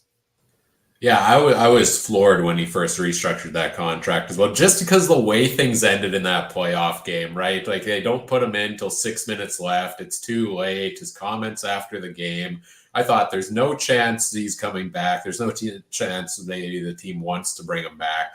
But Bo's back here with Taylor Powell in the quarterback room there. They move on from Matt Schultz, but they keep Taylor Powell. What do you think about him in rotation there with Bo? Absolutely. I'm a big fan of Taylor Powell. Just the fact that he was able to come in midway through training camp last year, obviously played the full or majority of the first preseason game, and then injuries happened to Mitchell. Another injury happens to Schultz, and he's kind of thrown in the fire. I thought, based on the circumstances, that he actually showed really well. And the fact that he now has a full off season to train, because he was still playing college last season and got a cup of coffee in the NFL, and now has a full off season to train. We had him on our podcast a couple of weeks ago, and he said that was a big difference. This was the first time that he's ever been able to have an off season where he can just dedicate it to football, where he doesn't have final exams or anything going on. And Scott Milanovich is a big fan of Taylor Powell. I see a lot of similarities to Powell in McLeod Bethel Thompson. I think that's a pretty good comparable, a guy that, he's a gunslinger, is able to take some hits, stay in the pocket, make the throw. And while the numbers there might not look fantastic, I think based on the fact of all the things I talked about, that he came in and actually showed really well. And I think that he is definitely the Tiger Cats' long-term option at quarterback. Because of all those high hopes on Powell, does that mean the leash is pretty short on Bo? I would think to start, I would say I'd probably give it about, probably half. I don't know if that terminology really makes sense, but I would say the leash is somewhat short. But I don't think that it's going to be, if Bo Levi Mitchell has a bad first half in the first game, they're going to go, okay, Taylor Powell, you're in, right? I think it's going to be 2, 3, 4 weeks. And if it's still the same results over and over and over, then I think that they will turn to Taylor Powell to try and right the ship there. Also, how likely is it for him to get injured, right? At this point, it seems Bo's kind of got that track record. I hope not. I want him to be healthy, and I want him to perform the way Bo has in the past. Another major piece everybody's waiting to hear news on in Hamilton is, if we scroll over to the defensive side of the ball, linebacker looking perhaps a little bit thin right now. They did make the trade for Jordan Williams. They lost Jameer Thurman, who's going over to the Ticats, or from the Ticats. This is the Ticats to the Riders. But this big piece on the pending free agents here, Simone Lawrence, still not under contract. What do you think about that?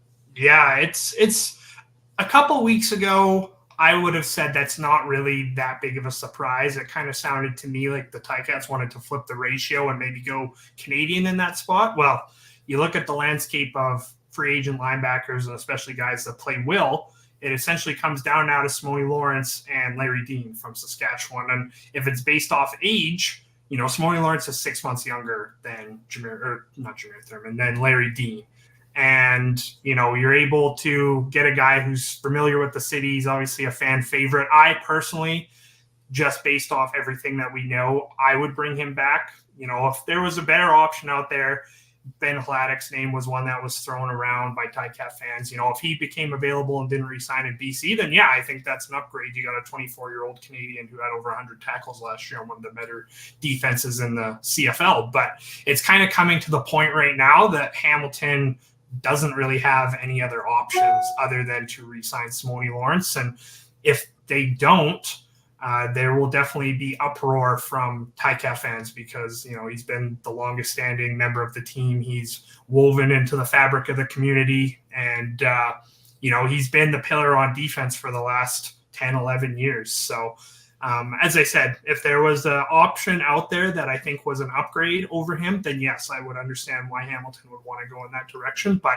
as of we stand today, I think that there is no better option than to bring back Simone Lawrence. No, makes sense to me. Going back to the offense, one thing we talk about on this show a lot is we criticize the Eastern teams not running the ball enough. And you guys got a pretty good guy in James Butler. He did hit over 1,100 yards, 7 touchdowns. How important do you think he's going to be, especially with either old man Bo or a young guy like Powell under center?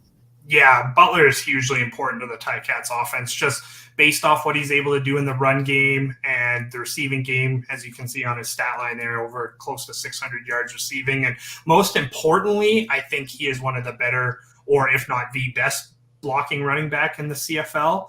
I did find it interesting, my colleague Justin Dunk and John Hodger reporting that Hamilton was widely interested in Brady Oliveira, which kind of caught me off guard just based off of how good James Butler was last year. And I would have been terrified if I was a Ticats fan to watch Hamilton's offense in the first half of the year when Tim White wasn't really going. Bo Levi was dealing with injuries. They were flipping through 3 quarterbacks. I would have been pretty petrified to have watched that offense without James Butler. And I mean, it wasn't that good to begin with, but if you subtract James Butler from that equation, it becomes even more scarce. And he's going to be hugely important, especially now, as I said, with the fact that Tim White, there is a possibility that he doesn't return. I think James Butler's workload could close to double from what it was last year. I did the muted thing. Muted. That was my first time today. Dang. I'm normally pretty good with that. As we talk about the offense as a whole and James Butler's usage and stuff, I mean, he started last year with Tommy Condell at offensive coordinator. He gets let go. Was it Scott Milanovic taking over the play calling the rest of the way? Yeah. Now with a full offseason, full training camp, he takes on the full offensive coordinator role here. What do you think about Milanovic? Yeah, I'm really excited to see Scott Milanovic run the offense. We saw an uptick in production last year across the board after he took over. They were averaging close to 30 points a game. You know, Mitchell, obviously, when he came back from injury, he didn't play a full game, but his production looked better. And we've seen in the past with older quarterbacks, Ricky Ray, Anthony Calvillo, they've come off, poor seasons by their standards. They'd be pretty solid seasons if you were not Hall of Fame caliber quarterback. But we've seen those guys kind of come off seasons where they've been maybe less than productive than they have in previous years. And he's been able to kind of get them back on track and able to kind of find their form again. And, it is a tall task to get Bo Levi Mitchell kind of back to the version that I think most CFL fans have become accustomed to. But I do think that there is a way that Hamilton is able to have Mitchell, pending the fact that he stays healthy, as their starting quarterback throughout the season. And I do see a scenario where they can be impactful on offense and he can be a solid starting quarterback because Scott Milanovic is really, really good at making sure that his quarterbacks are, aware of kind of the offensive situation. He puts them in good situations. And then we talked about Taylor Powell previously.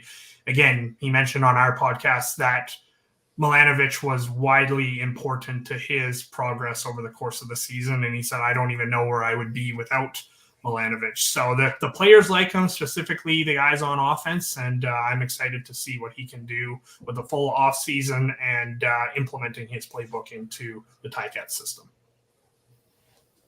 Awesome. I'm having a fuzzy picture with this East landscape so far. Montreal kind of stayed the same. Toronto, seems to be somewhat of a mass exodus. Ottawa, you're never sure with because they seem to always be an injury or two away. And Hamilton, too. I'm not too sure. Where do you think Hamilton is going to maybe finish up near the end of the year if you had to pick now? Yeah, it's funny you say that because I was listening to the show, obviously, prior when you had Shane on, and he mentioned that he thought that Ottawa was – I don't know if he said significantly better, but he did believe that the Red Blacks were going to be better than Toronto and Montreal. I would have a hard time disagreeing with that. You could make an argument at this point in time that they're better than Hamilton, just based off of the stuff that we talked about. And, obviously Drew Brown has been more upside at this point in his career than Bo Levi Mitchell, obviously 33-year-old versus 26-year-old quarterback. But I do think that the top two teams at this point are still Montreal and Toronto, and then Hamilton and Ottawa are kind of fighting for that 3-4 spot. So not too different, I guess, from last year. Obviously, there's still some guys that are out there that can make a difference, and that could change. But as we are recording this, I would have to say Hamilton's probably fighting with Ottawa to finish third in the East. I'm exactly in line with you. That was my thought process as well. I think everyone, and we'll talk Argos with Ben Grant later today too, but I think everyone's discrediting them because they're losing so many pieces, but they were also the deepest team in the league last year. So I think Hamilton, has some holes right now that they'll likely fill over the next couple of days. But I think they can compete for that third and final playoff spot there in the East Division. Let's see. Let's take a look at notable players on the way out. I guess we'll talk about a change at defensive back. Chris Edwards is retired. Tunde Adeleke is off to the Toronto Argonauts. Lawrence Woods, I think, is going to BC now as well. And their defensive line is going to look quite a bit different this year too. Jamal Davis is a free agent. Ted Laurent, is he done? Dylan Wynn has kind of penned his goodbye letter already, and Jagarrett Davis also on the free agent list. This is a defense that I feel like has kind of aged over the past several years, and every year we wonder, is this the last hurrah for them? Just how different is it going to look this year? Yeah, it's going to look widely different. As you mentioned there, Dylan Wynn's not going to be back. I don't expect Jagarrett Davis to be back. They are losing Malik Carney as well. And, we obviously talked about Simone Lawrence. There is a very real possibility that he's not back in the linebacking core either. So I do think that this is some fans, I understand that they get the personal attachment to players, Simone Lawrence, Dylan Wynn. And while I do think that those guys can still be productive, they are in the back half of their career, right? And the definition of insanity is repeating the same thing over and over and over again and expecting different results. And the best result that Hamilton got with this defense was making it to the Grey Cup and losing. So that's not what you set out to do every year. And I think the fact that they have kind of taken a bit of a different approach, looked and targeted guys that are younger, Dwayne Hendricks, Brandon Barlow, and deciding that you're going to pay them for what they're going to do. Obviously, you're still paying a little bit about what they've done the last couple of years, but they're still young. They're still in their mid-20s. You're paying them for kind of what you're expecting them to be when they're 27, 28, 29. And, I do think that the defense will see quite a bit of improvement. And obviously they were in on Matthew Betts before he decided he was going to go to Detroit in the NFL. But I do like Mason Bennett. Obviously he had a bit of a down year last year with the fact that he was more of a rotational guy. They kind of moved him inside a bit to play a bit of defensive tackle just due to the fact that they had injuries with Laurent and Mohamed Diallo, who will be back again next year, last year of his rookie deal. And I think that the defensive line is much improved, and I think that the secondary is going to be a real strong suit. And, you mentioned Chris Edwards there. Obviously, there's not much available. Derek Moncrief is a guy who maybe Hamilton could be interested in, but I think they're going to go with the two guys that they already have in-house. Carthel Flowers-Lloyd was the best special teams player last year for my money. I thought it was shocking that he didn't at least get a nomination from his own team, let alone, I understand Javon Leake had all those return touchdowns, but I thought that it was going to be between Leake and Carthel Flowers-Lloyd for Eastern Special Teams Player of the Year. And I think that Hamilton is going to use this opportunity to show the younger players that, hey, if you play really well on special teams, there is an opportunity for you to play on defense. And so I think Carthel Flowers-Lloyd is going to be the guy who gets the first shot at Sam linebacker. Jordan Williams, obviously, there in the middle. I like him as a ratio breaker, and it seems like they just need to figure out who's going to play Will. But, if your defense going into day one of free agency, you really only need to fill a defensive end spot potentially and then Will linebacker, I think you're sitting pretty good. The defense this year, I don't think will be the question mark for the Ticats as to where they're going to go. I do think that falls at the feet of Bo Levi Mitchell and potentially Taylor Powell, depending on how that works out. Yeah, and we're sitting here with pending free agents. I'm sorry if you said this earlier, but if would you want Tim White for $300,000 to come back? Me personally, it's tough. I would definitely pay him in that range. I don't know if I would go as far as $300K, but I would not have a hesitation, especially now knowing that he is by far and away the top guy available, and based off of what we talked about earlier with the receivers, I wouldn't have an issue if they paid him in the 260, 275K range. And, if you read the agreement and it comes across that it's $300K. I personally wouldn't have that big of an issue with it either. I put him in that upper echelon of receivers with Geno Lewis, with Kenny Lawler, Dalton Schoen. I think it's kind of those four guys, and then there's a big drop off to the next tier. And I think if that's the case, and the Ticats kind of agree with me on that, that they should pay up. You know, it's not an accident that he finished last year as the leading receiver in terms of yards, and in 2022 had the most receptions by a receiver. And, you know, you got to remember too that he's gone through, since he came to Hamilton, he would have gone through Jeremiah Masoli, he would have went through Dane Evans, David Watford, Jamie Newman, Bo Levi Mitchell, Taylor Powell, and Matt Schultz. So that's 7 quarterbacks in his 3 years in Hamilton, and he's been productive in every single one. So you look at, as the other guys we talked about, Geno Lewis obviously had a bit of a down year due to injuries last year, but he's been as productive as anyone in the league. And I think that I would, if I was in charge of making the moves in Hamilton, I would pay him the $300K. That number is crazy how many quarterbacks you go through in a couple of years here. It brought me flashbacks to, the Bomber Dark Ages. How many quarterbacks did we go to over a 10-year period, or how many did the Alouettes go through after Anthony Calvillo? So much turnover, and now more so than ever just due to injuries, unfortunately.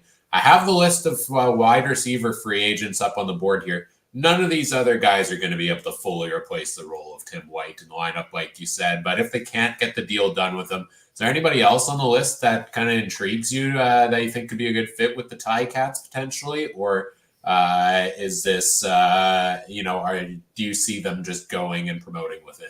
Yeah, I could see there's a couple guys that are on the list just looking through it previously. Lucky Whitehead intrigues me. Obviously, he had a bit of injury troubles last year and then was demoted, but like you see his stat line there, like he was still pretty productive as kind of the third or fourth guy in BC. And while he is 31, I think he still has that kind of downfield threat that Tim White has, obviously to a lesser degree. And then another guy that intrigues me, and I don't know if he'll even end up anywhere, let alone Hamilton, but Jake Weineke was another one that I see at the bottom kind of there of the list. And while, the stats, again, very unproductive, he still is only 29. You could get him at cheap value. And, Scott Milanovic kind of likes that possession type receiver. I think that he could fill that role. And again, obviously these aren't guys that you're going to be able to bring in and go, okay, here's the Tim White replacement. You're going to have to do it more by committee if Tim White decides that he's going to move elsewhere. But those are some guys that intrigue me to potentially Hamilton to bring in. And then another topic of discussion is kind of where the ratio is going. Another guy that's on that list there is Luther Hocknavanu from Calgary.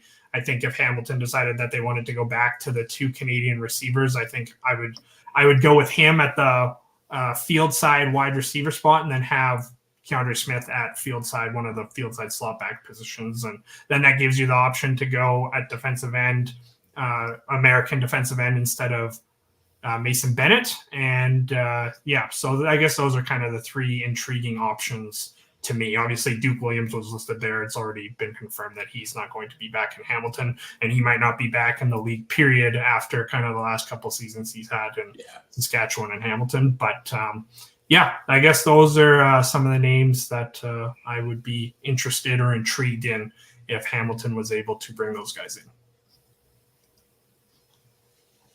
Yeah, I think we were all on the same page with that Jake Weineke one. We were talking about that earlier. And, he's all the way at the bottom of the list because he only played 1 game. Bring back Greg Ellingson to the Ticats. Reunite that situation there, maybe.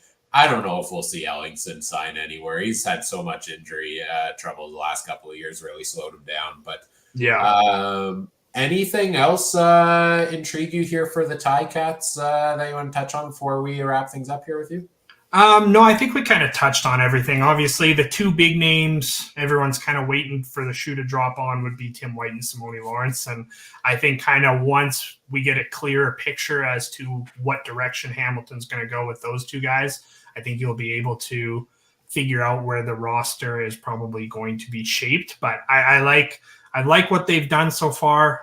The guys that they've lost, well, yes, they were impactful at some point in their careers. I think they have made the right decision to move on from some of those guys. And the fact that they're going to go younger at those key positions, I think is also beneficial. And it all really kind of falls on Bo Levi Mitchell and Taylor Powell of what they're able to do at quarterback. Because if Hamilton brings in every single free agent that's available still, and you don't get competent quarterback play from those two guys, Hamilton's not going to go anywhere regardless. So falls back on Mitchell and Powell, and I'm definitely intrigued to see how the Ticats do in 2024.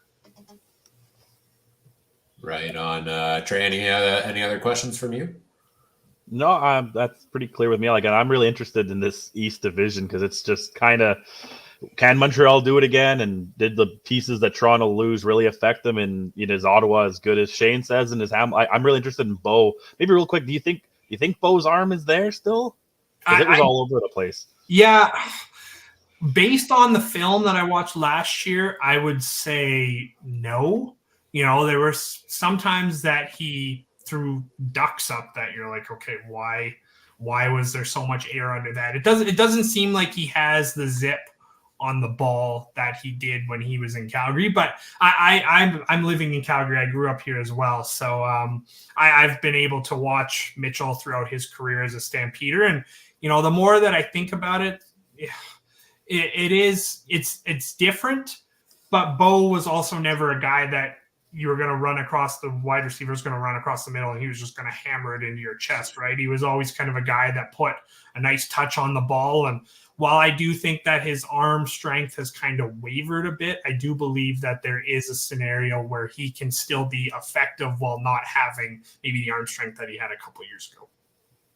I got to quickly ask before we wrap it up. Ticats fan living in, grew up in Calgary. How'd that happen? When I was a kid, so this is a bit of a long-winded story, so if you don't mind waiting a couple minutes here while I explain. My dad go for it. Was he's born and raised, he was born in Moose Jaw, raised in Regina, and he obviously was a Rider fan. And as a kid, I used to religiously watch the 1989 Grey Cup. Like, I was not one that watched cartoons. That wasn't really, like, I watched them obviously as a kid, but it wasn't really something that interested me that much. It was more, I wanted to watch football and hockey and all that good stuff. And he had a recording of the 89 Grey Cup, widely regarded as one of the best Grey Cups of all time. And Saskatchewan beats Hamilton in overtime. And my dad's sitting there rubbing his hands going, oh, good, my son's going to become a Rider fan just like me. And I was a big fan of going to the zoo when I was younger. That's where I spent all my birthdays, and tigers were my favorite animals. And so I went the opposite way. And he was like, yeah, if you pick Hamilton, that's fine, but you have to stick with them for thick and thin. Like, you can't flip-flop back and forth just due to the fact that they're bad. And, I sat through my first game ever going to Hamilton and Ivor Wynne was 2003. When they were 1-17, and I loved every minute of it. And my dad's like, okay, if he's able to sit through this and the fact that this team was horrible, he'll be fine. So now that the light is a bit brighter at the end of the tunnel here, it doesn't seem so bad. Even a couple 8-10 seasons feel like Grey Cups compared to some of the doldrums that they've faced over the past 10-15 years. So definitely an odd duck. I get that question all the time, and the rest of my family too. My younger brother, he was born, and he kind of looked at everyone in my family going like, oh my God, my mom's a Stamps fan, dad's a Rider, I'm a Ticat fan. So he went to Winnipeg and was like, well, I guess I'm going to cheer for somebody else other than the team everyone else cheers for. Yeah, we have half the league covered in our family, and it's pretty awesome during the course of weekends when we're watching games to be able to, banter back and forth. And we always used to joke that youngest brother was always the one usually mad because Winnipeg kind of in his early years weren't very good. And now that they are, he's definitely taken the pleasure of making sure he chirp back. So it's good. It's a fun environment for sure. I love stories like that. I hope, as the Ticats fan, I hope you get your Grey Cup soon. I really do. As a Bomber fan who had to wait 29 years, we can resonate with that. Before we let you go, where can people find everything else you've got going on and plug anything you want? Yeah, for sure. So my Twitter would be at Troy Durrell, TroyDurrell. You can find our podcast wherever your podcasts are available, Apple, Spotify. Any other ones I can't think of off the top of my head. And you can find our Eatin' 'em Raw at Eatin' 'em Raw _, I believe, on Twitter, and just at Eatin' 'em Raw on Instagram. So definitely make sure you follow along. We are definitely keeping up with all the news in Ticat Nation, and us and Podski Wee, I think, are doing a really good job of making sure that we fill the void of not having a true Ticats reporter at this point in time. Awesome. Yeah, continue to put up the great work, and we look forward to following that all along there as well. Thanks for taking the time to join us today, and enjoy the rest of your day. Absolutely. Thank you guys for having me on. I hope you have a good one. All right. Take care. Bye. Take care. All right. As we let's bring Adam back in. Mike, are you ready to hop back in here as well? All right. Well, let's bring the whole crew back in. We're 4.5 hours in almost, 3.5 to go. How's everybody feeling? What's the energy level at? My ass is sore. That's We all have to suffer this year. Oh man, I guess Adam's used to sitting in the tractor all day, man, but I can't.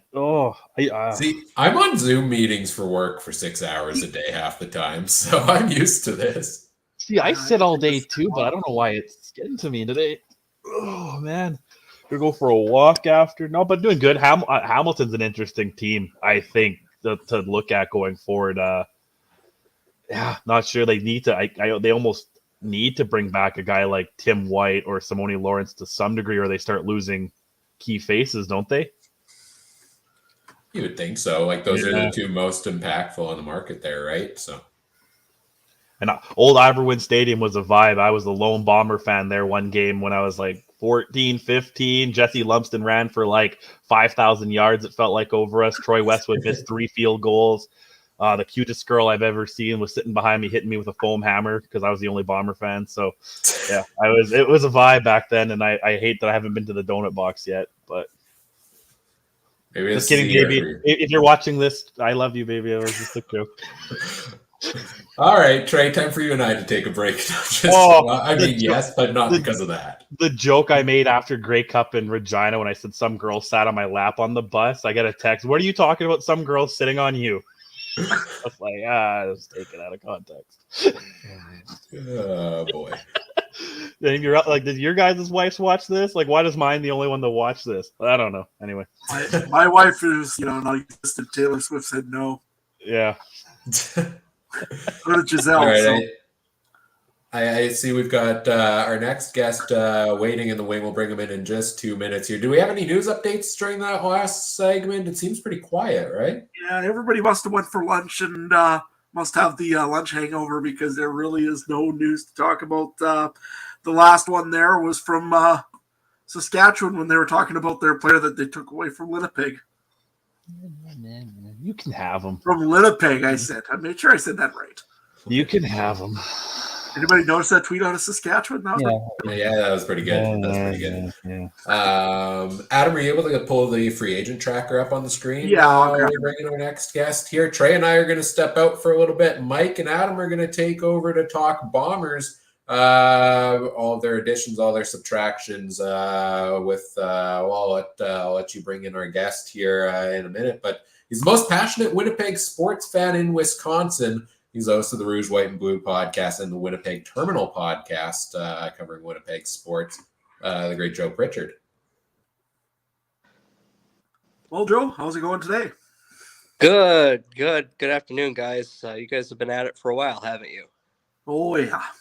It's been a long morning. Let's put it that way. It hasn't been a whole lot of signings really, like we thought there might have been, but there's been a few guys I think on the exodus from Winnipeg.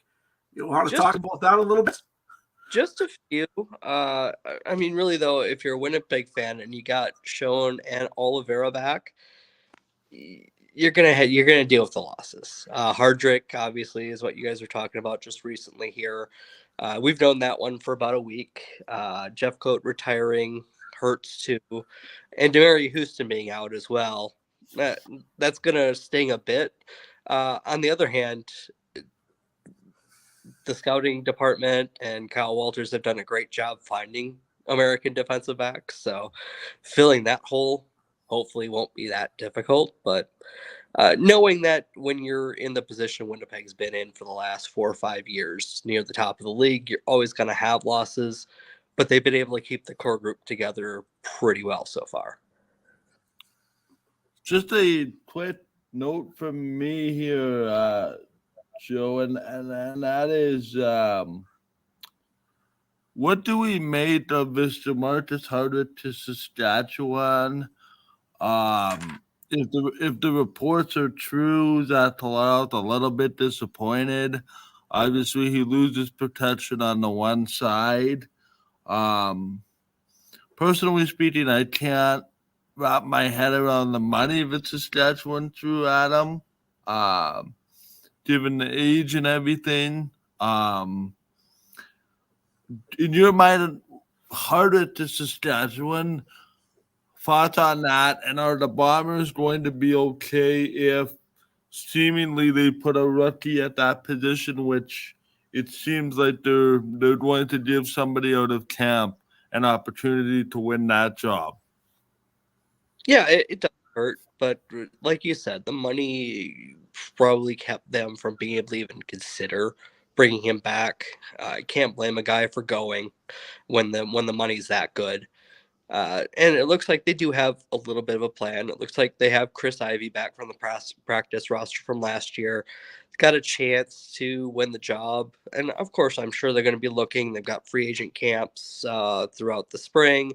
The UFL is going to be playing and ending their season around the time that the CFL season starts. So there's still opportunities to find players out there. There's still chances. And who knows, maybe they have a plan that we don't know about yet. But it's always hard to lose an established cornerstone veteran like Hardrick, but it's just part of the deal. Part of the deal when you're near the top of the league. Yeah, I think it's also part of the deal when you're winning, and there's not enough money to go around. Exactly. My biggest question, sort of off of that, is I think something that Adam has on the screen right now is quarterbacks. I'm looking at the potential here now with Dakota Protop going to BC, Chris Trevler coming back here, Joe. As somebody that's in Wisconsin, probably has eyes on the NFL, probably has eyes on Winnipeg, whether that's the Blue Bombers or the Jets. What's your hype meter at with the return of Chris Trevler? I think Chris Trevler gives you the opportunity to have a backup that's played in the league, that's shown he can start and win games. My philosophy on having a backup is if you can rely on them for a month and feel like you'll be okay, you're in good shape. If it's more than that, you're going to have some sort of trouble. You're going to possibly have trouble.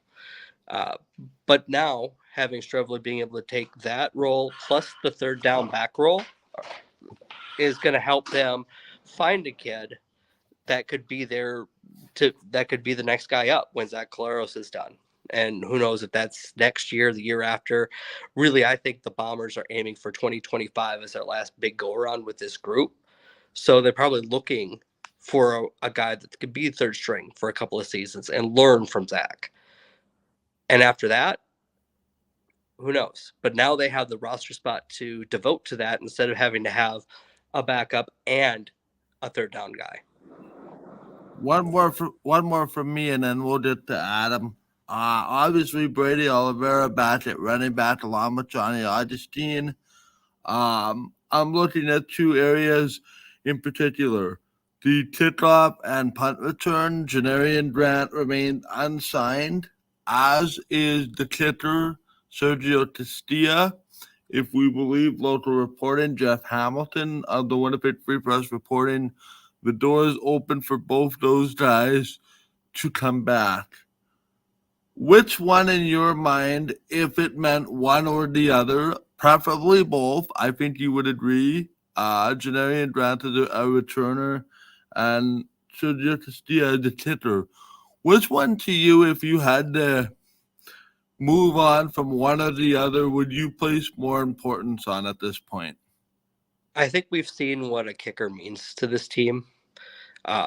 Going through 2022, and Mark Leggio wasn't as bad as Bomber fans like to think, but I know that when it came down to the Grey Cup, I didn't have a whole lot of faith and trust when I was sitting in the stands. So I know the feeling of not trusting a kicker. So I would say having Sergio back would probably be better long term than Janarian Grant, because returners only have so many miles in the tank. And we've already seen Grant struggle with injuries over these past few years. He's absolutely dynamic when the Bombers have him, but when he's not there, they've been struggling in the kick return game. But it hasn't been a complete game changer for him either. If you take a look at like the Winnipeg Blue Bombers wide receivers, I mean, it's still an embarrassment of riches, I think, essentially over on that side of the football. How in the world did they get Dalton Schoen and Brady Oliveira re-signed at the same time? I was utterly stunned to see that when it happened. And what does Dalton Schoen mean to this football team going forward? Well, I was stunned too. And having both of them back on hometown discounts is just absolutely fantastic if you're a Bombers fan. It also precluded you from bringing back Hardrick. And I got to wonder if the plan was one or the other, and bring back Hardrick, and that changed when both took discounts. I wonder if that was the plan. I can't say that for sure. But Dalton Schoen and Kenny Lawler on the same offense with Nick Dembski, with Oliveira being a running threat. Who do you devote most of your resources to? And not to mention, Drew Wolodarski is an excellent second Canadian receiver. Yeah, I mean, it's a tough thing, especially with Winnipeg, because, again, you got Nick Dembski, you got Wolodarski, you got Kenny Lawler that took a contract cut to stick around as well. You do have a couple of free agent wide receivers still available on the other side of the ball. I mean, Rashid Bailey's probably the biggest name out of them all, but Brendan O'Leary-Orange as well is in there. Any of those guys expected to come back, or are we thinking they're probably gone? I don't know. I was expecting Bailey to be gone last year, but he came back for substantially less than I expected. So I'm hoping against hope that happens again, because he's a glue guy. He's one of those guys that's going to be downfield making blocks every play. He's going to be one of those guys that is going to be giving you 100%. As your third American receiver, being that good when you have two outstanding Canadian receivers as well. We were just talking a few minutes ago about who do you cover, who do you devote your resources to as a defense, and having Rashid Bailey there as your third American receiver, that's an embarrassment of riches. It is. I'm looking also on the other side of the offense there. Your offensive line in Winnipeg is really it's. I want to say it's gone down, but no doubt without Jamar versus Hardrick there, that's a loss because tackle positions are so hard to get. Another free agent that's still available also in Winnipeg is Jeff Gray. Would that be a huge loss for Winnipeg as well, or do you think you guys have enough recruiting and enough guys in the wings to cover off Jeff Gray as well? Well, I'd like to have him back. He clearly stood up well as a starter. But then you have Liam Dobson and Tuieli available as well. It gives you the ability to move on if Jeff Gray gets a good offer somewhere else. You don't have to feel like you have to chase and throw more money at him than you wanted to budget. Fair enough. Mike, any other questions right now for Joe?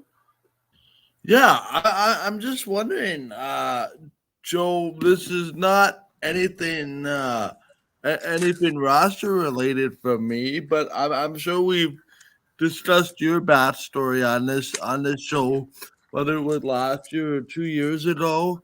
How does a guy from Wisconsin have this fandom for the Winnipeg Blue Bombers?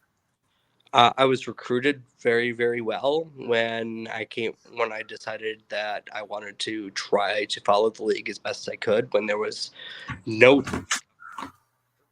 Ended up making a good friend in Winnipeg, became the best man in my wedding a few years after I made my first appearance up in Winnipeg. And it just followed that. It just was one of those life decisions you look back on and go, it's weird how I got here, but I'm glad I made that decision. Would it be fair to say with the other addition to the podcast family that also translates to the Winnipeg Jets? Yes. I've always been more of a casual hockey fan. Never, because Wisconsin doesn't have an NHL team.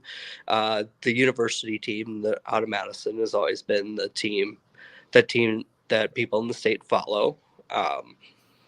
But then when the Jets came back, as I'm already a Bomber fan, it made perfect sense, especially when they ended up in a division with Minnesota, Chicago, and St. Louis. And those are cities we're used to rooting against in Wisconsin over the various sports. The Brewers and the Packers have division rivalries with those cities, and what also helps that fandom too is the last couple of years, ESPN Plus has had what was considered the NHL TV package. So now I have most of the Jets games available to me at a click of a button instead of having to hunt for them. That always helps too. And what also really helps is to have somebody in town that's a bigger Jets fan than I am, Bomber fan than he is. So that works out to a new podcast called the Winnipeg Terminal. Awesome. Well, I have one question for you, and then Adam can take it away with a few.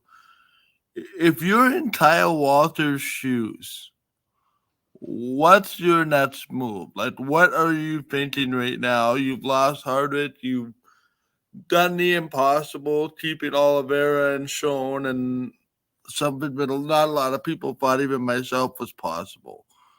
What's your next move? I think we go back to that question you asked about Castillo and Grant. I mean, I'm trying to get both, obviously, if I can.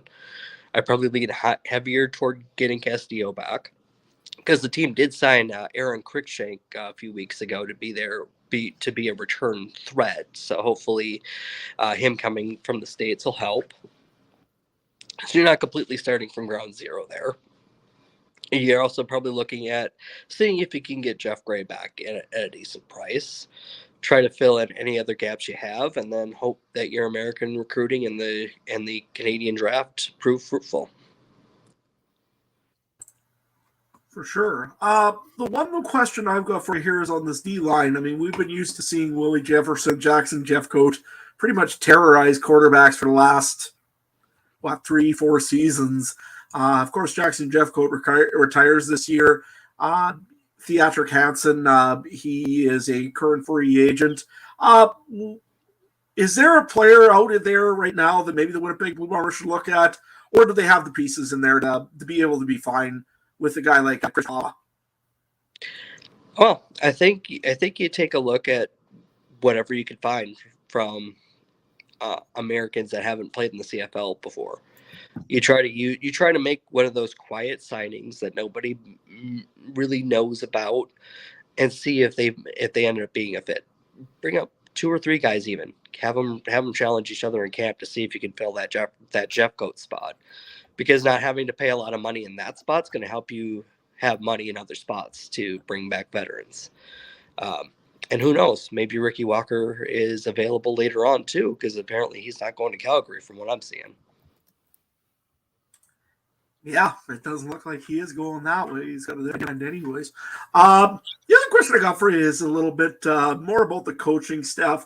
I know that we've always kind of criticized Richie Hall's defense of bend, don't break, and I know Trey, this is his biggest thing about bending and breaking defenses. Of course, new coordinator there. What do you know about him, and what does he bring for the Bombers defense this year? Well, Jordan Younger's been working under Richie Hall, so it looks like it's going to be a handoff from Hall to Younger. Younger's developed his coaching abilities under Hall, so I would imagine you're going to see a lot of the same structure of the defense, I don't think you're going to see anything really out of place here. The one thing I could see changing is if the Bombers can't fill that Jeff Coates spot, or they can't fill the Ricky Walker spot with guys that can get after the passer. If they have to use the linebackers more to get pressure, it's going to change the entire structure of the defense. They've been able to get away with not blitzing a lot over the past few years, for the most part. And if they have to resort to that to get pressure on the quarterback, it's going to change not only how the defense looks, but what kind of talent works best in the secondary. How does Celestin Haba fit into all of this? Everybody seems to think that you take away Justin Jeff Doty retires, and you got the guy in waiting in Celestin Haba. Is it that simple? If it would be great if it was. I don't know if it is, but that's why you bring in challengers. That's why you go through your free agent camps, see if you can find somebody that can get after the passer, give him a shot, bring him up, put him through camp. You got preseason games. See if you can find somebody that stands out. Haba's obviously going to be your first look because he's been around. He's been with the team. You know what to expect from him. But it's also an open competition as far as I'm concerned. Over on the defensive end side of the football, kind of a bigger, I don't know, it depends. Winnipeg, I always say, has pretty good depth in defensive end. Of course, you guys did lose Damara Houston today. He was kind of a ball hawk, seemed to be very good at picking off things. However, you guys do have a good depth here in defensive back. If you look at it, I would think probably a guy like Evan Holm would probably just fit in, or am I wrong? Or yeah, Evan Holmes got one of the halfback slots locked down. I don't think you bring back Winston Rose. Winston Rose is getting up there in age and didn't keep his starting job last year, so that's money you can invest other places. Brandon Alexander and Deatrick Nichols means your back three are going to be fantastic. You got Jamal Parker on one side, and then you see what you can do with the other side. Again, you've got American free agents that you can bring in and take a look at, and they've been very successful in finding these players like D. Alford, players like Deatrick Nichols. Those are all from U.S. scouting, and they've been very good at filling in holes when they come up. Mostly for the scouting in Winnipeg, is it a lot with Danny McManus, or is it Kyle Walters, or kind of all the above, or what have you seen out of Winnipeg? Well, it all works together. I mean, you have Ted Gavea, Danny McManus being more of the let's find players that aren't on the squad, and you have Kyle Walters making the ultimate decisions on top. It's worked very well for, almost a decade at this point, if it hasn't been a decade. So I don't see why you would go away from that, especially since the rest of the league let you keep it together for this long. I guess then the last question I really have here, I mean, we've talked a lot about pieces coming in and pieces going out in Winnipeg here today.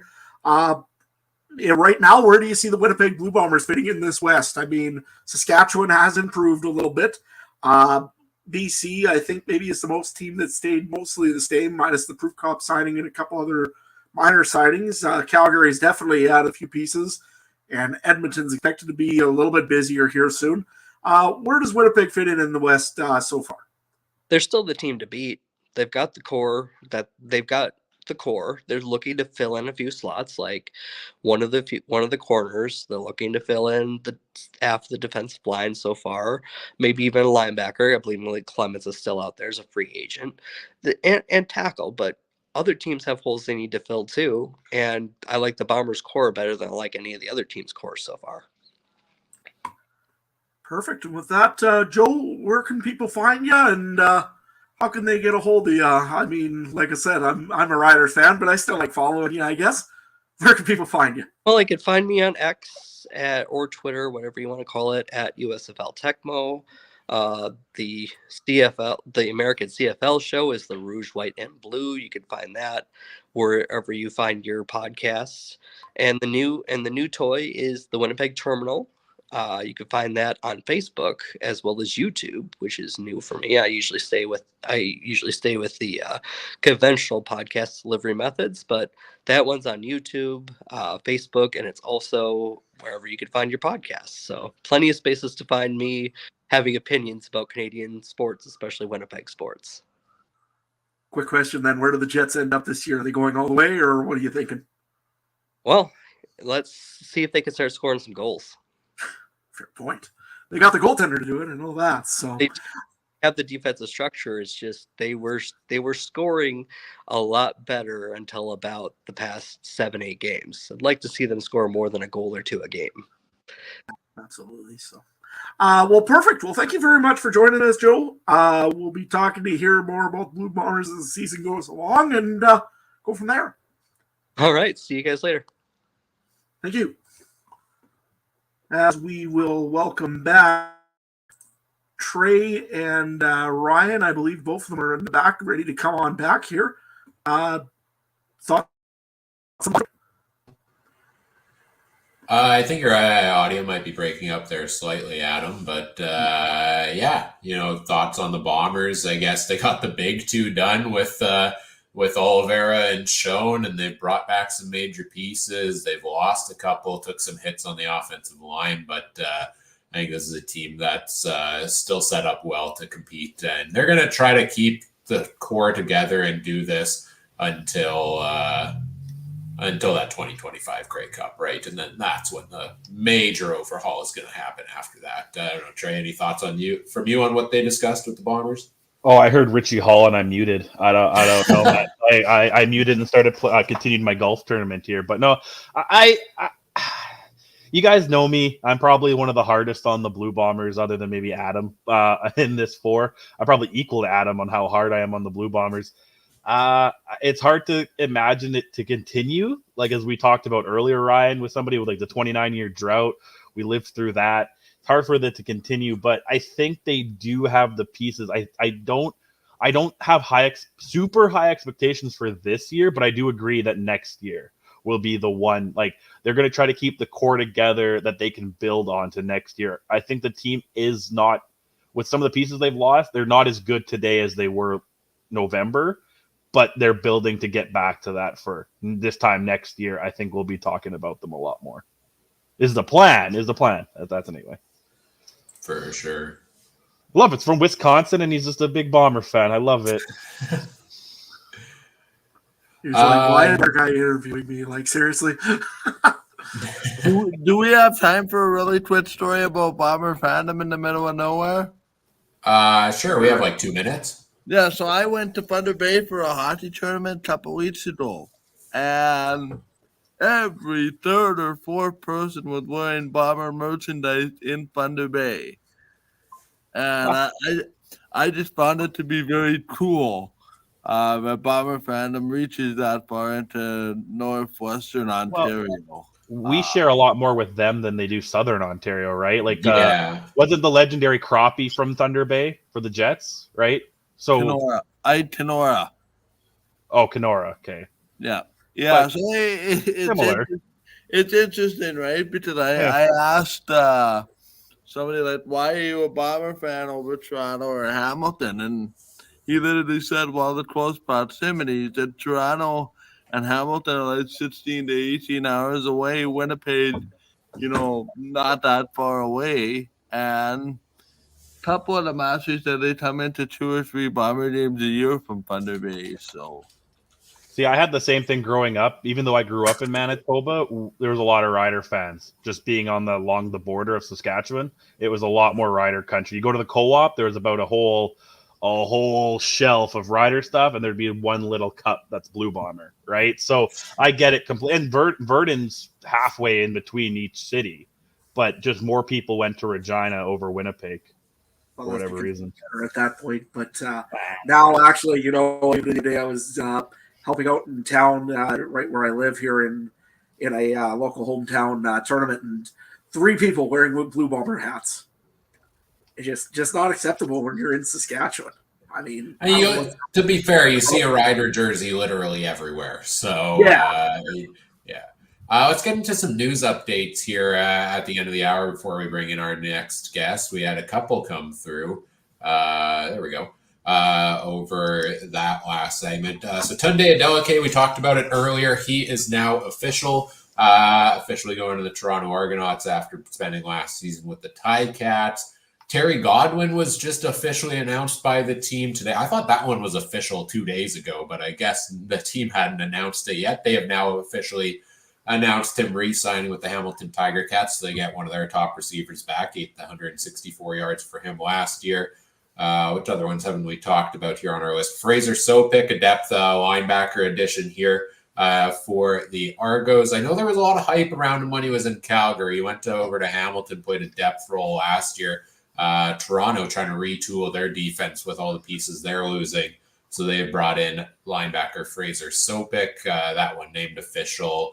Other ones that were, let me see, just running back through our chat. I guess the only other one, two of them actually. Derek Wigan was one that was potential pending. He is now officially going over to the Alouettes, so add him to their defensive line there. 4 sacks for him last season, and Malik Carney officially going over to the Saskatchewan Roughriders. 52 tackles, 5 sacks, an interception and a fumble. Anything notable there you guys want to touch on from the latest transactions there?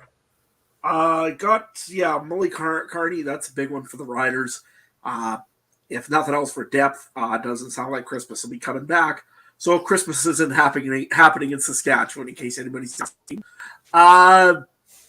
The other one here that I can see, sounds like multiple teams are after Jamal Morrow versus the CFL. So he ain't going down to the USFL as we all thought maybe. He's probably going to end up somewhere in the CFL. Not sure where yet, but multiple offers going out to Jamal Morrow. That's interesting. Yeah, where do you think teams are? What kind of role do you think teams are actually looking for him for? Well, if it's Toronto, I think it's a starting role, to be honest with you. If they're interested in him over Kadeem Carey, which I thought that deal would have been gone through by now if it was going to go through. So, I mean, I guess maybe Carey's asking for too much, or they're really doing some other work. Could be a backup role. I mean, we talked about Hamilton, that they have James Butler, but I don't see them going after a Jamal Morrow just because of the dollars, I would think. Other than that, I mean, I don't know, to be honest with you. Maybe Calgary, if they don't feel comfortable in what they got there right now. But I think if they were going to do that, they just re-sign Carey. So, I don't know. It'll be interesting to see who's actually after him. Are you surprised, Trey, we haven't heard more news around the league on some of these guys, especially given the negotiation window? Yes and no, because I think all the big news was broke over the last week, and the majority of the news we've gotten today is just confirmation, right, of all that news we heard last week. There's a couple guys. Morrow, I'm not too surprised about Morrow. I mean, right, a lot of teams have their one locked up, but I think more and more we see in the running backs, it's a position you want to go 1A, 1B unless you have Oliveira or Let, kind of guys like that. But even those two, you need a solid backup, right? Like how many running backs went down last year? How many running backs was there different? So I could see Morrow in a couple places if the price was right, if they want to do the 1A thing with like a Butler. I was even thinking Ottawa with Williams or something, right? A 1A. Or maybe he's the guy in Toronto if they don't go with Kadeem Carey. Maybe one other signing here, guys. Argos look like they're bringing in Fraser Sopik. I don't know if we talked about that one already, did we? Okay. Yeah, I had that one on the list here. Okay. Sorry about that. No worries. Right in front of me. Lots of moving parts here throughout the day. Okay, I see we've got our next guest in the wing, so we'll bring him in here shortly. Trey, I think we'll send you backstage here again. Yes, keep updating things behind the scenes while Adam and I chat. Let's take a break. There's been some good CFL news to talk about, transactions to talk about. But after today, the next big event is the CFL draft coming up in a couple of months. So maybe that has an impact on things a little bit too. So we'll bring in a CFL draft and a U Sports expert. It's Connor O'Neill from Canadian Football Perspective joining us here now. Good day, Connor. How are you doing? I'm doing well. Thank you guys for having me on. Talk a little bit draft, a little free agency. Hope you guys are doing well. Yes, excited to hear about the draft. It's one of those things that I see the work y'all at Canadian Football Perspective, you particular, are doing constantly. And I wish there was more kind of overall draft coverage because we want to learn all about these guys. So I guess the initial question is what does the draft class look like overall this year compared to years past? Fast, really fast. I think it's going to be an athletic wide receiver draft this year. There's a ton of talent in there from guys like AK Gasama out in Manitoba, Kevin Mutal, who was at Creighton winning wide receiver. Del Duncan-Osby is the guy I think is going to get talked a lot about from Bemidji State as this process goes on. But there's a lot of speed at wide receiver. I think last year the theme of the draft was kind of speed at DB, whereas this year I think it's inverse. It's wide receiver for me. Just looked on 3 Down Nation here just a little while ago. There's 4 Canadians invited to the NFL Combine. What can you tell us about some of those Canadians that are heading that way? And will there be a potential for them to still be a Canadian draft, or are they probably NFL bound? I think the saying that we like to use all the time at CFP, myself and my colleague Wade Zanketta, is see you never guys. I do think those guys are going to end up being see you never guys. The Isaiah Adams, who we see at the top of the scouting bureau list, the Tanner McLaughlin, who selfishly I would love to end up in the CFL, but I just don't think he's going to do it. He's a 6'5" monster from Arizona. So I think those 4 guys do have a real good shot to land in the NFL, whether it is through the draft or it's through kind of the post-draft negotiation process that we see guys like Carter O'Donnell, Pierre-Olivier Lestage, those types of players go through. Tyrell Ford, pardon me. Yeah. Perfect. Yeah, looking at the draft class is super interesting. Seeing the names on there, I love fast wide receivers. I love watching those guys run down the field and some deep players there. How much impact do you find? Does the draft class have an impact on free agency at all and kind of teams' tendencies when in February when they're looking ahead to April and May? I think it's the opposite. I think it's what teams are doing now is going to dictate what they're going to do come draft season, especially a team like Hamilton. I really think is a wait and see team. There's a ton of guys there that we're waiting on to sign or anticipating to sign, see how they get used, and then I think based on that, to take Hamilton, for example, then they draft their first pick is the 7th overall pick in the first round. What are they going to do with that pick? Do they need offensive linemen? Do they need, guys on the back end of their defense now that they've reportedly lost Tunde Adeleke, right? Like, what are they going to do? And I think that, free agency season right now is going to dictate draft season. And I do think that's the story for a lot of these teams, as we approach the end of April. Looking over at some of the individual colleges that have been done in this, I always look at my local ones here because I always try to pay a little bit of attention to them. University of Saskatchewan, been a pretty solid university for a little while in football ranks. Any notable guys coming out are going to be drafted in this CFL draft? Yeah, and I do want to take a second to shout out the University of Saskatchewan program because Scott Flory has built an absolute machine over there. There's a ton of great players. The one guy that I really do have my eye on, and I think unfortunately his stock might slip a little bit just because he's dealing with he's coming back from a bit of an injury, but that's Nick Weeb, linebacker from Saskatchewan, has NCAA experience. He started his collegiate career with the University of Oregon, decided to come home and play for the Huskies. He's a phenomenal player. He's so intuitive. He's so instinctive on the field. You just cut his tape on, pick a game, doesn't matter. He's going to make a play within the first 2-3 series for Saskatchewan. It's he's an incredible player to watch. So he is one from Saskatchewan that I really do have my eye on. Take a look at the combine coming up here in the next little while. I'm just trying to find the date. I know it's here in Winnipeg. They announced it recently. Did anybody have the date on it? March 8th, I believe.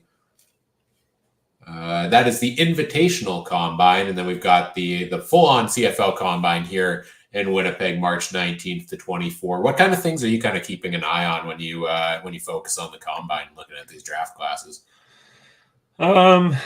Again, like I hate to be the stat watcher guy, but I do love watching guys run 40s. Like I do think, there is an argument to be made that 40s don't matter for certain positions. Like I get it. I don't care what an offensive lineman runs a 40-yard dash, and I really don't. 10-yard split, sure. Give me the 10-yard split. Give me the lateral movement stuff. But how fast can a 365-pound, 6'6" guy get downfield? I'm not too concerned with.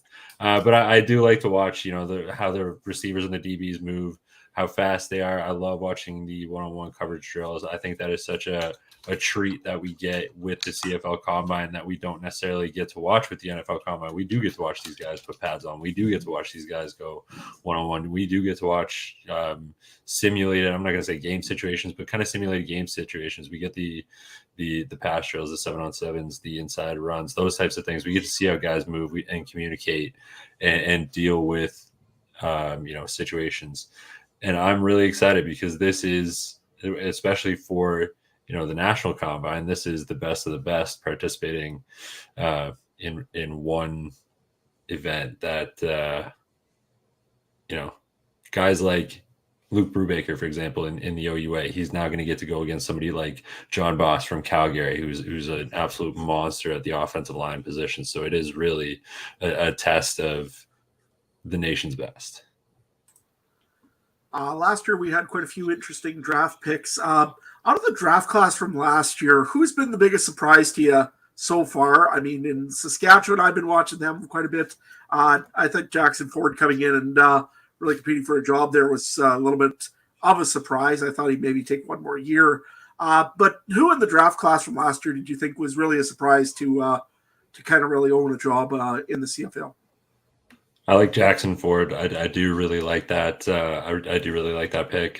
Dayton Black from Saskatchewan was kind of forced into a situation there in Hamilton as well. I think he performed really well when he was forced to step up. Lowell Guak from Texas Christian University had some really, really nice plays for the Montreal Alouettes last year. Jackson Ford, again, like you mentioned, I thought he did a great job. Jake Kelly is a special teamer out of Bishops, small school Bishops, but he goes and makes a name for himself along the special teams unit in Winnipeg.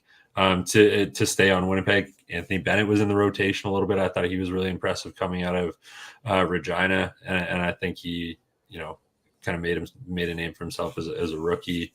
Again, it's kind of a theme of West teams right now, but Jake Taylor from the University of Alberta, another guy, 6'2" linebacker, safety, hybrid, whatever you need him to do type guy, teamer. He was on the field a lot for Edmonton this past season, and then obviously I'd be remiss if I don't mention Clark Barnes from my neck of the woods, straight out of the University of Guelph in the OUA.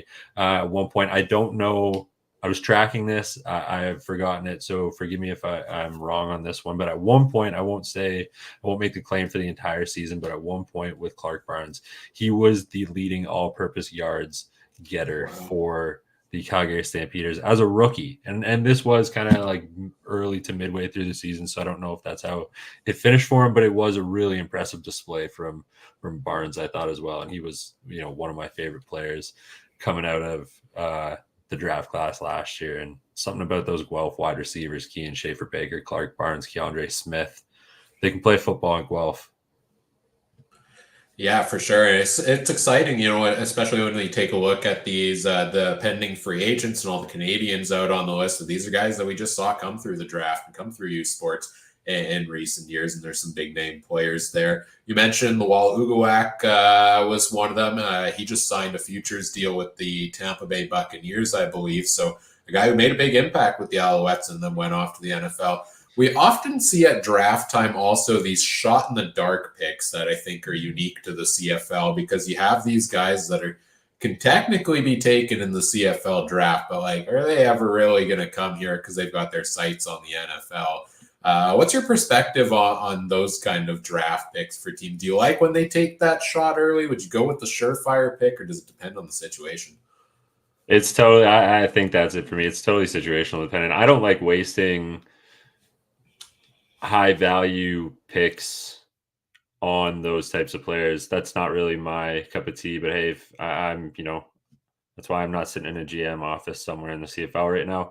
But I would prefer to see those picks be made in the mid to later rounds. Territorial picks, I think, is a perfect spot if you can get it. But I think, if you can get a guy who is going to be able to come in and contribute right away, like a bunch of those guys we just mentioned who are all taken within the first 3 to 4 rounds, I think that's much more valuable than a guy that you're probably never going to see on your roster.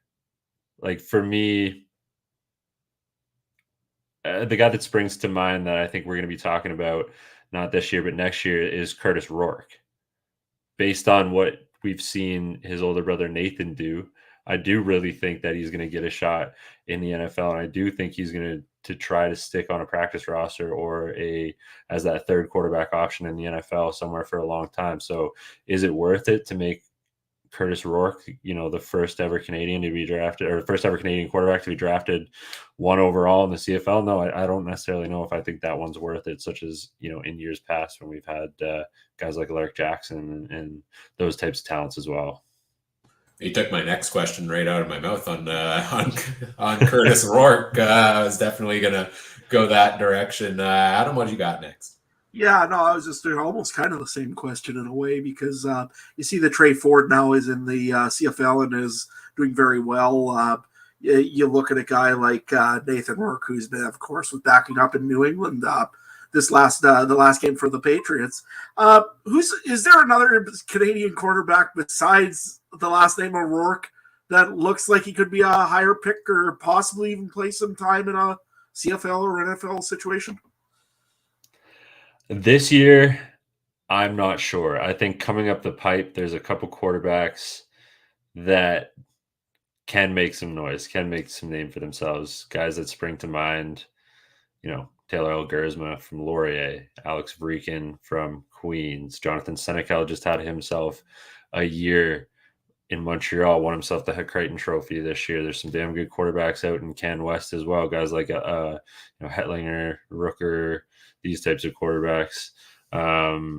So I think that they have an opportunity to prove that they deserve a shot in the combine. Now, the thing is, with these quarterbacks, it's so tough because you look at, these U Sports quarterbacks, and then you just look at the pool of quarterbacks that you can take from south of the border. And I think a lot of the times coaches do just go, well, we can just get a guy who is, about the same, maybe a little faster, maybe a little stronger. And for whatever reason, coaches love quarterbacks that have played in the NCAA system. There are a lot of NCAA quarterbacks in the CFL right now. Just Trey Ford stands out in my mind as a non-NCAA guy right now. So I think there are quarterbacks that are talented enough to earn themselves opportunities, whether or not they stick. I think that is entirely dependent on how they develop, how they're coached, how they unfold.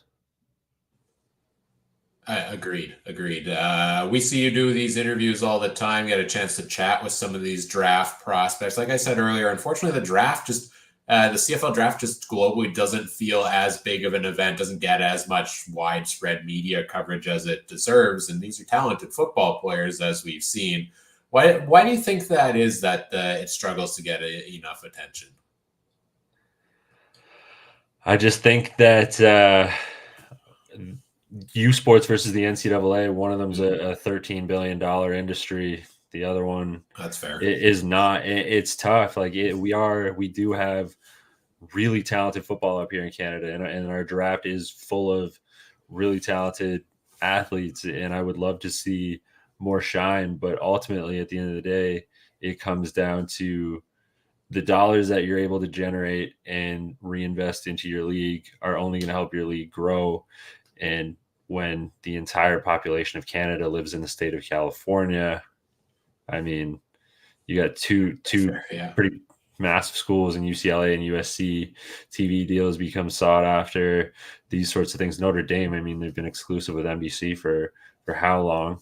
Michigan puts 110,000 people in the stadium every home game they get. Like this money that the NCAA is able to draw is crazy. It then develops fan interest, and then you want to see where this guy ends up and gets drafted to. So I think it all comes back to marketing. Marketing generates interest, and interest generates dollars. So I think it comes down to, first, how do we make youth sports more accessible? How are we putting this in the hands of younger and younger kids? Is it through developing these kind of programs that we're seeing teams like the Argos do, where they bring in, they've had a couple of U Ottawa players like Ben Miracle. They go and visit different communities, different reserves. Like I believe Ben Miracle, he's from my neck of the woods near Kingston.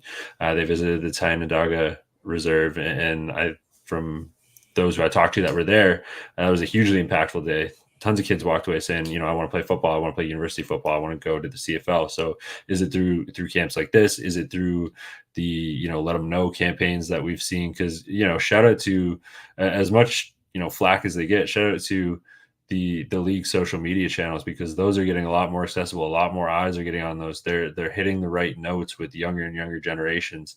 And, as this continues to develop, I think we will see a spike in interest, but I just don't think it's going to be overnight and instant. And I don't think it'll ever reach, unfortunately, I don't think it'll ever reach the height of the NCAA, because we just don't have the population that the United States does. Like I said, the entire population of Canada lives in one state. That's crazy. For sure. That's crazy. I would be terrible to miss out on talking to you a little bit about the CJFL. There's some good players in that league, and I think if there is anybody that really gets overlooked, it is the CJFL. Is there any teams either in the Ontario side of things, or, of course, we all know about the Saskatoon Hilltops and the Regina Thunder around here. They're kind of, always around. Or in British Columbia, I know Okanagan or Victoria Island. Is there any players on any of those teams that may get a look here in the draft? I think, to be quite honest, I haven't spent as much time looking at the CFL prospects as I might have liked to so far. We've been finishing up our, at CFP, we do our draft 100 list. We've been finishing up that. We've been looking at a lot of these players, and it has been a lot of U Sports players and NCAA players right now. But I know there are a fair amount of CJFL players that have earned shots at the different regional combines. I don't really want to start naming players, because I honestly do feel that I need to do more research in that area. But I will say that the caliber of CJFL football is incredible. I mean, you named two teams that I think everybody knows in CJFL football, whether you live in Atlantic Canada, Ontario, the Prairies, Western Canada, Saskatoon, that team, Okanagan, those are teams that, in Ontario. I think, for us, London's a heavy football community. They've always got a pretty good team. So, but yeah, I would like more people to be on notice about the CJFL, because it is such a good league. It is so fun to watch, and there are damn good players that come out of it, i.e. Andrew Harris, probably not even arguably the greatest Canadian running back to ever play the game. Yeah. Andrew Harris or Dan Clark or any of those. I mean, there's lots of good players that come out of the CJFL for sure. It's and I think it's such a beneficial route too. And I think sorry to talk about the CJFL here a little bit more, but I do think it is a really beneficial route, because not every kid wants to go to university. Not every kid wants to spend 4 years in those amounts of dollars on a university education just to play football. You can go play CJFL football and still get your pro look. That's what I love so much about that league. And I think a lot of teams more and more too are pairing up with different colleges across the country as well. Like you see kids going to college programs and being able to play football somewhere. I believe here in Ontario, Loyalist College just partnered with the Quinte Skyhawks. So I think that's a pretty fantastic opportunity too. And I think more teams need to embrace that. I mean, even out in PEI, we have Holland College, which is a great program as well. So I want to ask about, I believe this is just last question, then we'll get to wrapping things up here. I believe this is the first year, somebody would correct me if I'm wrong, where we have two teams, BC and Winnipeg, get an additional pick in the second round for, was it starting the most snaps with Canadians on the field last year? I think in the past it was always a territorial pick, which was, yes. Did that in the past go to the bottom two teams in the standings, or am I out to left field on this? You know, I'm going to be completely transparent on this one. I really have always been pretty in the dark on why the territorial rule had happened. I know how it works. I just don't exactly know why the how the territorial teams were selected. So again, probably something I should do more research on if I want to call myself a draft guy. So I apologize for not having that answer, but yeah, I believe it is, because it's not the territorial pick any longer. It's what is it? The national. There's I don't know. Yeah, it is for national reasons. Yeah. What, any thoughts on that change to it, I guess, then? Because to me, my thought is if you're rewarding the teams that played the most Canadian Canadian snaps, that's the word I'm looking for, which is probably going to be the team with the most Canadian depth. Now you're rewarding them with another Canadian pick to get even deeper. I'm not sure I see the logic in this scenario myself.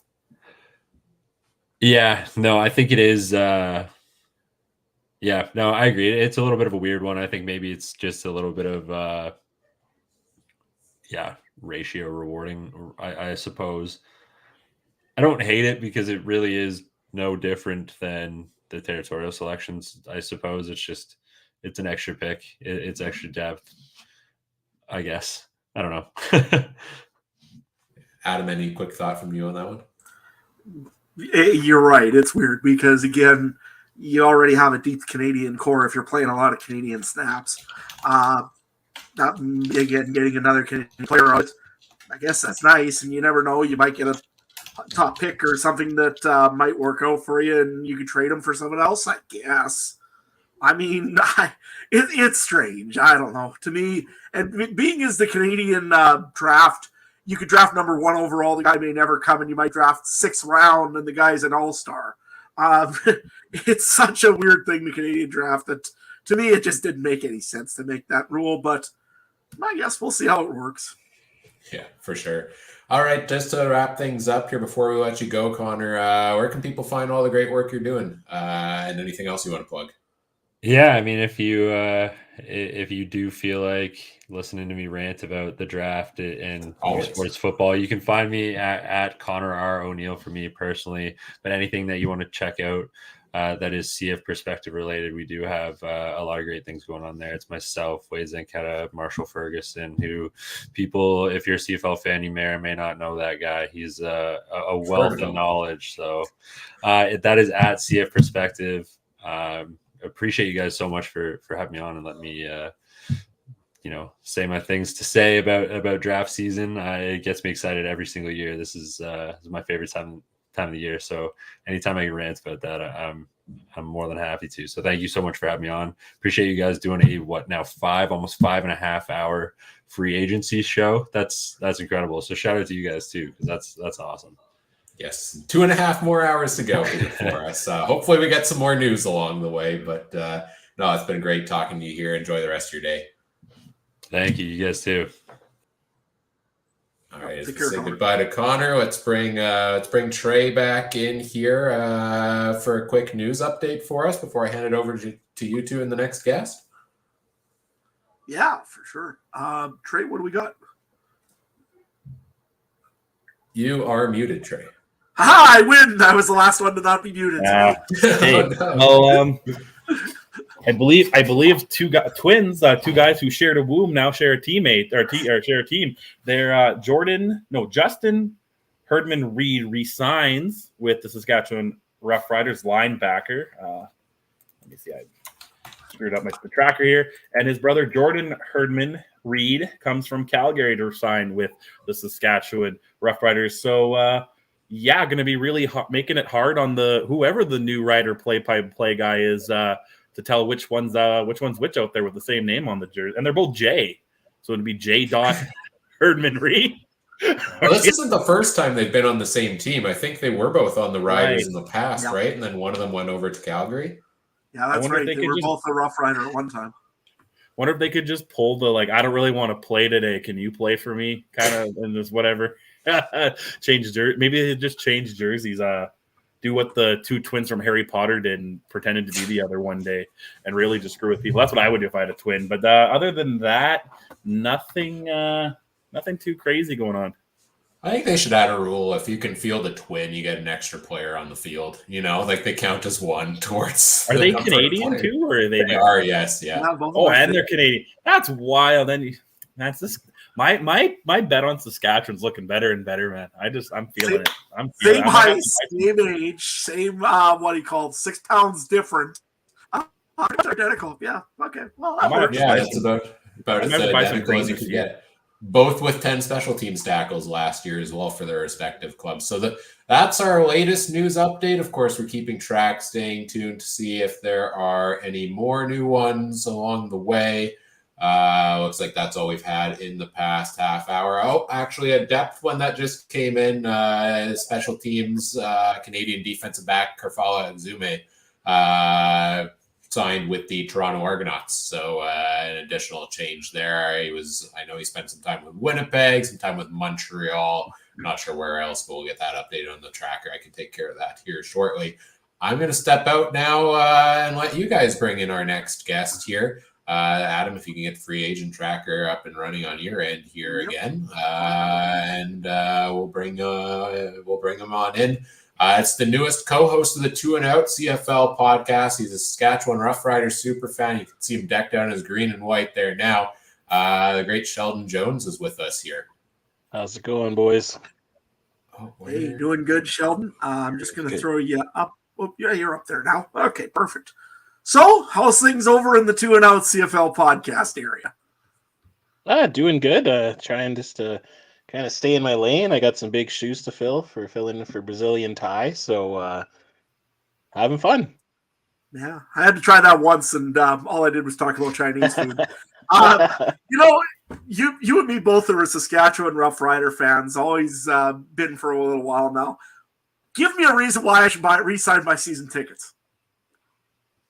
Well, I think number one, the reason is Corey Mace coming on board as the head coach. I think we're getting a brand new culture. I think for the Riders here, you can tell that he's like a lunch pail kind of guy. He's a blue collar guy. I think Craig Dickinson loved him as a person. I just think his approach was a little lax, and I think when you have issues with discipline and performance, you need to see results. You need to be harder on the teams, and I think that Corey Mace is going to do that. I think it's going to be a tough but fair approach. I think the players are going to buy in, and I think he's the kind of guy that they're all just going to run through a wall. I went to go meet him or to hear his first little introduction thing when we signed him, and 10 minutes as a fan, just listening to him, I would run through a wall for him. So I think he's going to be the big. And then we've got quite a few new signings that I'm very pumped for. So Adam, get those tickets again, bud. All right. Well, I guess I might have to. Tell us about the what do you call it? I guess you were the insider that had the knowledge that AJ Ouellette was likely coming to Saskatchewan. First of all, did you get your little plushie? The hammer plushie, of course you did. Of course I did, yeah. Love it. And then second of all, tell us a little bit about AJ Ouellette and the Riders. Yeah, so I don't know, I wish I was this I was able to prognosticate like lottery tickets or something, because that'd be a lot better. But I was honestly just checking out a friends and family deal at Mosaics at the store there, and I saw these foamy hammers, and I was like, man. In the back of my head, I've always loved AJ Ouellette ever since he broke onto the scene, and I was like, man, this is perfect. The Riders need to market somebody, so maybe.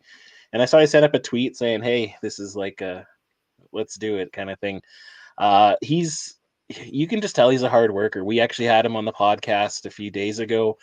Very lucky to be able to get that without having to go through the proper channels now that he's signed with the Riders, because so we took advantage of that. But he just seems like he's like, again, a Corey Mace kind of guy. Like, just he's going to bring his hammer to work with him every day, and he's just that that bruising tailback that I don't think the Riders have seen, and since like Wes Cates is probably the last one that I can think that is kind of like that. And then with Frankie Hickson, we're gonna have a little bit of thunder, no pun intended, and lightning.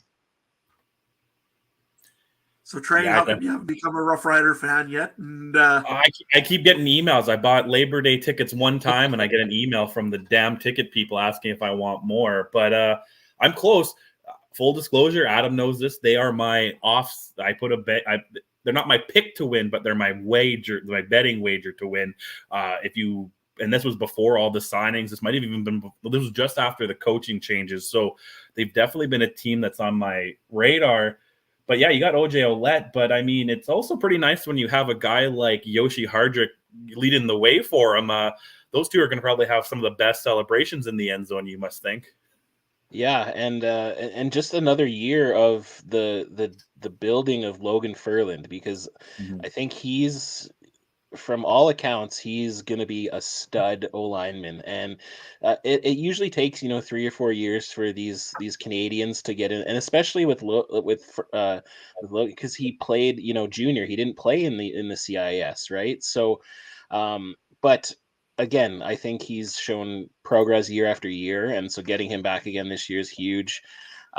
Getting Philip Blake back, hopefully he can stay healthy. Godber at center. Like, honestly, the Riders are on paper right now have the best O-line they've had since probably Chris Jones was there.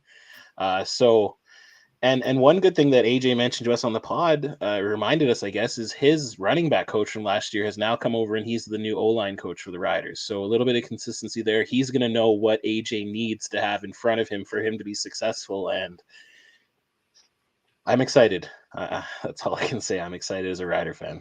Well, you got to speak to OJ.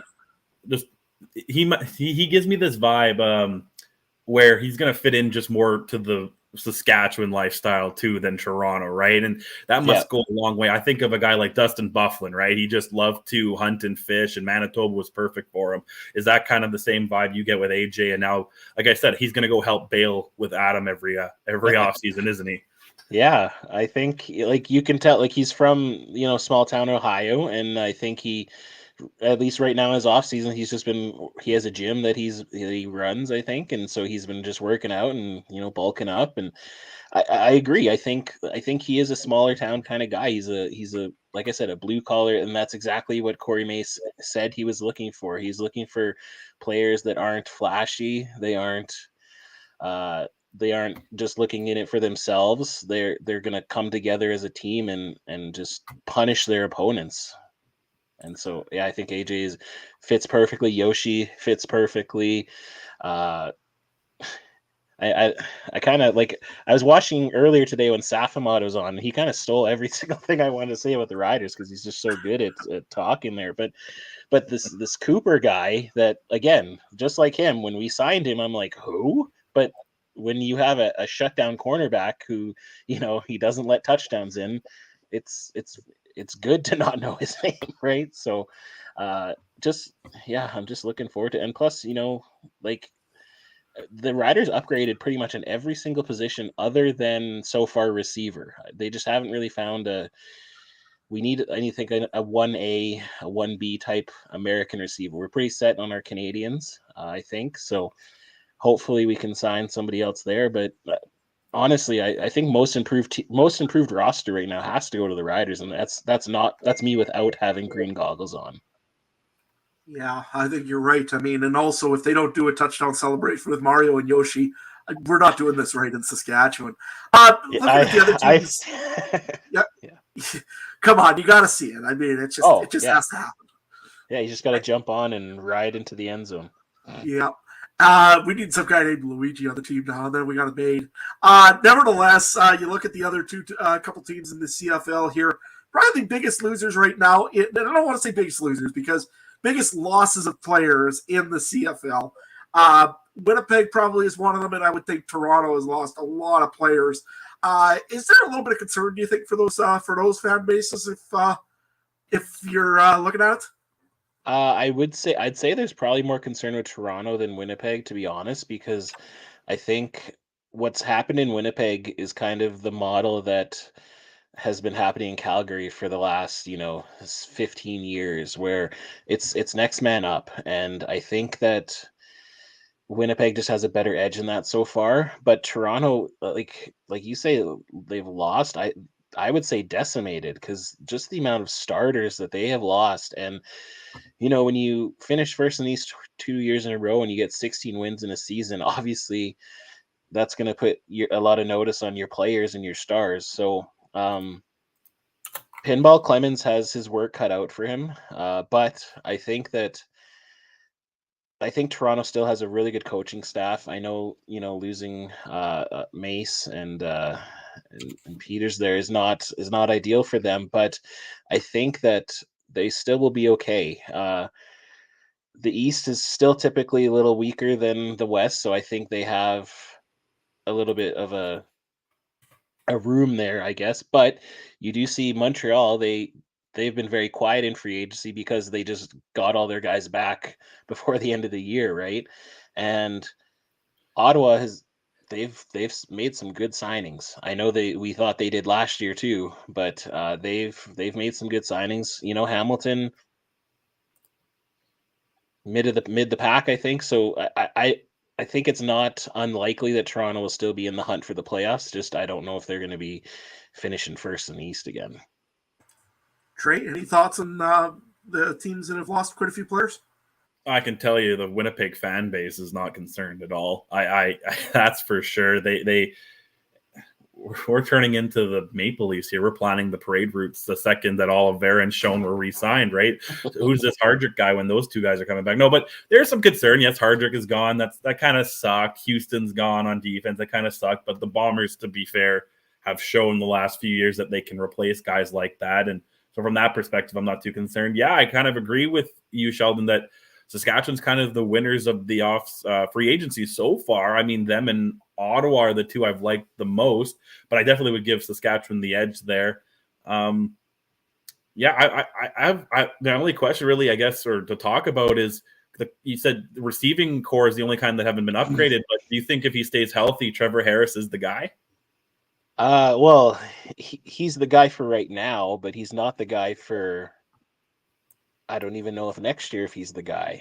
He's 37. I know he's living that Tom Brady 12 lifestyle, and Tom played till he's 45. So I don't know if Trevor's going to get close to that, but it all depends on his health, right? Like he at least the injury from last year, I don't think that's an injury that is going to weaken him in any way. I think you can bounce back pretty quickly from that. It's not like a total decimation of all ligaments and cartilage and stuff like that. So if he can stay healthy, I think so. But I am concerned with having Mason Fine as the backup, to be completely honest. Adam is not fine with Fine. Yeah, it just seemed like last year they had the tryout between him and Dolagala, and Dolagala was a lot better. But it seems like Dolagala thought he might get some looks in the NFL, and I think that's kind of bit him here. So, but I still don't think that Dolagala was the next guy either, to be honest. I think that there's a couple backups, or not 1As that maybe could be looking to come into Riderville next year. I don't know. I don't know. Sorry, I Why do guess I- that's it. Yep. Yeah, Yeah. I really like the idea of Trey Ford in Saskatchewan. I don't know why. That one really intrigues me. Adam, what do you think of that? I honestly, you I'm not really. I'm not impressed with any backup in the CFL right now. I mean, it's been a CFL wide issue. It's that there hasn't been a lot of backup in the CFL that you would say, "Oh my gosh, that guy has to be a starter."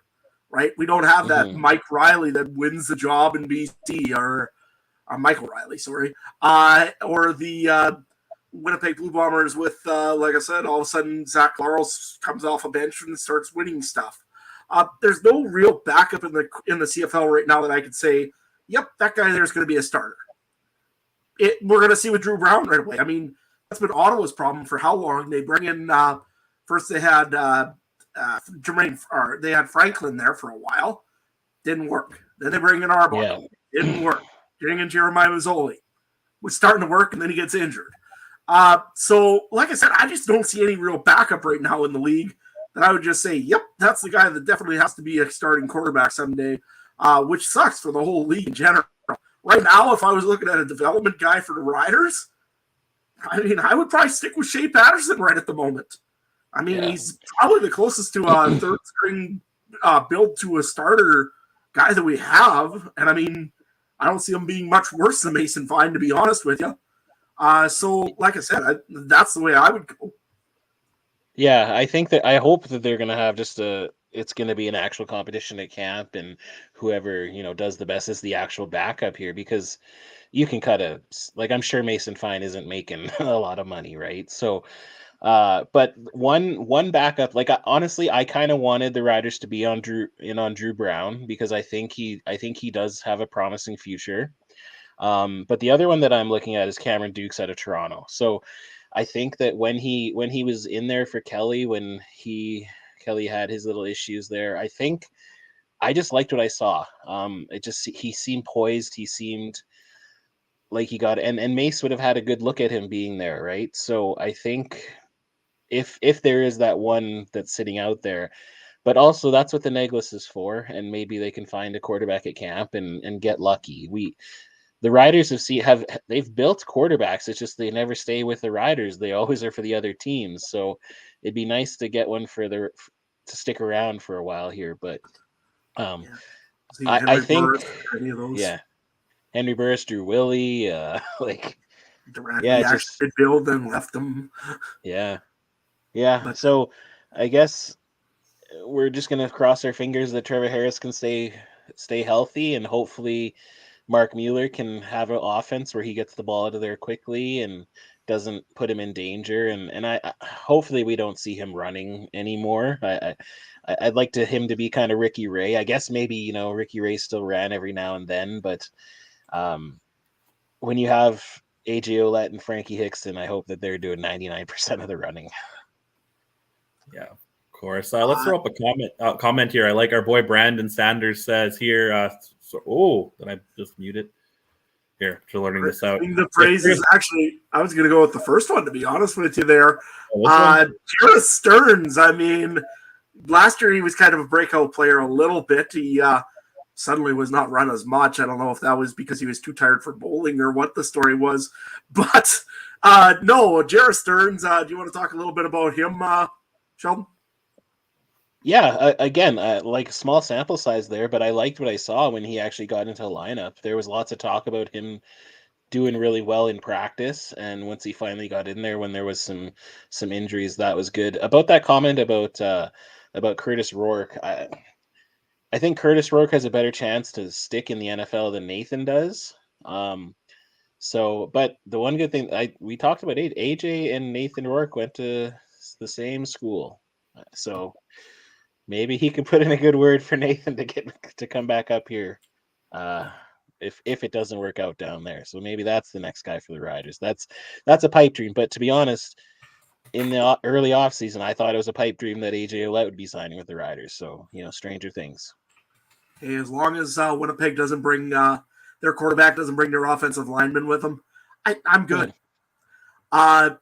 You were talking a little bit we talked quickly about receivers. Is there anybody on the board right now that you think Saskatchewan should bring in?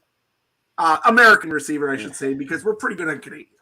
Yeah, we are pretty good at Canadian. The only Canadian I'd look at is probably Rashid Bailey. I did want him last year, and then he re-signed. But again, I don't know. Like, I would take a flyer on Lucky Whitehead. I think if it was an incentive based contract, I think he had kind of a down year last year, which he had a little bit of injury troubles, but he's dynamic and he's fast. It's just I don't know if we have room for two of those guys because we already have Sean Bain, right? So, Coxie maybe Coxie, Tim White at 300 grand that's just a no. Would it be nice to have Tim White at like 200 grand maybe? Yeah, but even that's a lot of money. The Riders have spent a lot of money on some other positions here, so it might just be looking at what they have in camp. Again, I'm just gonna parrot what Steven was saying. I'm a Packer fan, so I'd like to see what Geronimo can do. If he can get going there, I think that's another great name and great player that they could market the heck out of in Riderville. So, yeah, hopefully just someone unknown just comes out of camp and they can save a little money there and go from there. Oops, go ahead. Oh, you go. You want to go? Okay. Just real quick on the defensive side of the ball, we did let go of Derek Moncrief there for the Riders. He was a big part of the team. Does he end up anywhere here? Edmonton is always the talk because he was a Chris Jones guy. Yeah. Anywhere else, or is this the end of Derek Moncrief? I don't know. Like, I think Moncrief still has. I think he still has gas in the tank. It's just he was played out of position last year, and he got exposed. I guess he's the type of cover linebacker that should be covering, the running backs coming out of the backfield, not covering the number one targets on the other teams. So again, I think that was just poor management of the coaching staff last year where he was put. But I like Derek. I think he's a great local community guy. I know he met a girl in Regina. He lives in Regina. So hopefully for his sake, he can find another job. I'd like it to be rather in the east than maybe the west, so we don't have to see him as much. Because I do think he still can go, but I'm honestly not sure if it's not Edmonton. I don't know where. Talking about a guy who's likely going to be a former Rough Rider, Jamal Morrow. We've been kind of talking about where we think he's going to end up. A couple people even thought down south in the UFL or something, but it sounds like there's a couple teams interested in on him. Where do you think he might end up? I'm not sure. Like with Kadeem Carey going to Toronto, that kind of takes them off the board there. I don't know, but again, I liked Jamal Morrow. If the Riders would have re-signed him, I would have been fine with that because I just at the end of last year there was a few players on the team that I could point out that actually seemed like they still cared, and he was definitely one of them. So I hope he does catch on somewhere. I just not sure. Maybe BC, maybe Calgary. I don't know. I hope so though. Yeah, Adam, anything else? That's about really all I've got for questions, but I think you've almost convinced me to buy my Rider tickets back for season tickets. I'm not sure yet, but we'll see how that works. Where can guys find you there, Sheldon, and where can people hear from you more if they need to? Yeah, so we're on Twitter, Instagram, and TikTok at 2 and Out CFL. We do some TikToks, and we're looking to do some more in the future, trying to have some fun here. And then on Facebook, just 2 and Out CFL Podcast. You can follow myself at Sheldon Jones 83. You can follow Travis at Travis_Cura. We're, like I said, we got some new stuff on the horizon. Want to try out some new content. Hopefully, doing some writing. I got a store coming soon, so we can hopefully sell some 2 and Out merch. Yeah, just trying to have fun and see where we can take this thing. Perfect. Trey, anything else? No, I'm pretty good. I'm looking forward to 3 matchups between the Bombers and Rough Riders this year with Ouellette and Oliveira. Like, why throw the ball when those are your running backs, right? Like, so Absolutely. And Adam, you should buy your season tickets because Winnipeg comes to town twice, so it's pretty much free for you right there, right? So because you get to see you get to see Strevy twice, man. I only get to see. Oh man, I'm jealous. I'm right behind the rider bench. I don't get to see that. I don't need to. I'm all good about that. Okay, like I said, I mean, right behind the rider. What's that, Sheldon? I was gonna say, if you're right behind the rider bench and you're worried about getting tickets, I would say if you're on the fence about getting tickets, maybe get some cheaper tickets because then you're not spending as much. I know Travis and we got like the cheapest tickets in the house, but that's me. That's me at Princess Auto Field now. I got top row. Princess Auto. That's gonna take a while for me not to call it IGF. That's for sure. Something tells me that they're gonna have probably a real big surplus section after this free agency. So, nevertheless, thanks for visiting with us for a little bit here, Sheldon. And make sure we tune out to the Tune Out CFL podcast. So, thanks, guys. Thanks, Sheldon.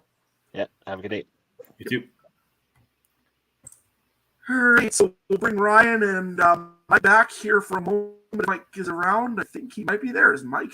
Lots of stuff there for the Riders, and another big signing, I think, just became official here, Ryan or Mike. Yeah, I can talk about some of the news that's gone on since we last talked about it. Let me pull up the free agent tracker here once more and give it a good old refresh. Let me share my version of it. There we go. The Toronto Argonauts, first of all, with a couple of moves. We talked about Karfala Exume. It looks like stats aren't populating there, but he was a solid special teams piece for the Bombers last year. Spent some time with Montreal before that. He's off to Toronto to fill the defensive back and special teams role for them there. Also signing fullback Albert Awachi, who spent last couple of years with the Saskatchewan Roughriders. More of a depth blocking role there for him. Not too much in terms of receptions or carries for Albert Awachi, but he goes over to the Argos there, so another piece to their offense. And then the big one you were just talking about, Jameer Thurman, is officially done, deal done in Saskatchewan, signing there. So a couple other small moves here, but not too much going on in the CFL free agency land here right now. It's a tad quiet in terms of the news currently, but we're getting there. We're getting there. More news to come. Still some big names out on the board. I'm still surprised we have not seen anything yet from let's take a quick look in the meantime. I think Adam popped away there for a sec. Mike, you good to come in here hopefully in a couple minutes with the next guest. Biggest names still on the board at quarterback. You've got Jake Dolagala and Taylor Cornelius are the two major ones there. Jamal Morrow, Kadeem Carey still on the board at running back. We expected at least one of them to go to the Argos at some point today, but no news on that quite yet. Tim White's still the biggest piece that has not landed anywhere yet. I feel like he might be holding up that wide receiver market a little bit for the teams trying to make a play for Tim White. Not too much from the offensive line so far. Still a bunch of guys available out on the board for any team looking to shore up that O-line. Same thing with defensive line. I mean, this is where we see most of the biggest names still out there. AC Leonard, Woody Barron, Sean Oakman, and the likes on the defensive line. Some big name linebackers. Where will Simone Lawrence end up going? What about Larry Dean, who had 104 tackles last season? And a lot of defensive backs still on the board. Hardly any of them have moved in the past couple of hours. And same thing with where will Sergio Castillo and Tanner Dahl land on special teams. Any thoughts on any of those big names still out there on the board? Well, we got a couple minutes still, guys. Adam? I'm kind of surprised that Hamilton or Tim White haven't caved in yet. That seems like a real impasse. I would have said by now, sure, why not? Give you the 300. Let's get this over with. But they're not doing it. So good on them. Guess they'll just sit there and stew about it for a couple of hours yet. So. Do you think it's actually holding up other teams? Like if his ask is firm for $300,000, Do you guys think that other teams are still in the holding pattern, or are you just like, I'm not going to pay $300,000? Okay, I'm just going to move on to other free agents. What do you think, Trey? I think for today, like, I mean, well, hold up, like, guys, we're what, 3 or 4 hours into it officially. Like, it's not like we're training camp, right? And right, I still not signed. I think it's, yeah, maybe it's slowing things down a bit, but I mean, we kind of had this last year too with Lawler until he decided to take a pay cut. So you have it every year. Some guys holding up every free agency league, and it just happens to be this time it's Tim White, and I'm sure some team will give him the 300,000, but it's just, sitting a wait game. One of the other 8 teams might say, screw it, here's 300,000 before he does give Hamilton a $20,000 discount or something, right? So we'll see for sure. I'm sure it'll be done in the next couple days. And what should happen the second we get off here? Yeah. 502. And I guarantee that it's holding up the Lucky Whitehead deal. I'm certain that somebody's after Lucky Whitehead, but Lucky Whitehead is sitting there and saying, I want to see what Tim White gets. Then I'll tell you what I want. Same with Rashid Belly, I bet. Both of those, yeah. I would think they're probably holding him up because of that. That's really the big position, besides offensive line, that we have a lot of waiting in, it seems like, that we haven't really heard of very many. We heard of Jake Hardy, but that was about it, really, for wide receiver signings. Rashid Bailey's a really interesting one to me because last year we all thought Kenny Lawler's coming in, Rashid Bailey's gone. He's going to go somewhere, be the number 2, number 3 wide receiver for that team. But he took the pay cut to come back to the Bombers last year and basically be their 4th string guy. I mean, he had a solid 508 yards last season, but certainly was less of a factor than he has been in years past. And I kind of wonder, are we in for more of the same this year? Is he just playing the field out there, seeing what is out there, and then we'll see him come back and realize he wants to stick with the Bombers?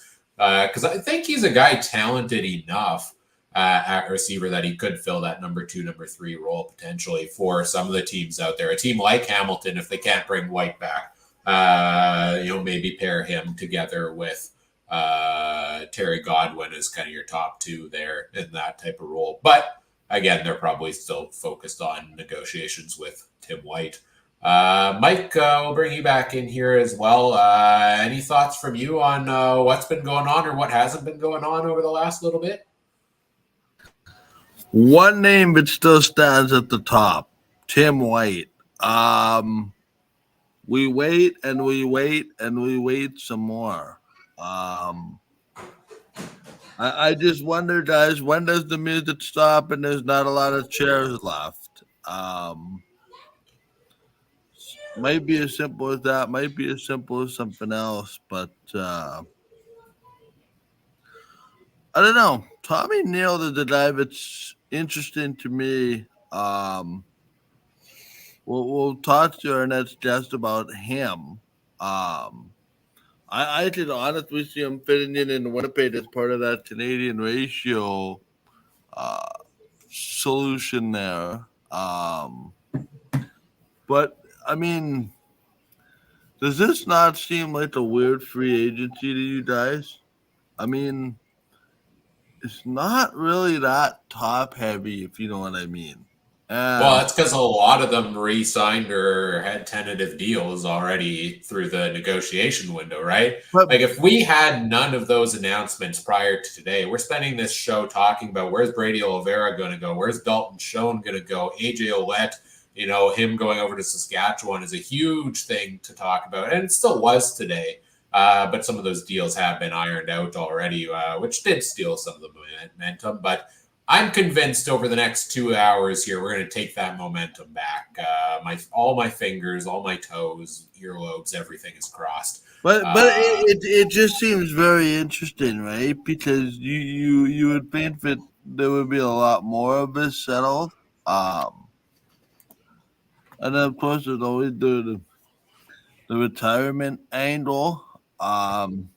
If the money isn't out there, but they think it's out there, so I don't know. Maybe it's just a typical year, and everybody's just kind of overreacting, sitting here waiting for something to happen. All I'll say is full respect to James Duthie. for all of his 8-hour NHL live shows where no news is happening. We got to get Gino Red out in the parking lot with the llamas. Where's he at? Maybe we can just use the llama painting behind me there. There we go. Yeah, hopefully more news to come in the next little bit. But we've got a pretty fun discussion coming up here as our next guest is waiting in the wing. Adam and I are going to pop back behind the scenes and let Mike and Trey take the wheel as we talk about the boatmen here, the Toronto Argonauts, with Argos color analyst for TSN 1050 radio, host and accredited journalist for the X and Argos podcast, contributor at 3 Down Nation. Oh, and he's also a 2-time national champion. The great Ben Grant is here to join us. How's it going, guys? Good. How about yourself? Doing great. It feels closer and closer to June with every transaction that pops up here. So that's all good on this end. Yeah, we made the comment this morning, Ben. It's like Christmas morning, right? You don't know where where players are going to go, where they're going to sign, all that kind of cool stuff. And granted, a lot of the top guys either re-signed or went somewhere in that negotiation window last week. Let's maybe talk about the decision of the hour, or the sort of proverbial elephant in the room, if you will, with the Toronto Argonauts, and that is obviously the loss of AJ Roulette to the Riders. Does this move come as a surprise to you? And then the other side of this is, where do you feel the team goes from here? Because it seems like, I don't know, from an outsider's perspective, it seems like they have this amount of money, and if you wanted more, then feel free to go get it somewhere else, but it won't be here. So what do we make of that? Because the Argos had such a good team last year, and yet they have so much depth to sort of overcome that. So I realize I'm kind of asking a front-ended question right off the hop, but there's kind of a lot to dissect here. So maybe just give me your thoughts on AJ Roulette, and then generally where the Argos go from here. So we knew there was going to be a pretty mass exodus. Like at the end of the season, once the Argos got knocked out of the playoffs in that East Final debacle, my podcast host JB and I sat down and we were looking through our list of free agents coming up. We're like, there's a lot of guys on here, and we're just kind of doing the math for how the cap's going to work, and we could tell right away they're just not going to be able to bring even half of these guys back. There's just not room. And part of that was because like every team dealt with this to an extent, because of that lost year, the COVID year, we had 2 classes of rookies and 2 classes of like off-season free agent signings, Americans, who all came in basically under the same contract structure. And everybody that signed in like 2020, 2021 was up. And so a lot of those guys were Americans that the Argos brought in at minimum salary, and suddenly we're big stars. And so like AJ Ouellette's one of those guys. Like, remember, he was actually cut from the team just over a year ago briefly. He was brought back like 24 hours later, but it just sort of shows you like he wasn't really he didn't really become a big name until the Grey Cup season, where he and Harris were kind of platooning. But even going into that year, Harris was the plan. AJ was sort of thought of as, oh yeah, we've got him if Harris goes down with injury. Harris did, and we saw what a monster AJ could be. And so you've got like 5 or 6 guys like that. Add in Adarius Pickett, and it was just a recipe for this exodus. But I do think the Argos are in a good place. Like offensively, they didn't bring back AJ Ouellette, and that hurts. I think it actually hurts more though in terms of leadership and in terms of the energy he brings than it does on the football field. He's a great football player, no question. But I think they've actually got some answers there. And for my mind, like I know there's a big debate about running back effectiveness and stuff. I do think the actual running back stats are easier to replace. Now, leadership, energy, we'll see who steps up, who gets everyone fired up. Saskatchewan is going to absolutely love AJ Ouellette and the energy he brings, because man, he's like having a superhero on the field for you, and that's not going to be easy to replace. But from a football standpoint, basically Toronto's entire offense is back. Their whole offensive line is back. They had the fewest sacks allowed in the league by a mile. They ran the ball effectively with all of their backs. Actually, Dan Adeboboye, I think, had the most yards per carry in that group. And they've got most of their receivers back. It's just sort of Cam Phillips that still remains unsigned, I think, who hasn't really been brought back from that group. So they're in a really good spot offensively.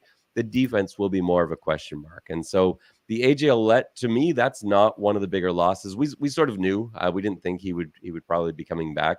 And we got a hint pretty early on that it might be Saskatchewan when in like early December, the Riders are making plush Thor hammers. We're like, I wonder what's going to happen with AJ Ouellette. Not that that's tampering or anything, but that made me kind of think, I guess that's it then. So not a huge surprise. We'll see how they recover. But like I said, for me, it's more the energy that will be missed. Yeah, for sure. We'll stick with that offense. Last year around this time, we did our top 5 positions, each position. I was the only one to put Mr. Swag Kelly as number 1. Everyone else went with Zach Collaros on this podcast. And, his stats definitely made me look like a genius this year in rating MOP. What do you think he's going to be like in his second year now as the main guy in Toronto? First of all, I got to give you full credit for that because, like, even me, like, I followed Chad Kelly since he was about 14 years old. That sounds horrible. I mean, like, I've been watching his career develop since he was 14 years old, and he's doing the punt, pass, and kick contest. I was reading articles about him. Buffalo's not too far from here, and I watched him at Ole Miss and I really thought he would be a great NFL player, and I still think he could have been. A few things went wrong for him and the path that he went down. But even I had Zach Collaros as the number 1 QB last year going into the season. I thought it was just a safer play because I've seen it, and I knew Chad would be good, but I didn't know he'd be. I didn't think he would be as mistake free as he was, for one, and I wasn't sure how he'd perform when the game's on the line. And we saw a couple of those really nice wins in the regular season. It didn't happen for him in the East Final, but man, he had a fantastic year. He put a lot of work into it, though. This was not just he's a talented guy and he got out there and played football. He stayed in Toronto all off season last year, except for when he was participating in quarterback training camps in the States, in skill development camps and so forth. But he worked, he stayed here with the coaching staff. He was doing work around the clock because he wanted to be the best when he hit the ground running, because we sort of forget, like, he really was a rookie last season. He got into the Grey Cup, and because it's so high profile, we kind of think of him as, he's been around, but he only played 1 game. Like, he wasn't even a guy like Dinwiddie is so reluctant to put in backup quarterbacks, even in blowouts. He just didn't get any snaps. And so he was very, very new coming into last season, and right from the word go, he looked like he belonged, and it really wasn't a question.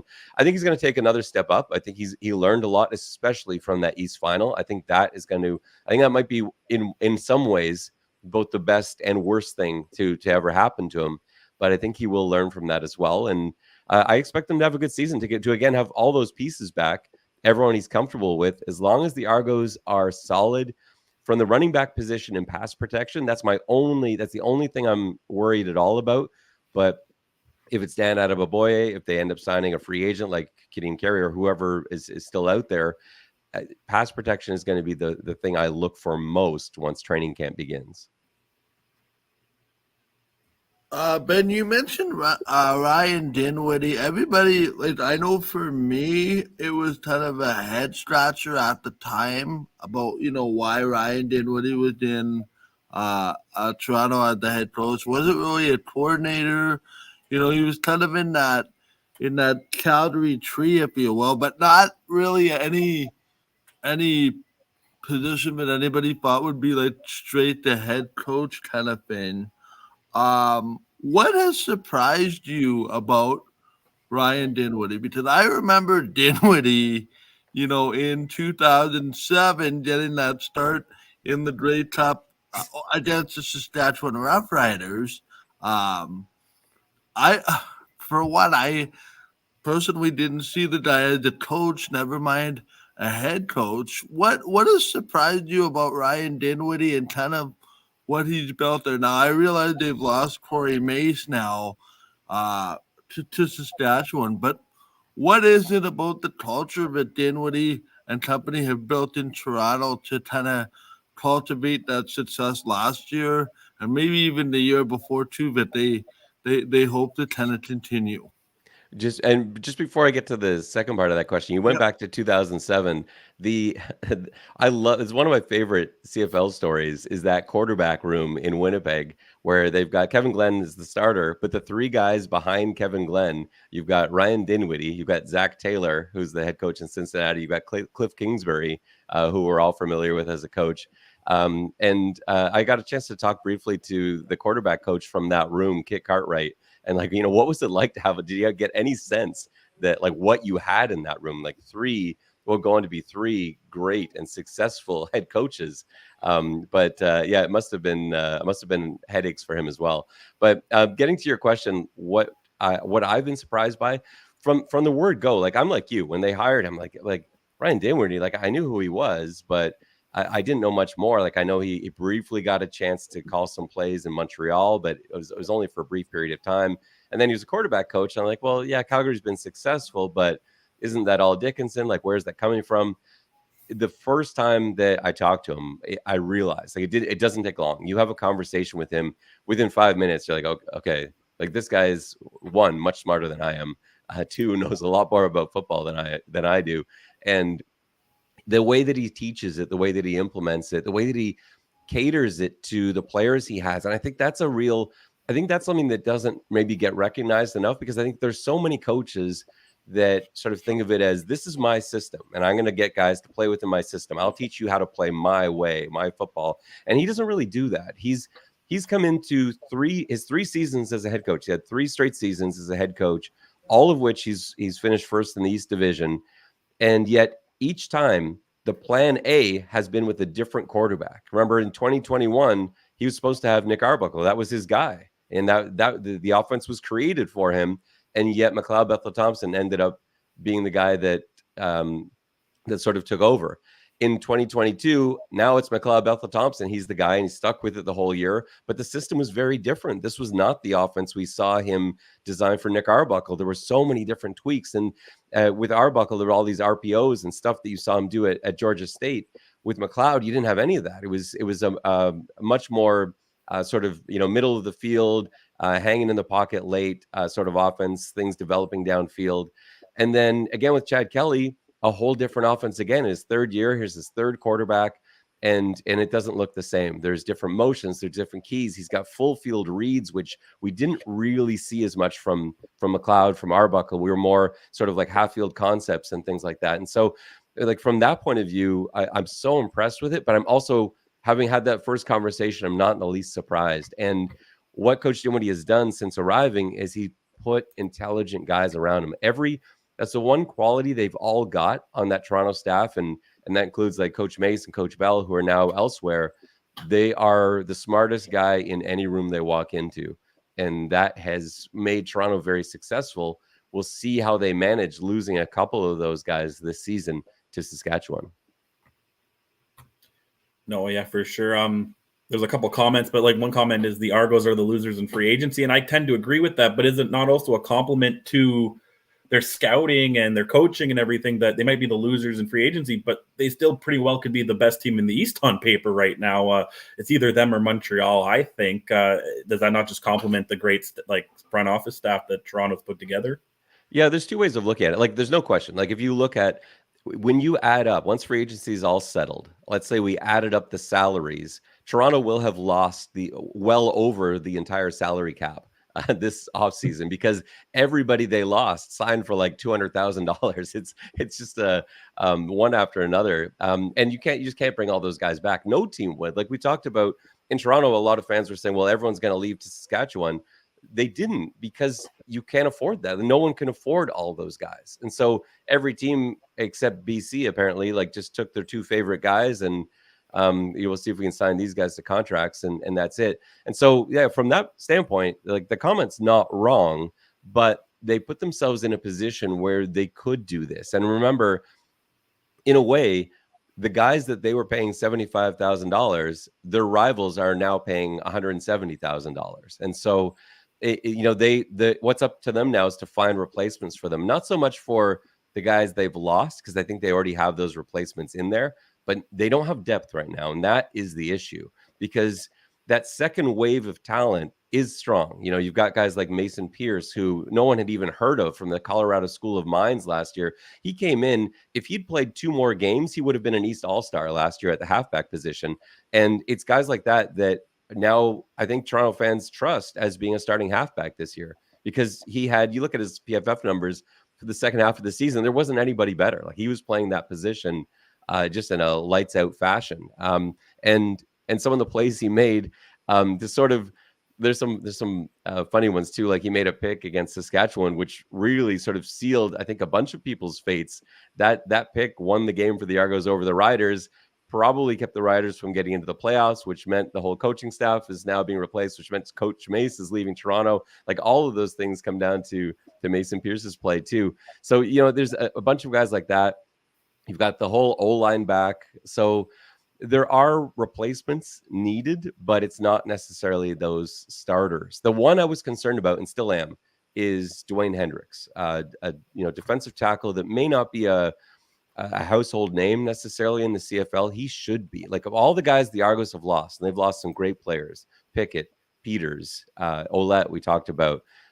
Hendricks is the one that, to me, is the most off-putting if you're looking at it from a fan perspective, because I'm sure they have plans for it. I'm sure they have depth that they've built in where they feel like this guy's going to step in and be great. I like Jared Brinkman. I'm not sure who else I can 100% put my faith into. I haven't seen enough yet from Deontay Knight. There's a few other players in the middle there. I just want to see more from. So he's the guy that makes me the most nervous. Not necessarily the more high profile guys like Pickett and Ouellette.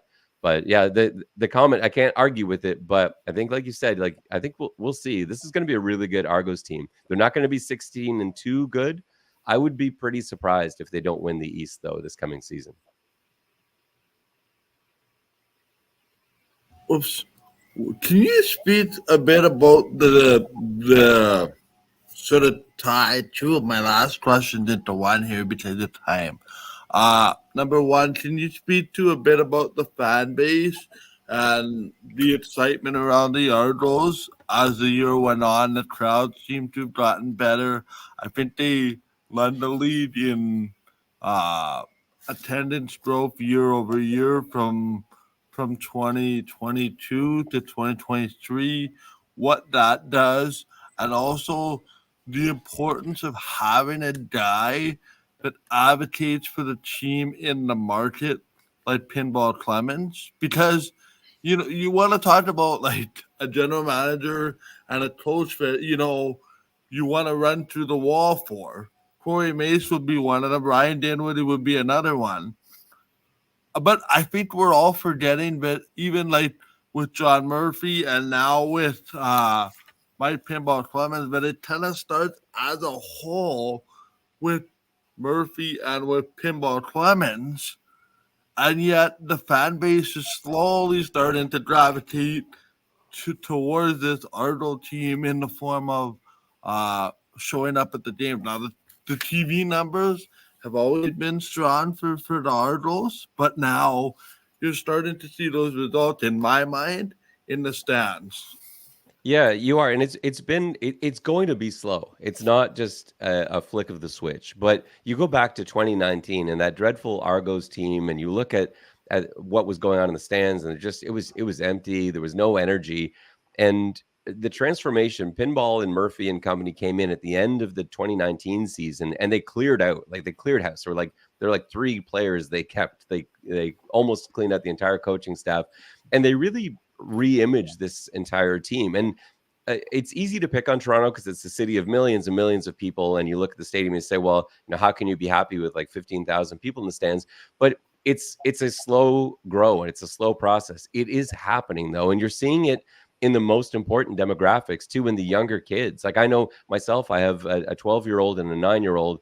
They're obviously big Argos fans because they're involved in football. They both play. They both pick it up through osmosis because of me as well. But they're friends. Their schools, the teams that they play on have all been either visited by Argos or invited to camps, and they're getting that generation involved. Young kids are way more aware of the Argos than I think the demographics in the 20s and 30s, and that's gonna be a real big difference maker in the future and going forward. And so those attendance numbers, I expect them to keep climbing this year.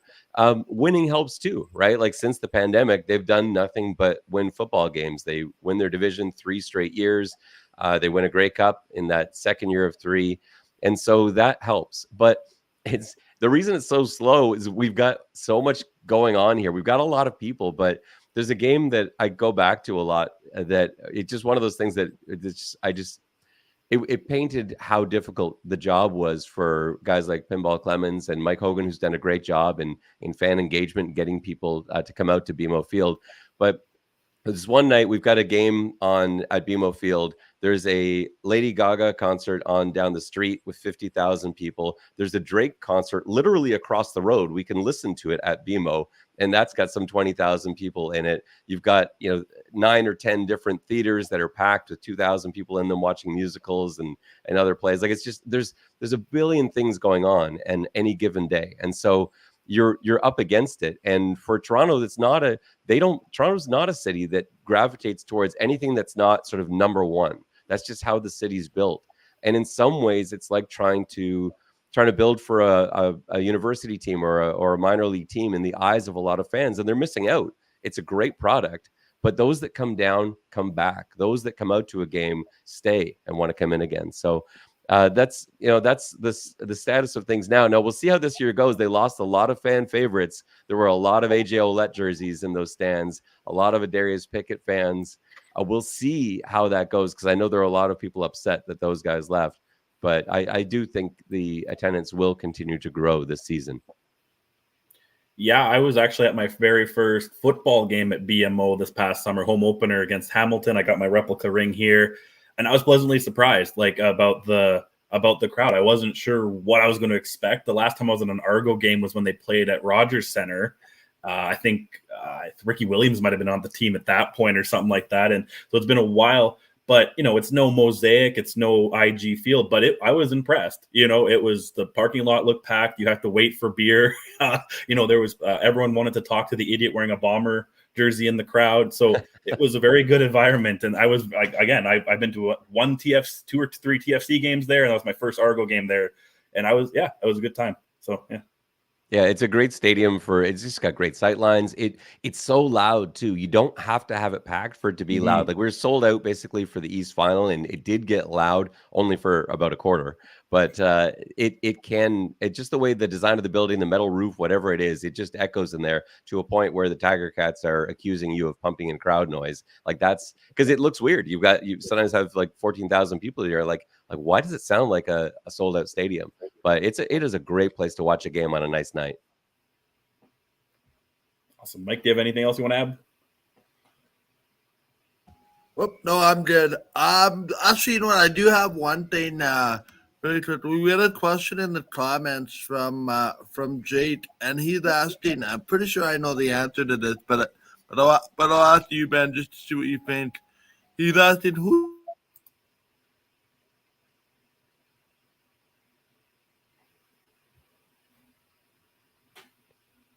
Sorry, Mike, you froze and cut out on me there. Yeah. How's that? Is that better? I can hear you now. Can you repeat that question? Yeah. So Jake was just asking about the backup situation after Chad Kelly. Is there any interest in bringing anybody in? I know there's Cameron Dukes there, but long term, is that kind of an area of concern, or is Dukes sort of the backup? It was an area of concern last year. Like I worried about that coming in. Like they were pretty much, it looked like they were just going all in on Chad Kelly, and they're basically saying, look, if Chad Kelly goes down, we're gonna look to the future.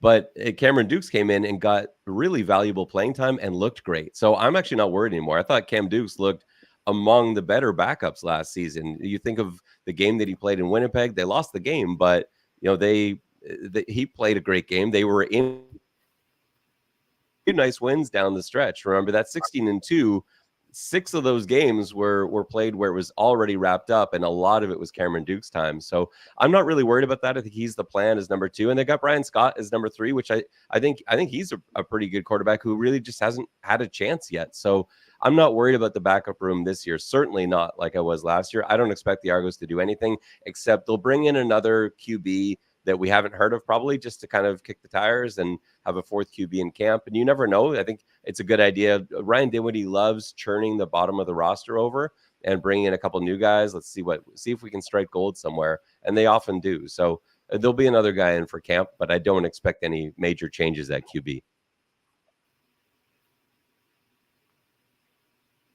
Yeah, thank you, Ben. Mike's internet's still giving him trouble, so thank you for joining us. And yeah, really looking forward to what these Argos. I haven't decided if Chad Kelly's my number 1 this year, but he's definitely in the top couple. So hope with all the best. Thanks so much for having me, guys. I love doing this. I hope it's an exciting rest of the free agency day. Yes, and where can people find everything else you've got going on there as well, Ben? Oh, for sure. Yeah. If you want to follow me on Twitter or X, it's at Ben_Grant. Make sure you do the _, because there's a guy in London, England who hates me because he has all these CFL followers and gets a lot of questions. So Ben_Grant. And you can find my work at 3 Down Nation. And you can also listen to the podcast, X's and Argos, that you can find on YouTube or your favorite podcast app. Right on. Well, thanks for taking the time to join us, and shout out to the other Ben Grant, who might be a CFL expert now at this point as well. Enjoy the rest of your day, Ben. Take care, guys. All right, as we say goodbye to Ben, we're going to bring our next guest in just a moment here. But first, news updates. Not a ton of new news, some corrections, though. Shout out to Will at Argos Fan on Twitter. Or X for correcting me that we were talking about Tommy Neal being an interesting free agent at wide receiver. He was re-signed by the Argos back in December, so I missed that on the free agent tracker originally. Same thing with defensive back Jamie Harry. So those are a couple of guys going over to the Argos, or sticking with the Argos. Interestingly, press conferences from a lot of the GMs have started, and some interesting news I guess coming out of the Montreal Alouettes, which is fitting because we're going to be talking about them with our next guest here in just a second. On talking about Tevin Jones, Danny Machocha said they tried to trade for him last year, but weren't able to get a deal done with the Riders, so they managed to get it done here in free agency. Also, they did pursue Matthew Betts, but just didn't have room in the salary cap to make it happen. And yeah, I think those were the major ones. And said maybe they'll look to add another player on the D line or maybe another receiver for the Alouettes. We'll talk about those all with Cliffy in just a minute or two here. Anybody, any quick thoughts? I guess from you, Adam. We were backstage during the Argos talk there. Anything on the Argos from you? No, not a whole lot. I mean, overall, they sound like they're not as maybe concerned as the rest of the world is. I mean, they got a little bit of concern. Obviously, they got a guy that's real marketable. But overall, they seem to be just kind of, pretty much just floating along the river, I guess. Ironic for Argonauts. But, yeah, no, I think they'll be okay. I mean, they got a great management core. They got they got one of the best head coaches in the league. They'll be fine. They just got to go. They got to get those pieces. And you know what? Everybody will know about them after 3 games in the CFL. Yeah, exactly. Yeah. A lot of those guys, the true depth of that team, like I said earlier, I think they'll be fine as well.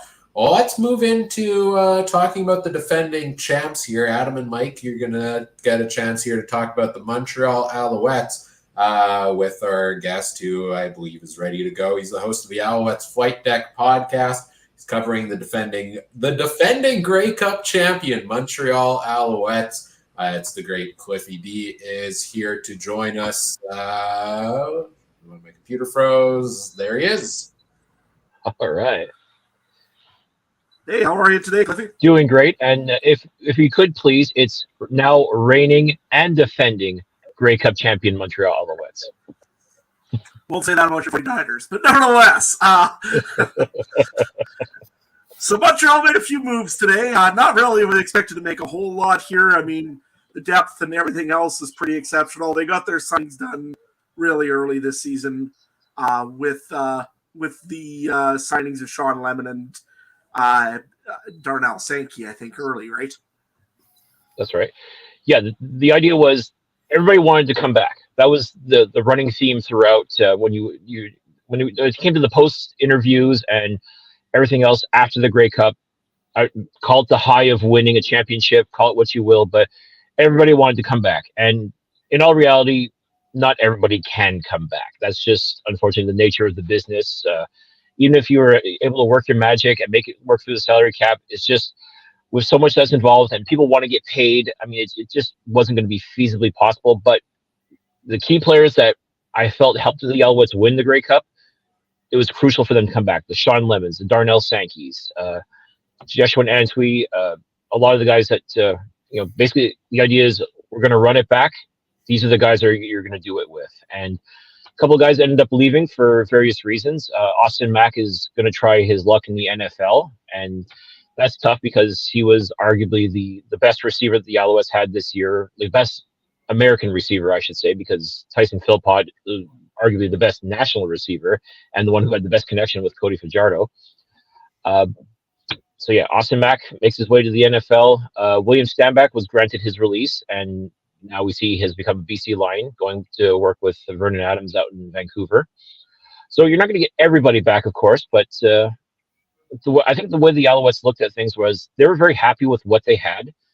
They were able to win a championship with a lot of the guys that are on the roster as it sits. It's now just a matter of who can they add to the mix that will help improve things. And a couple of the moves that have been made so far, I have to say, I'm pleasantly surprised and pleased to see. Clippy, is it as simple as Tevin Jones replaces Austin Mack and everybody slots into their regular spot at wide receiver?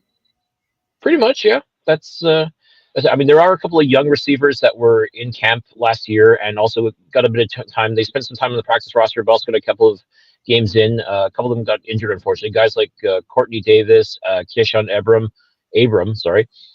These are young men that definitely have a lot of potential as well. And kind of like the Tyler Snead and Austin Mack of 2023, 2024 might be their opportunity to show what they can do. And I think Tevin Jones is just going to complement those guys as well. And yes, sort of be, I hate to use the term replacement necessarily because one does not replace an Austin Mack so easily. Mind you, I said the same thing last year about Eugene Lewis, that you can't replace him so easily. And I still will say you cannot, but Austin Mack and Tyler Snead did do a very respectable job in filling that void that Eugene had left when he went to Edmonton. So now, 2024, who's going to be the new Austin Mack, so to speak? And I think Tevin Jones definitely has the opportunity to become that receiver for Cody Fajardo, that other weapon who he's already familiar with from his time in Saskatchewan. But now these youngsters are going to have to step up as well. So I'm looking forward to seeing what Jones can do in training camp, as well as these other receivers. And that's the thing. It's next man up. That's we talked about that so many times in the past. It's next man up. It's who's going to come in and be that next superstar for the Montreal Alouettes. And I think if it's not going to be Tevin Jones, it'll definitely be one of these young receivers as well. So talking about next man up, I mean, obviously there was a big release by the Montreal Alouettes and William Stanback, longtime Montreal Alouette running back. Time, age, what was really the reasoning behind that one? And tell us a little bit about what you got behind him. Well, the time, age, I mean, he came back from his injury with no problems. I mean, the guy's still a beast. He's still very much a dangerous threat in the backfield. I guess our loss is BC's gain, but I think even though he was a very crucial part of that Grey Cup run, he wanted to be paid. And I don't blame him. I definitely think William Stanback definitely deserves to get paid. He definitely deserves recognition. And he didn't feel like he was going to be getting that with the Alouettes. They're looking at Walter Fletcher and Joshua Antwi, who are younger and cheaper, and did a very respectable job when Stanback was injured in 2022, carrying the rock. And Antwi did a fantastic job last year as well, alongside of Stanback. Fletcher, we got to see bits and pieces of last year as well, especially when Stanback missed a couple of games. All three of these guys, and I called them the three-headed monster in Montreal in the backfield. Stanback, Fletcher, Antwi, all three of them just did outstanding work running the rock. And I guess the thought is, okay, well, listen, we know we got in Fletcher, we know we got in Antwi. someone's got to go. Let's move the old guy out, which I hate to say because I hate to think 29 is considered old, but unfortunately, the reality is there is a drop off after once you hit 30 for a running back. That's when things start to drop off, unless you're Andrew Harris, of course. But now with Sean Thomas Erlington coming in for the Alouettes, that's going to help shore things up a little bit. Personally, I would have liked to have seen Jamal Morrow come in and compete in that third spot, or at least be the 1A, 1B to either Fletcher and Antwi. It's going to be interesting. I think now, I guess the idea is to go national, so I guess it's going to be probably Fletcher, Antwi, and Thomas Erlington as far as your ABC runners in the backfield. So it'll be interesting. I think it's going to be a good move to bring in Thomas Erlington. Although I have to say, once again, if you're a former Montreal Carabin, keep your phone charged because Daddy Mac will definitely give you a call and bring you in. Yeah, that's for sure. The one other question I had for you really was about actually the stadium situation in Montreal. Big expansion plan or roofing plan, I guess, over for the Olympic Stadium. Is there a possibility of the Alouettes going back there and trying to host a Grey Cup in there, or is that kind of gone to the wayside?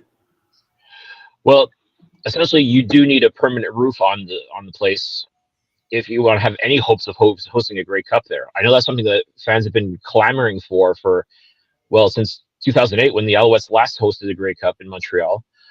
The reality is you do need a permanent roof on the stadium in order to do so. And I mean, it makes sense because, at that point you have the opportunity to sell 68,000 seats to a Grey Cup game, if not more.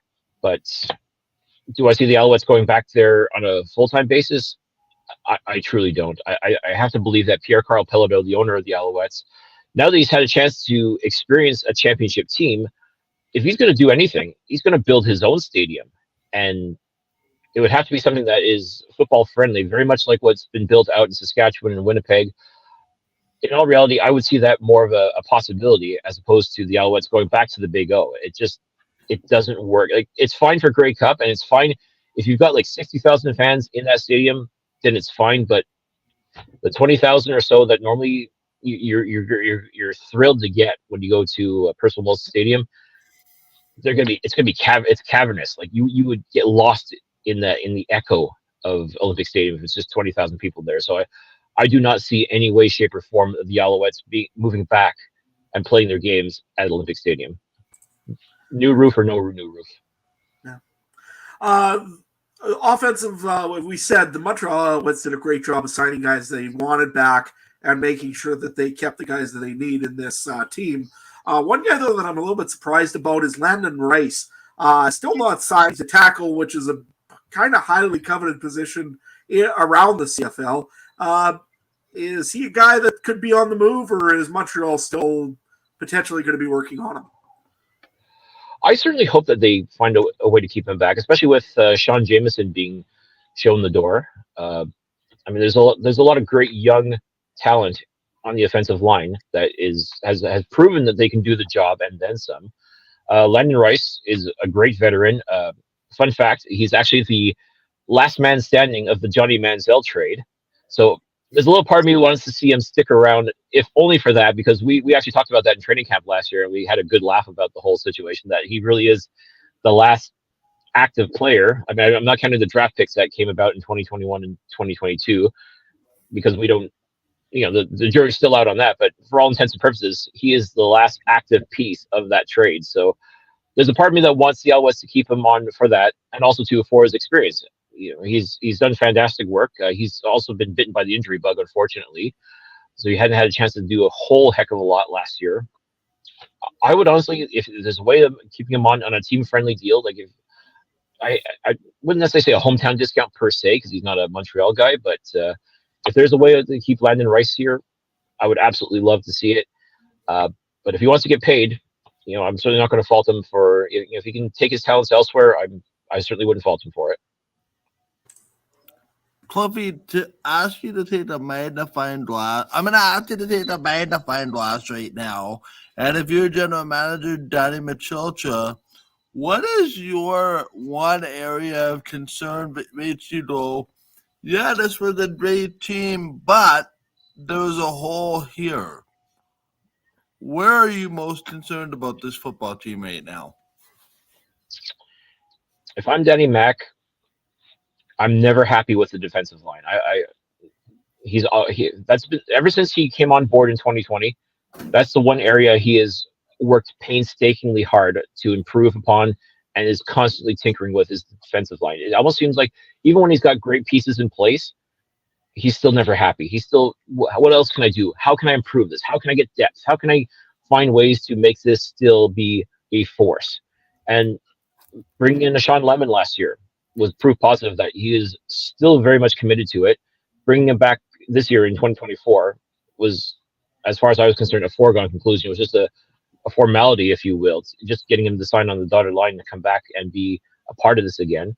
And then you see the moves that he made already with bringing in Derek Wigan and Isaac Berglund, both who played outstanding on the defensive line in Calgary, along with Brock Gowenlock. I mean, like, as far as I'm concerned, there's some dudes on this defensive line. There's definitely some great pieces here and ratio breakers at that as well. But if I'm Danny Mac, I'm still looking. I'm still trying to find ways to improve upon this. Personally, I would like to see a little bit more depth in the secondary. I know there's a couple of guys that are, as far as I know, still free agents in Ciante Evans and Nafis Lyons. Those are two guys that have had outstanding careers in Montreal, the time they spent there. I would definitely love to see those guys come back into the fold and join like the KB Nantos, the Reggie Stubblefields, Wesley Suttons. Guys are their absolute beasts. But again, if those guys go, the three guys I just mentioned, if those guys go down, it's like, okay, who's next? Who's going to come up and step up and be a part of this outstanding secondary? Those are the things that I would like to do. I would personally be working on that as well, just to make sure to have that extra depth. Make sure that you've got those guys that are in place that you know are going to be able to play at the championship level.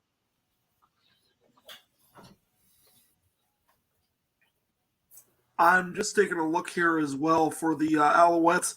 You know, last year or 2 years ago, when Jason Moss got sent off, or well, cast off from Saskatchewan, essentially, he really didn't.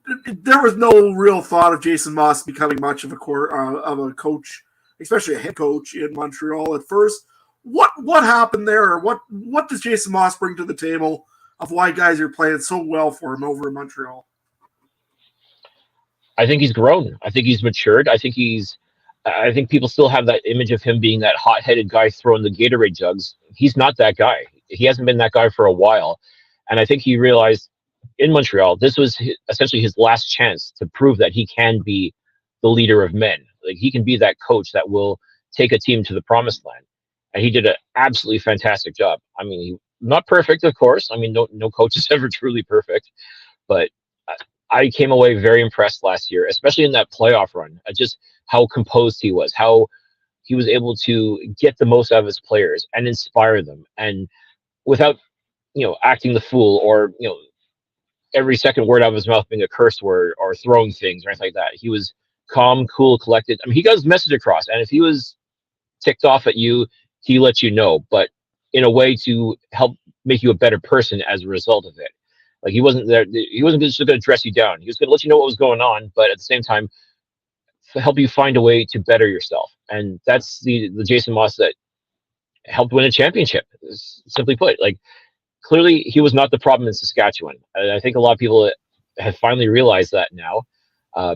Being able to get what he was able to get out of Cody Fajardo as well, the two of them worked absolutely fantastic together. And the way Moss was able to rely on his coordinators and just be able to control everything, he just did an absolutely fantastic job. I remember during the Eastern semifinal when that whole Chris Edwards melee went down, and I was there live, and I saw the whole thing. I'm like, oh my god! Like, I was prepared for the worst, but surprisingly, Moss kept a cool head. He got his players out of the fracas. He let the referees know, like, listen, we're going next week to Toronto. We're playing in the Eastern final. We do not want any BS going on as far as calls go, and as far as people being suspended or anything like that. He let the referees know that what had happened was unacceptable, and he wasn't having any of it. And right there, I saw him truly become the leader of this team as far as coachings go. And I expect to see more of that. And again, clearly I always feel that's going to be a recurring theme because they signed him for another 4 years. They extended him for another 4 years here in Montreal as head coach. So I'm really excited to see what Jason Moss brings to the team in 2024 and beyond. Colby, I'll scoot a little higher up the ladder if that's okay with you and talk about the new ownership group. What have they brought to football in Quebec? We know what their business is, and that is a big corporation. If I'm not mistaken, what have the new ownership group brought? Maybe to be honest, it's just as simple as stability, financial stability, etc., etc. But what have you seen from the new owners of the Montreal Canadiens, or the new owner, I guess I should say, of the Montreal Alouettes? Pardon me, Jeff Molson's gone nowhere.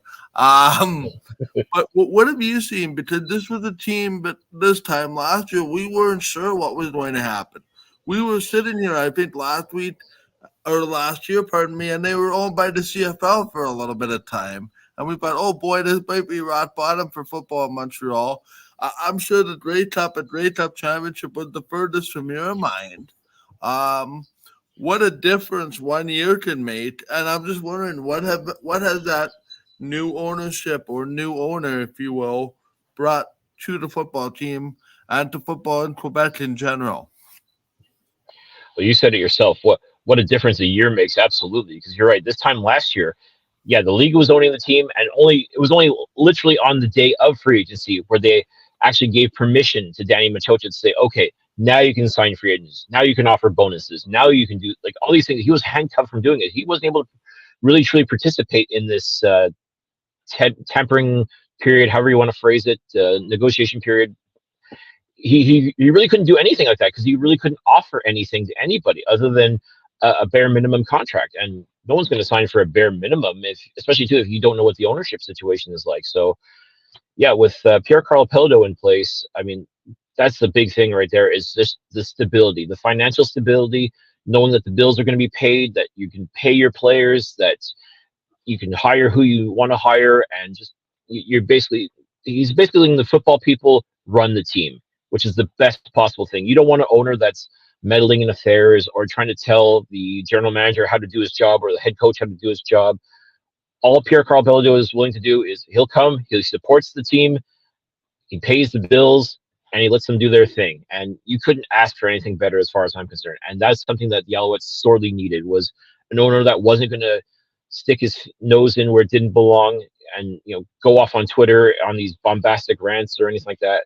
No, Pierre-Karl Pelado just shows up, he lets the football people do their thing, and you can't ask for more than that. And he's just been such a great supporter of this team, as well he should. But I mean, he's done a great job of promoting this team and making people aware of the Montreal Alouettes and getting people on board as well. And that is massive. And for the first time in a long time, I really feel like the city of Montreal, the province of Quebec, has really reconnected with the Alouettes. I'm sure winning a Grey Cup championship had a big part to do with that as well. But even throughout the season, I was seeing that shift of, okay, the Alouettes, they're pretty good. They're shocking a lot of people. Like, everybody thought this team was going to be dead last, but no, they end up being a very entertaining, very competitive football team. And I want to be on board. Let's see where this goes. And sure enough, all the way to the Grey Cup, which nobody expected. Nobody expected them to beat the Toronto Argonauts in the Eastern Final, and quite handily at that. People didn't even expect them to go past the Hamilton Tiger Cats, for crying out loud. I mean, it's remarkable. Nobody gave this team a chance in hell, but they didn't get the memo. Or as the saying goes, they wrote me off, but I ain't right back. And I think that was the mentality of the Montreal Alouettes. Is just that, fine, you don't believe in this team, we'll show you. And they've done it. You got to give them all the credit, and it starts right at the top with ownership. He believed in this team. He believed in these guys. He believed in the people that he put in place, and it's just been incredible. And there's no signs of stopping. That's the best part, is he's committed to owning this team for a long time.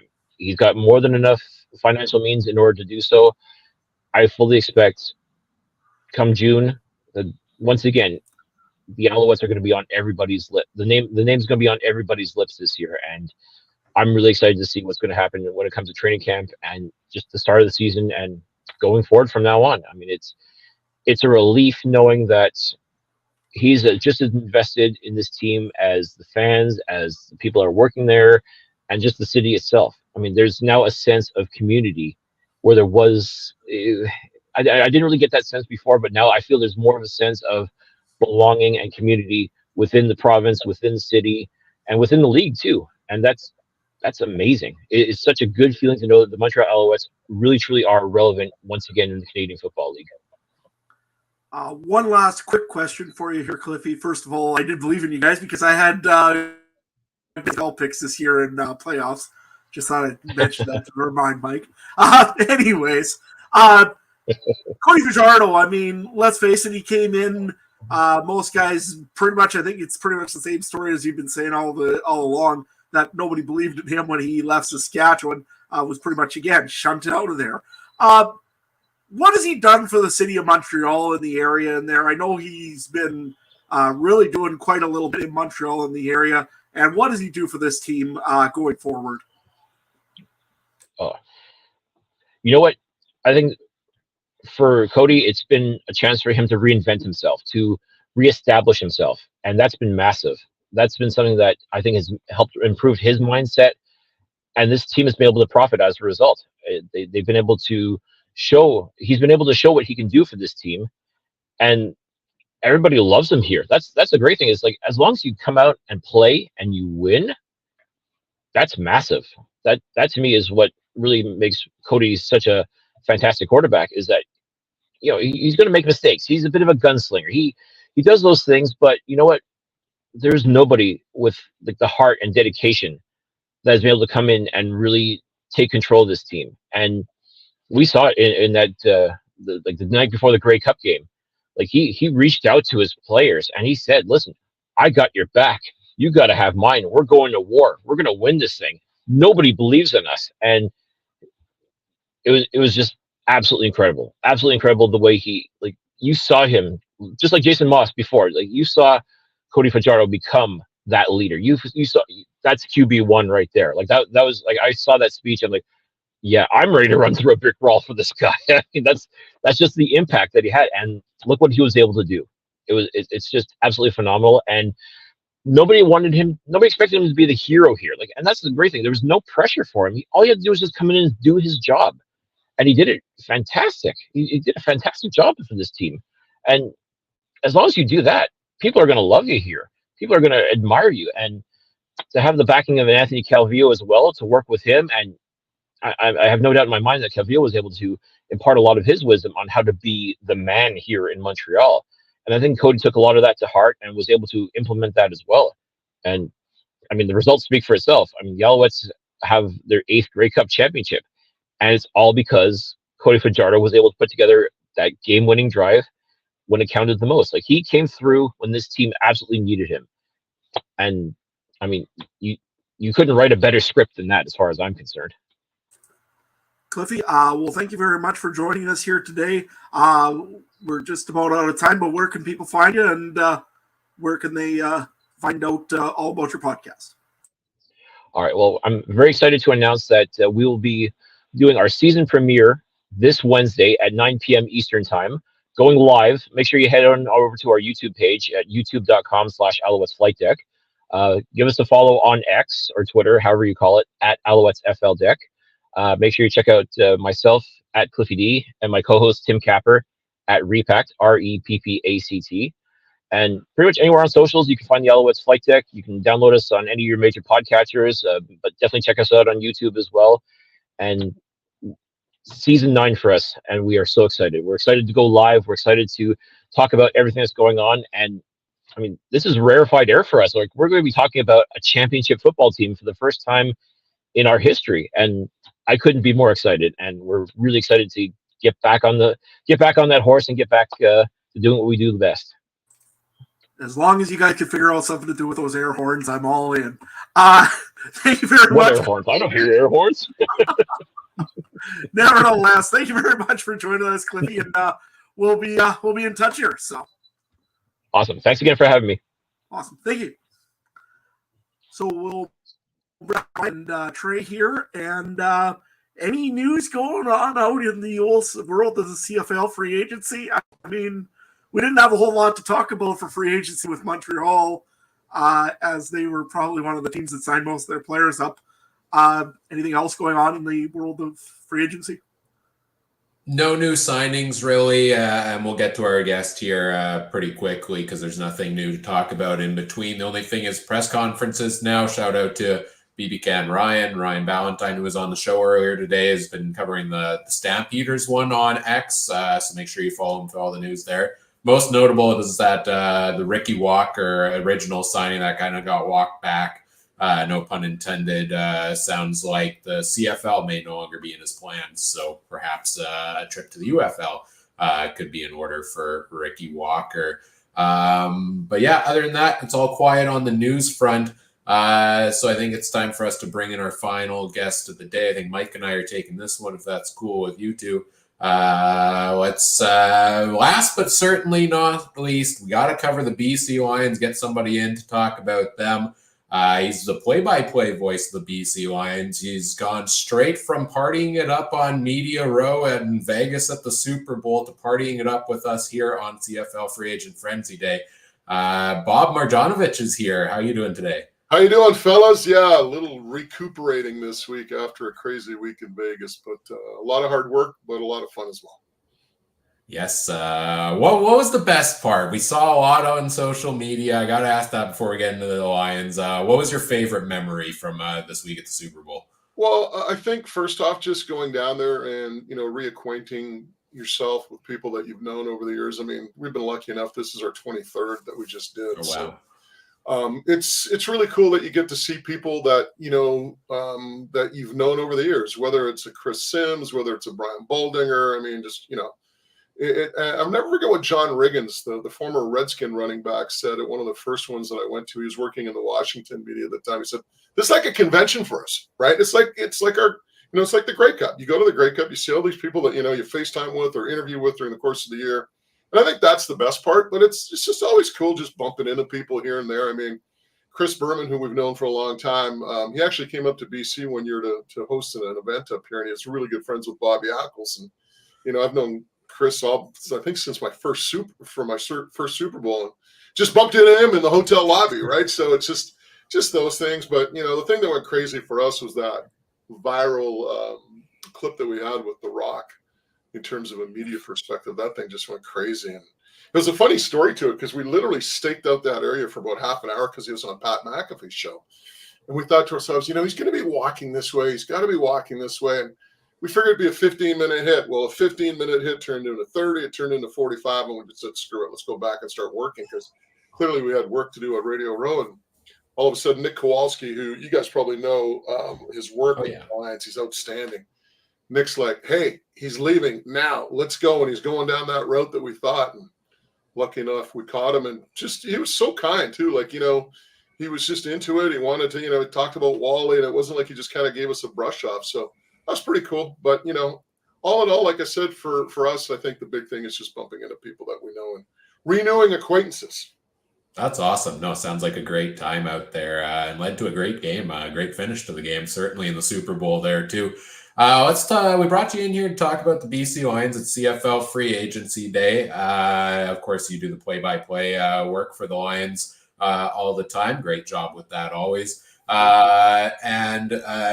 BC back-to-back years, pretty dominant seasons during the regular season, right in lockstep with the Winnipeg Blue Bombers, and then that exit in the West final. What was your take on the Lions kind of coming into free agency this year and where the focus needed to be? Well, I think anytime you have success, people want more money, right? I call it the Chris Simon rule. I don't know if you remember a guy named Chris Simon. He played for the Avalanche back in the day when they won the Stanley Cups. And all of a sudden, here was a fourth liner that wanted like second liner money, right? So that's the thing. I mean, your team does well, and you have to start paying people. And as a result, we've seen some players depart, unfortunately. Dom Rhymes probably being the biggest example. But I think they're looking at this team and trying to keep this core together and maybe adding some pieces. You know, in talking to Neil McAvoy prior to free agency, he said, we're going to be a day 2 player, right? We're not really going to be a day 1 player. Obviously, they upgraded the running back position with William Stanback, third down quarterback with Dakota Prukop. They'll probably go out and maybe get a Jake Dolagala for Taylor Cornelius if they fit financially as a backup to Vernon Adams Jr. But the one thing that whoever comes in here as a backup has to realize is they're not a 1B. As Neil McAvoy, their GM, stated a while ago, they're going to be strictly a number 2, right? So, and we saw that last year with Dane Evans. You know, it's kind of funny, guys. I talked about this in the Lions wrap-up at the end of the year. Everybody always talks about that game in Toronto where Vernon Adams threw, I don't know, was it 5 picks?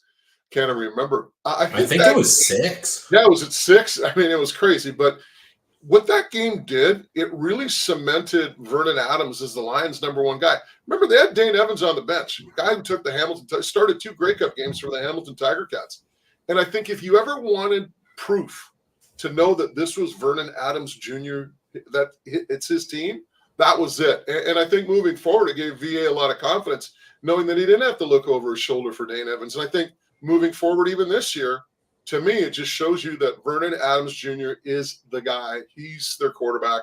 And whoever comes in here has to be a number 2. They're not going to be a 1B or a 1A.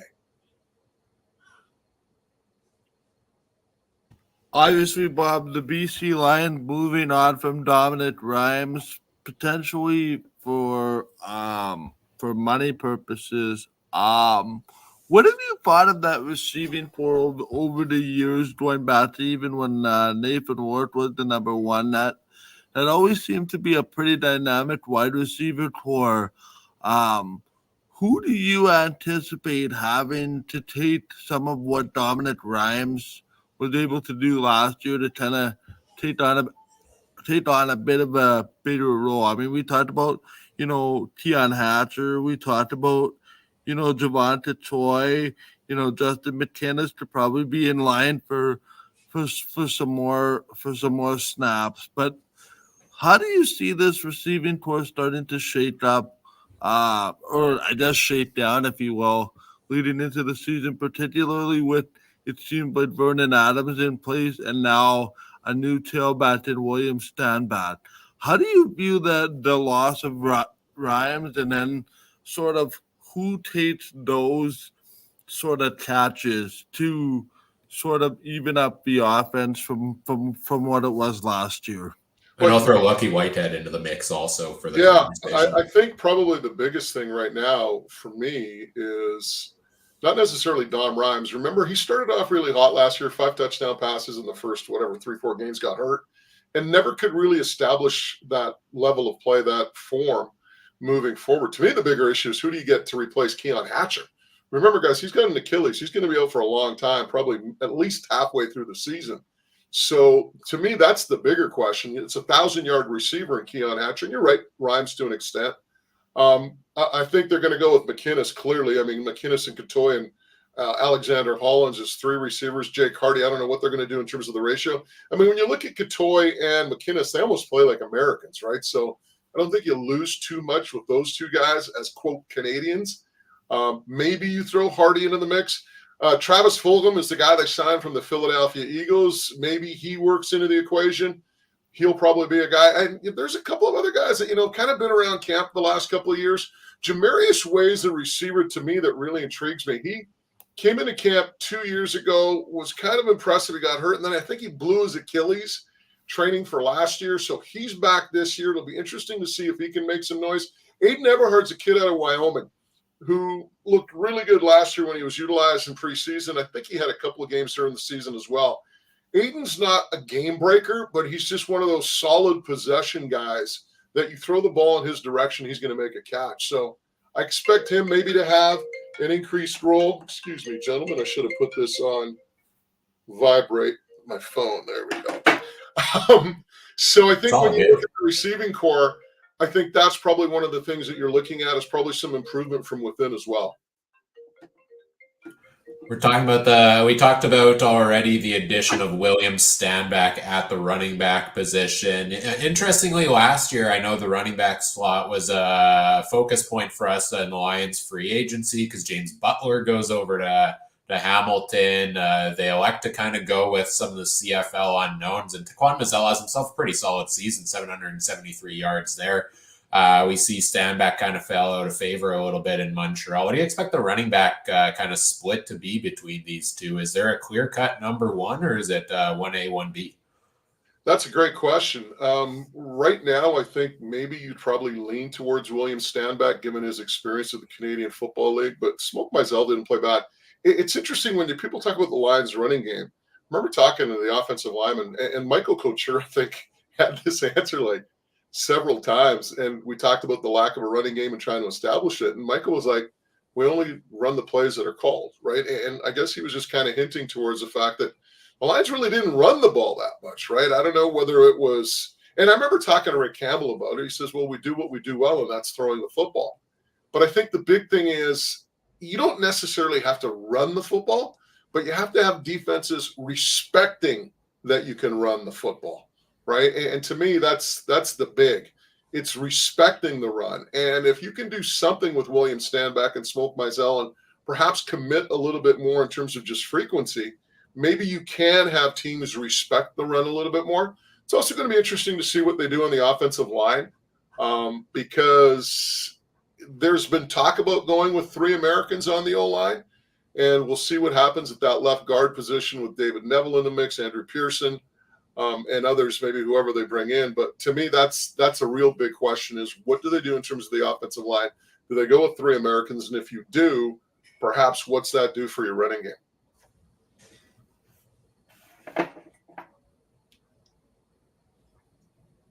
Would help if I unmuted my microphone.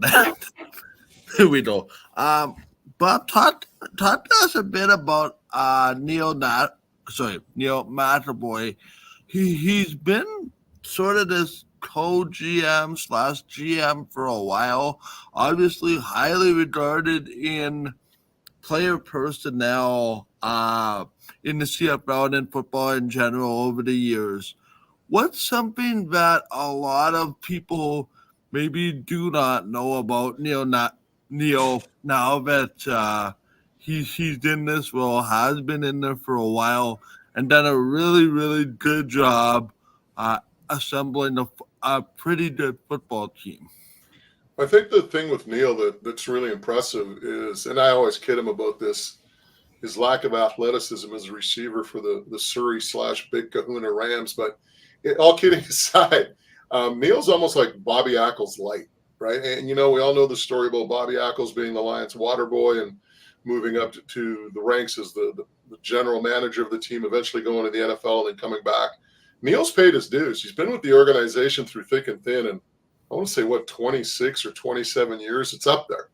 And here's a guy that just kind of started at, the lower rungs of the management team and has worked his way up as the co-GM. So, you clearly have a lot of respect for Neil and what he's done, and loves the Canadian Football League, loves the game, and, it works extremely hard at his job. But in terms of a philosophy, I think both Neil and Rick Campbell look at it as, particularly with this group, is number one, we want to keep this core together because I think they know what they have with this group, right? And I know Rick Campbell talks about this all the time, and I'm sure Neil echoes it if you're to ask him. It's about good people and bringing in good people. And they know the people that they have here, quote, are good people. So now it's about bringing in good people. Forget about the talent, right? I mean, you can have all the talent in the world, but if you come in with a bad attitude and a me attitude and, say what you will last year about Jonathan Kongbo, but clearly he wasn't a fit, and we all saw what happened in social media afterwards. But that's the situation. They won't tolerate that, right? I mean, they want a team that gets along, that everybody's kind of pulling in the same direction. We're obviously pulling in the same direction. So I think that's probably the biggest thing when you look at the team building that the Lions do. Is they want to bring in good people. And I think a lot of times you look at improvement from within. And, for me, you look at the secondary, there's a couple of holes there with Jalen Edwards-Cooper leaving, right? So you say to yourself, well, are they free agent players now? I mean, what do they do? Quincy Moje, the starting safety, was released as well. But I think they're pretty high on a guy like Patrice Rene, right? I mean, I think, talking to Ryan Phillips last year, the biggest issue with him was with Rene was just trying to find a position for him. He's kind of a tweener between a half and a linebacker. Another guy they're high on is Sermon Bagayogo, right? So maybe those two guys have more prominent roles this year with the way the secondary's been restructured. So, that's the one thing that they like doing. They like building from within. That was going to be my next question. You touched on some of the guys on the defense there. Matthew Betts is the big loss on the defensive line. It looks like he's going over to sign a deal with the Detroit Lions in the NFL.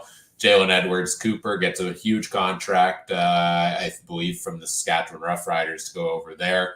And TJ Lee's on the roster, but much like Keon Hatcher, if it's a regular recovery from the injury he suffered in the West Final, it's going to be quite a while before we see him on the field this year. Correct me if I'm wrong. So, they did make some moves in free agency. I think that linebacker core with Ben Hladik, Bola Combo, Josh Woods is as scary as any of them in the league. But how do you see these holes in the Lions defense? Is it as simple, like you said, as promoting within?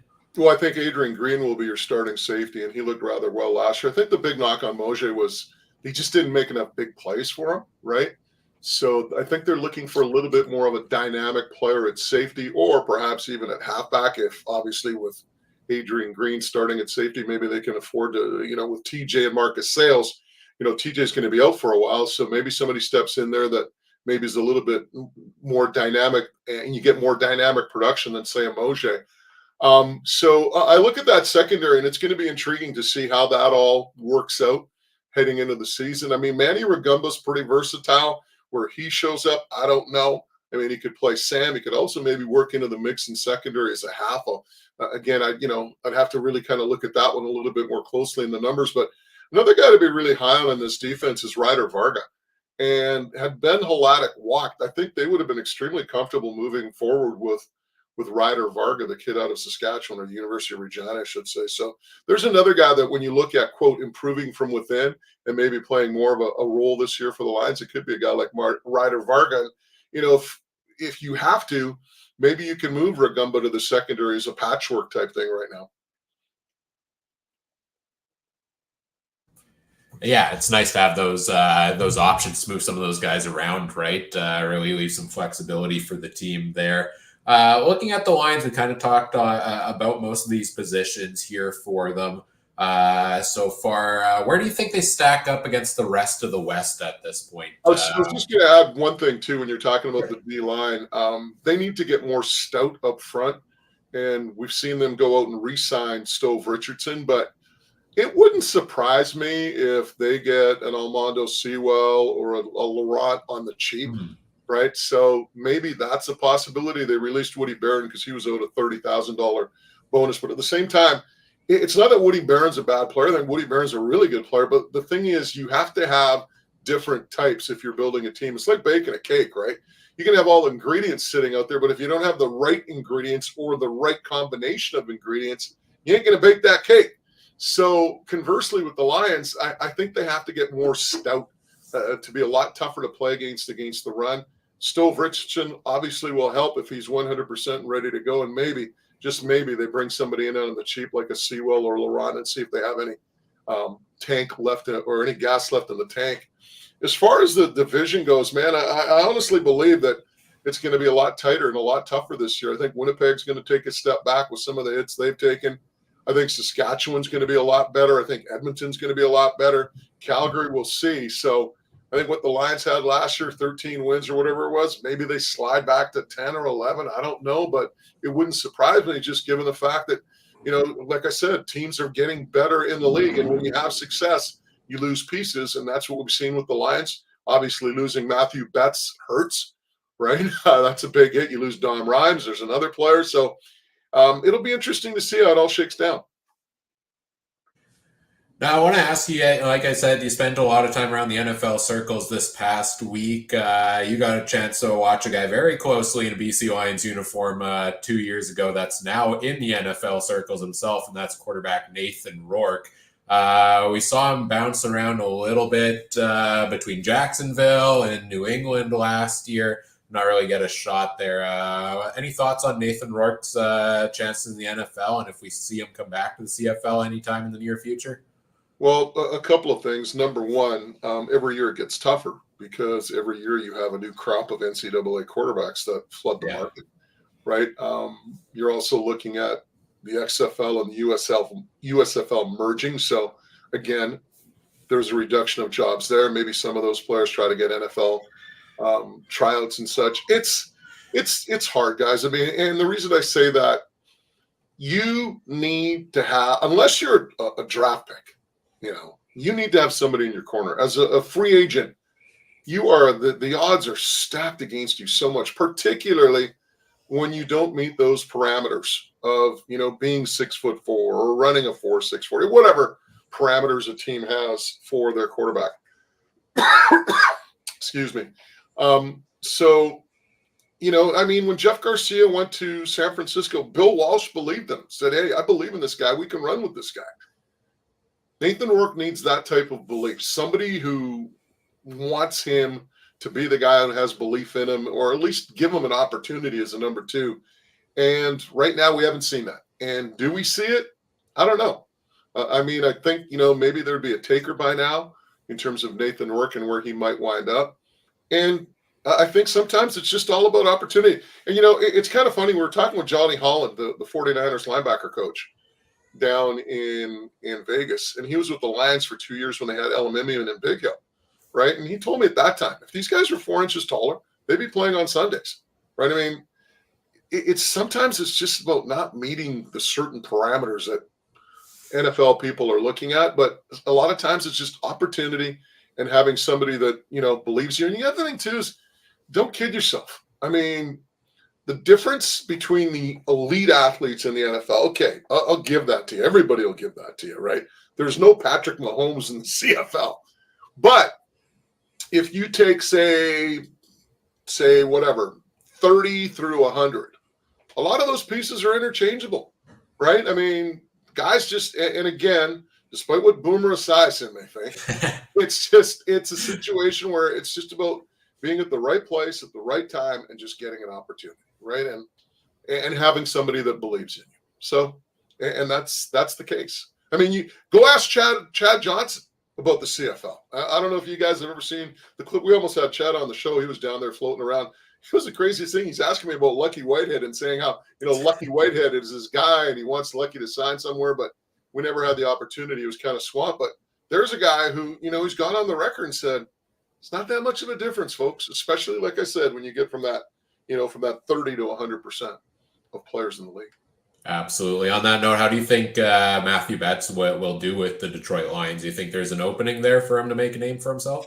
Well, it's interesting because one of the things, maybe as a pass rush specialist, and this is going to be an interesting way to look at it. Matthew, I think one of his weaknesses in the Canadian game was playing against the run, right?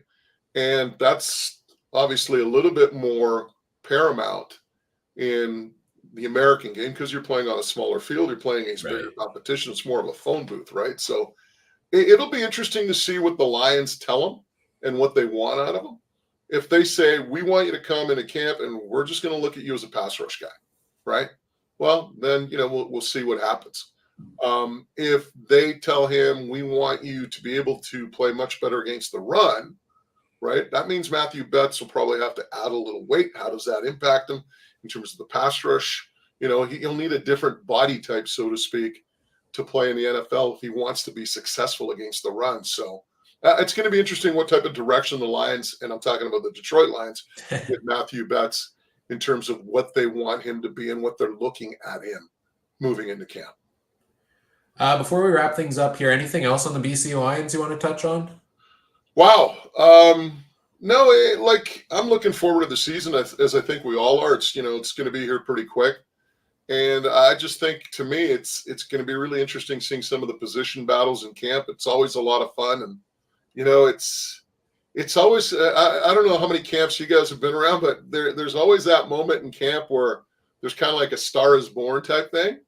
I remember up in Kamloops a few years ago when Adam Bighill was making some noise, and Rick Ball, who at the time now is with the Flames on Sportsnet, Rick Ball was like, "Hey guys, you got to see this guy down at the other end. This guy's making plays all over the place." And we go down there, and the guy happened to be Adam Bighill, right? So that's a really cool thing about camp. You find out about some guys that are players, some guys that you hope that will emerge and play to the next level. So yeah, looking forward to training camp and looking forward to seeing some of these questions that we're talking about today being answered.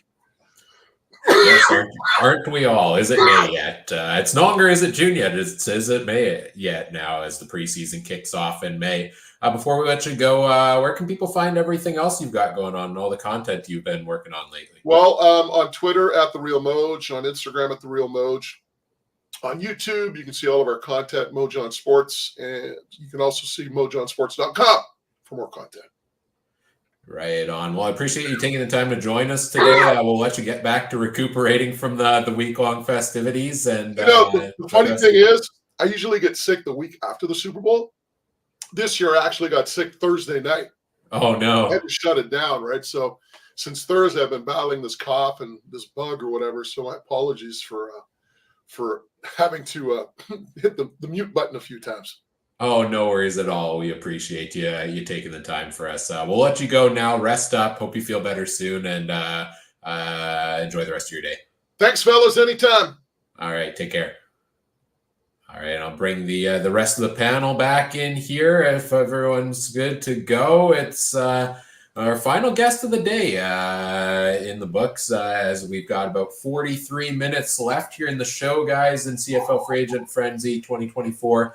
Not a huge eventful day in the activity department in terms of free agent movement, but a busy day for us here with guests covering every team and more topics in between here.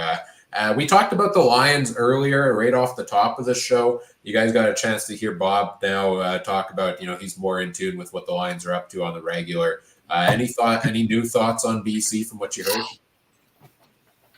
Not a whole lot. I think the BC is one of those teams that maybe still are looking for a piece or two, especially in the offensive, in the receiving core, especially with that injury that's still going to be lurking by for a little while here.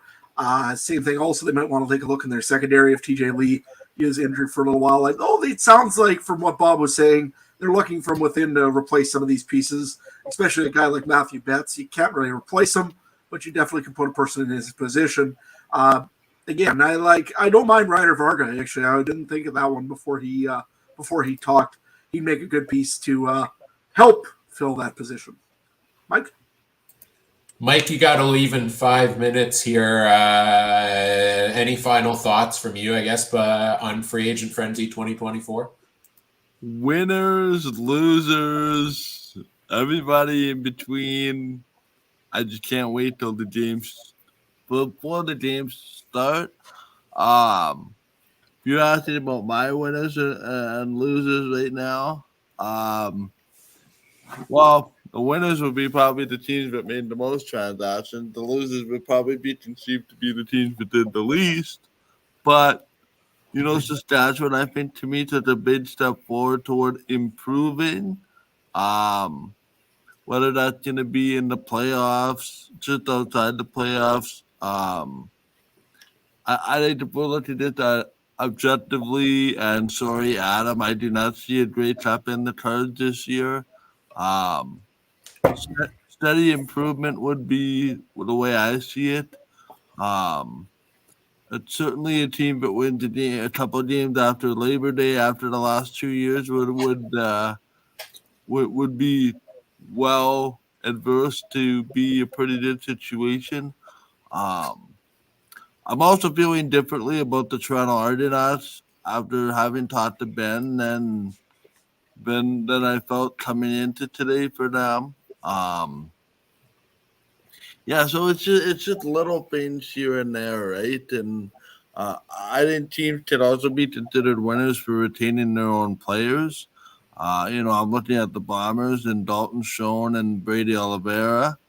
How much that'll amount to success, I guess, remains to be seen. But I say this every year. Now it's up to the bargain bin hunters to come alive and start searching through whatever's left. And this is also where the scouts come into play, right? Not only with the draft, but these free agent camps that are coming up, rookie camps. Who's gonna be that Dalton Schoen? who's going to be that Austin Mack, just to name a few. And that's the beautiful thing about our game is every year this time we have this discussion about what we think logically is going to happen, and the games get played on paper, and somebody comes to the forefront that nobody's really talking about, and is the net star. So that's why they play the game, gentlemen, and that's why they build these teams. But I think it's a subtle reminder that free agency doesn't win you championships. It helps you build towards something. If you can't get something in the draft, or if you can't get anything, starting wise, it helps you around the edges. But I certainly don't think that it'll solely win you a championship. And I think that's the same thing in the NHL. I think that's the same thing in the CFL. This is to kind of build your team around the edges to help you out.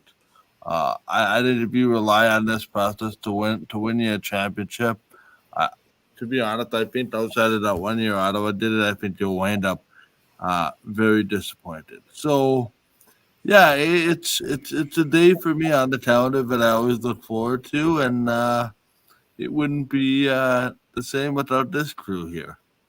Aw. Before you leave, Mike, give us your quick Grey Cup, way too early Grey Cup predictions, East, West, and who's winning it. Yeah, I'm gonna go in the West. I'm going with BC beating Winnipeg in the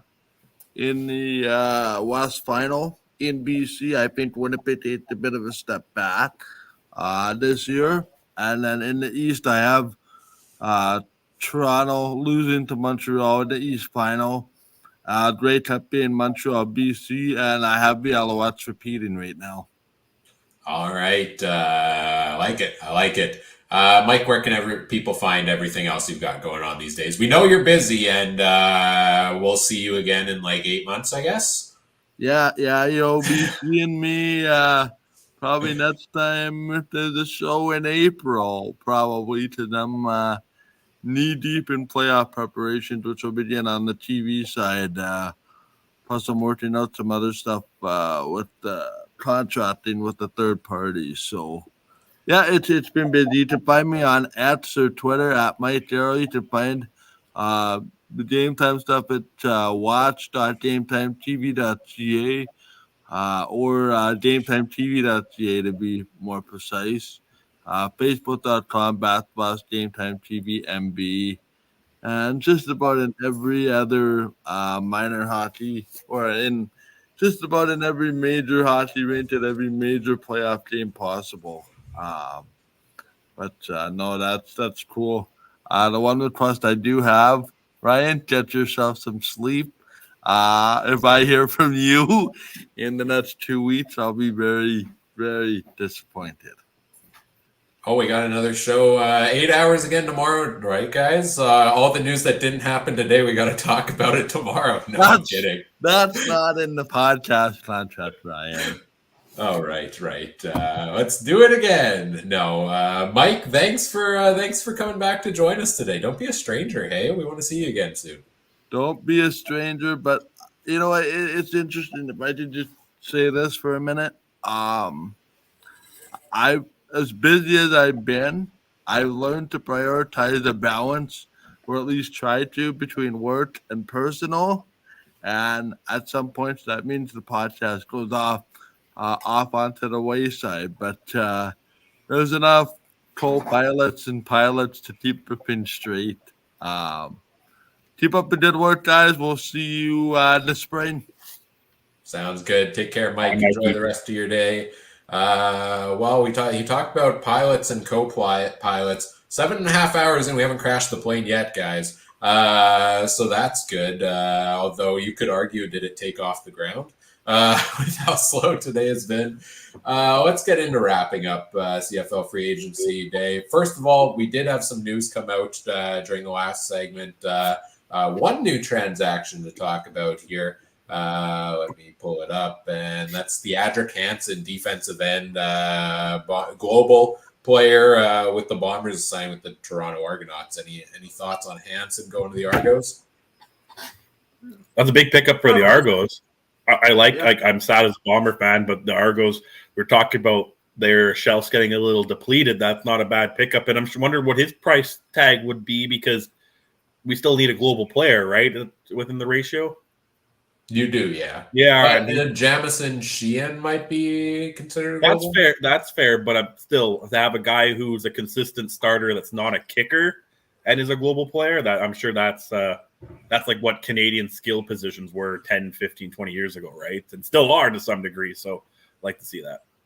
Yeah, for sure. Yeah, no, I like the move. I mean, Toronto needed some pieces in there. They got a pretty good defensive end that you're right you can use as a what do you call essentially as your global player. And Toronto now can look for some other pieces, I guess. But another piece for Winnipeg on that D line that's missing now. I mean, you have Jeff Coate, you've got Hansen, Haba, I believe, is still a free agent. So there's some pieces that are going to be missing out of Winnipeg's D line. Let's talk winners and losers of free agency day. And I know Mike was just talking about how championship's not won on this day. And it's hard to, especially when most of the news hasn't come yet, right, to predict. But we'll throw the past couple weeks in its winners and losers of the off season so far. Let's start with who your winner is, Adam. Now, right now, if I got just these sightings, I got to go with it. I don't want to be the home team guy, but I have to go with it. It's the Saskatchewan Roughriders. They brought in almost all the pieces that they were looking to bring in, and then some. They got a great offensive lineman in Hardrick. They got in a bunch of other good pieces in there that they needed. They needed pieces to replace a few guys in linebacking core. They did that with Jameer Thurman and also Adam Auclair. He's also going to be in there. Defensive end, I mean, they added in the gentleman from BC. Sorry, my brain just went and had a fart at the moment. Yeah, they've had a good free agency here, and then brought in one of the biggest stars in the whole free agency with AJ Ouellette, who you can't see being going down and regressing really in play. So the Riders did what they needed to do. I think they're still going to be active. I think they're still looking for a wide receiver, probably, as we've been talking a little bit about, for American wide receiver. I think they got, though, a lot of pieces that they wanted to. They kept Micah Johnson, who was a big piece of their puzzle for quite a long time. He had a good season last year. He's still sticking around. They also brought in from Hamilton. They brought in another D lineman there as well. So overall, lots of good pickups by the Saskatchewan Roughriders. I think they're probably one of the winners. I would say also maybe a secondary prize to the Ottawa Red Blacks. They did get their quarterback that they were after in Drew Brown. They did get also a Darius Pickett. They also got a good offensive lineman in Darius Bladak. Not also the big thing on that also is they've also lowered the quality of another team, a rival team's defense by doing this. So both of those are really good pickups. Ottawa's I'm a little less sold on just because I've seen this quarterback situation before. Yeah, I'd say Saskatchewan and Ottawa are probably my two winners at the moment. Montreal might be also another winner as well, not because they signed really a lot of guys, but because they had already a great team and they kept most of that great team. So they're probably also a winner in this one as well. They didn't really have to do a whole lot. They just tweaked the roster a little bit. Of course, they lost one receiver. They bring in Tevin Jones. They're going to have a good season as well. And that's just because they didn't have to bring in a lot of free agents. Great winners.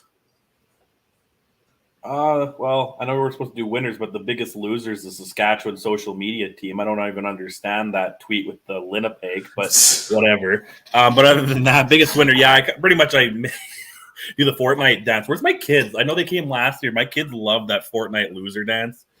They've actually gotten emails from them doing it at school too much. So, yeah, that's fun. But no, I agree with pretty much everything Adam said. I think that I would have to pick Saskatchewan. If you gave a Grey Cup for who wins off free agency right now, I would probably give it to Saskatchewan for that. I like what Ottawa's done. I'm not sure how high I am on them. I'm not as high as Shane was earlier today, but I definitely think they have a shot at playoffs. And Montreal, like Adam said, didn't piss it away, that's for sure. And Toronto, like, yeah, they lost a lot, but when we were talking with Ben, sorry, too many people on today. I don't even remember your guys' names for if it wasn't for them being under your picture, I wouldn't know who I was talking to. Ryan's thinking if I'm being serious or not, but yeah, their lineup is still pretty solid even after losing. So it's one of those ones that maybe it was a blessing in disguise, like Ben said, where a lot of these guys were on the minimum contracts, and now when it came to pay them, now they actually have some salary to move around. So I think Toronto won't be as bad as maybe some people initially thought. And now that they pick up Patrick Hansen, I think that's a good pickup too, to kind of put some cookies back in the cookie jar. Can I finally say the word breaking news? Yeah, let's go for it, Adam. I'm writing it in right now. Well, what happened now? Well, the Riders just lost 2 players, essentially. Hamilton goes and signs fullback James Tuck. He was, I think, with the Riders last year, or with Montreal. He was on my fantasy team at some point, I think. Yeah, I think he was, if I remember right. But the bigger one, I think, of the news story here is the Calgary Stampeders, who've actually been pretty busy in this all week, or in this free agent frenzy, signed Jamal Morrow from the Saskatchewan Roughriders previously. So that's a big one, and probably a little bit unexpected, I would think, just because they did have Dedrick Mills and the other guy that I won't say his name because I know I'll get it wrong and you guys will laugh at me. Peyton Logan. There you go.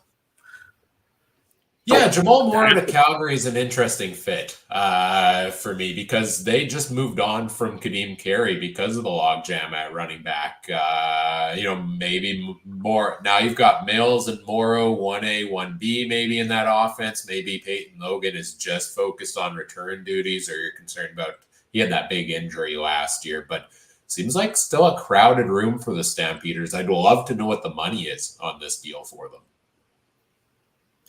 Just throw one more in there. A non-free agency news reported by Bob Irving. Blue Bomber great Ken Plone just passed away this morning at the age of 88. So, oh no, Kenny Blaine. Yeah. So just another one. The news there. Side note, Bob, for a guy who's retired, does he stop tweeting about sports ever? Like that's what my retirement's gonna be, sitting on the couch just tweeting about sports. But I'm like, that's what you do for a job. So, but I love Knuckles. Anyway, that's all. Yes, Kenny Payne, one of the greatest players of all time for the Bombers. I believe was one of the most integral in the Bombers dynasty era there. So rest in peace and condolences to the family and the friends and former teammates of Kenny Payne. The other one also that I got here for you is they already have a number for Jamal Morrow. Jamal Morrow will be wearing AJ Ouellette for the Rough Riders. He will be wearing number 45. Of course, he can't wear 34 in Saskatchewan because that is George Reed's old number. So he will be wearing 45 for the Rough Riders. In case anybody wants to get his jersey. Just saying. Are you going to get his jersey there, Adam? No. I don't get names on the back of mine because they're never around long enough. That's fair.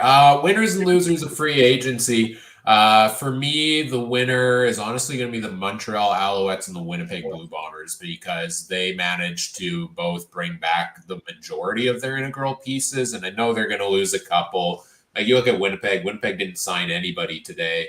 They did lose Prukop. They lost Marcus Hardrick, Jackson Jeffcoat, Theodric Hansen, Jesse Briggs, Houston, and Karfalo Exume. They've got some free agents that they won't be able to bring back most likely, but I don't think the team really took that much of a step back. We expected they were going to lose one of Brady Oliveira or Dalton Schoen. They managed to keep both of them. We thought, they managed to keep in the mix as well Drew Wolotarski, a key piece of that wide receiver core. The bulk of their O-line is back again, even though, yes, there is concerns about them aging. Willie Jefferson, Brandon Alexander, Deatrick Nichols.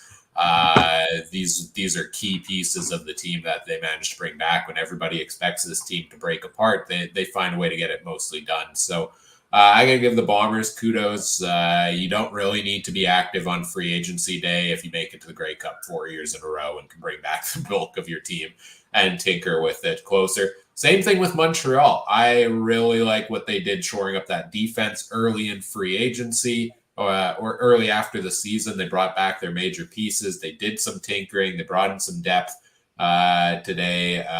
Sean Thomas Erlington, a notable one there. Tevin Jones is a great addition for them. I'm really excited about that. And some even more pieces on the D line coming over from Calgary there for Montreal makes them my winner of the day.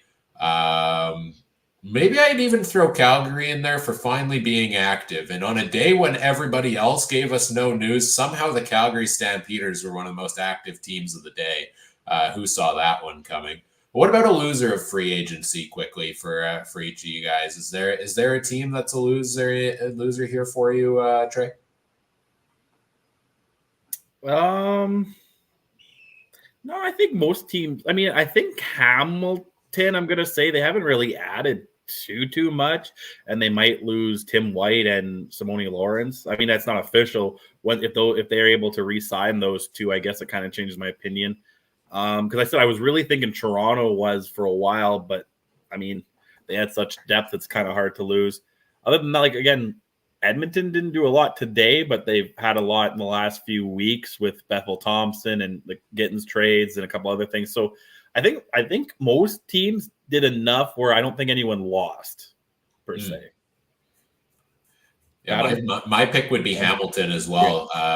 Before Adam jumps in here, that everyone expected this to be the day that Hamilton's going to be very busy, and the only thing we've really talked about for the most part with them today is how they have two big pieces that they haven't been able to secure yet, despite there being not a bunch of activity out there in the market. So, and that those are at key positions with not a ton of options still out there. So I'm down on the Ticats for now because I haven't seen enough from them, and I think they're a team that needs a bit of an overhaul. But ask me when we reconvene in a week or two, that opinion might change. Adam?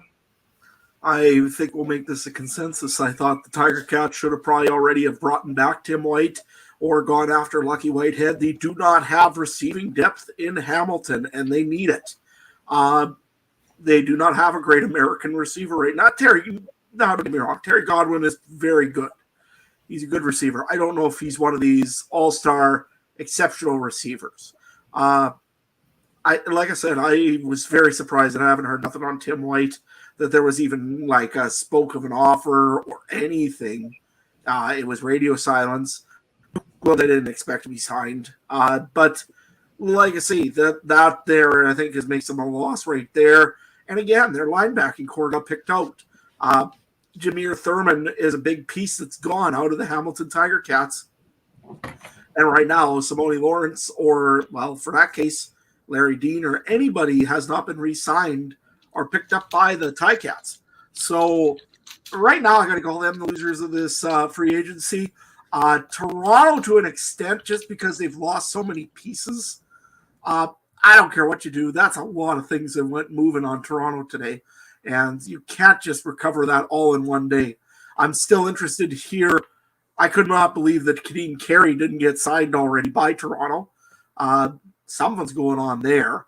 And Jamal Morrow got signed before Kadeem Carey in Calgary, which is weird. But to me, it's Hamilton or Toronto. Toronto has the depth, though, and Hamilton doesn't. So to me, if I was a Ticats fan, I'd be a little concerned about that receiving core and definitely a little bit also about the linebackers. We didn't have a ton of big moves today, but any thoughts on what would you guys say is the most impactful move we've had so far today? I can scroll kind of through some of them. We had James Tuck, Jamal Moore. I'll scroll through them here, and you guys can touch on one that you think is going to have a huge impact on their teams. I mean, they became official today, and I'm going to go with Hardrick and Ouellette. If those two guys actually hit the field for Saskatchewan, I mean, Ouellette's going to. I'm still praying Hardrick retires and gets the bonus, but he's probably going to play in Saskatchewan. So I'll give those two mine because I think that just hugely it changes that offense. And even if Saskatchewan can't add any more big-time receivers or something, that's two big pieces on your offense. You got a guy, and again, maybe Hardrick's talent isn't what it once was. Maybe his speed isn't quite there. I thought him and Bryant looked really slow this year on the Bombers line, but man, those boys still love to run, right? And you got a guy like Ouellette firing up back there. I think that's going to change a lot of things back there. Adam, did I take yours? And what else do you got? No, actually, you didn't really take mine. Mine actually is a weird one. It's DeMario Houston going to Calgary. Calgary's defense was not the best on the pass last year. Having a guy like DeMario Houston, he's an all-star. He's a real ball hawk. He really does pick up people in the pick up a lot of footballs in the back, and quarterback's got to watch for him. He's pretty dangerous back there. I think that was a big signing, as well as also Micah Tights, the Calgary Stampeders. He was a big signing as well. Yes, he didn't have a good season in Saskatchewan. I'll tell you right now, with Konar with him, you have three Canadians right there. You've got Konar, you've got Cam Judge, and you've got Micah Tights. That's a dangerous, dangerous linebacking core. You just opened up an open spot for another American. Watch the Calgary defense. That's going to be a very strong defense going forward. Yeah, I like that. There's a lot of impactful moves that have been made over the past couple of days, over the past week or so. If we go back, I'll say re-signing Brady Oliveira was the most crucial move of any team could make in this free agency period. I think that would have been a disaster if the Bombers let him walk. So I think that's huge. I'll say of the ones that became official today, yeah, I'm high on that Tevin Jones signing. I really think 800 and something yards last year and then being sat a couple games, he fits the mold of exactly what Montreal needed. I think it's a perfect fit when there weren't a ton of better options out there on the market. And I'll make the prediction right now that Tevin Jones is a 1,000-yard receiver in 2024 for Montreal, together with Cody Fajardo there at quarterback.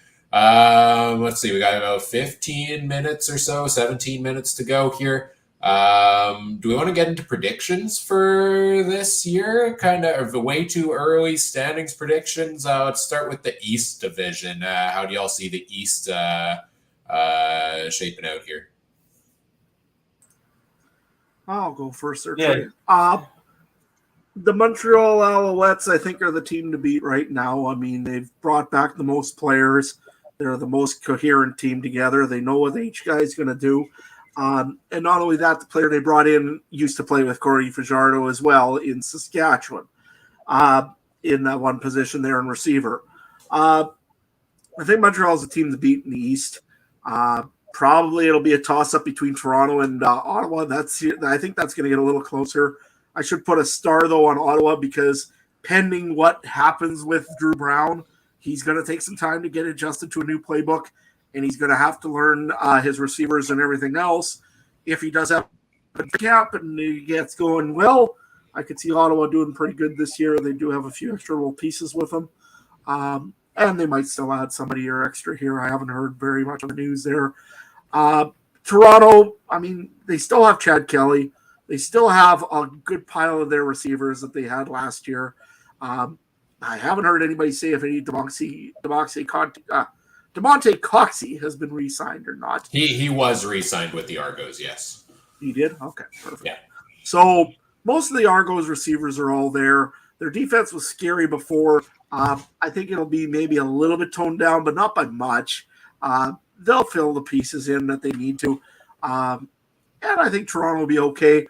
Hamilton, until you get some pieces on that receiving core, and I see what you have for linebacker, you're going to see nice.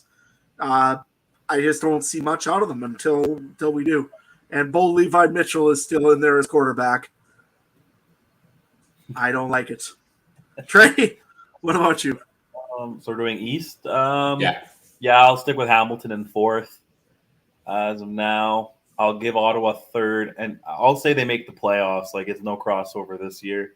Again, and I'm kind of 1A, 1B with Montreal, Toronto. I know both of them will host a home playoff game unless something catastrophic happens that we don't foresee. Is that all we're doing, or did we doing with like Mike and picking the playoffs too?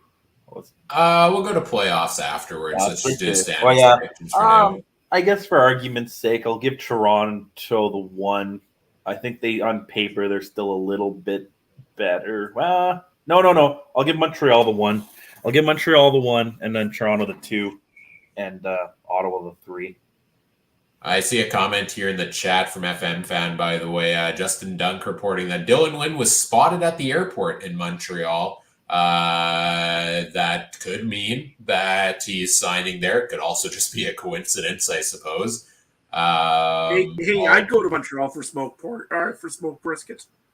Yeah, maybe that's all it is.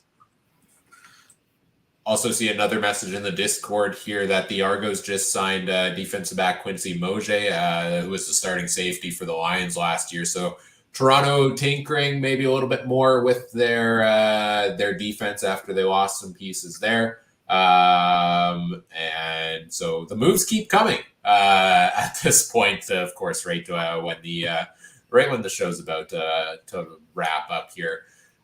East Division, I'm going to go Montreal, number 1. I'm really high on what the Alouettes have done this offseason. I think they're a team that's going to grow as well. That receiving core is going to grow quite a bit this year. It was pretty fresh last season. I like what they've done at running back there as well. I'm going to go Toronto, number 2. I don't believe they'll take as much of a step back as a lot of people are expecting. The sky is not falling in Toronto. It's raining a little, but it's not falling. Hamilton, Ottawa, yeah, I'd flip a coin on those. I have a tough time buying in on the Red Blacks until I see the free agency moves translate out on the field. But as of right now, I would probably put them a little higher than Hamilton just because I'm not seeing the vision for the Ticats currently until we see a little more movement from them. So I think we're all kind of pretty much in line on this. What about the West Division here, guys? Trey, you want to go first this time?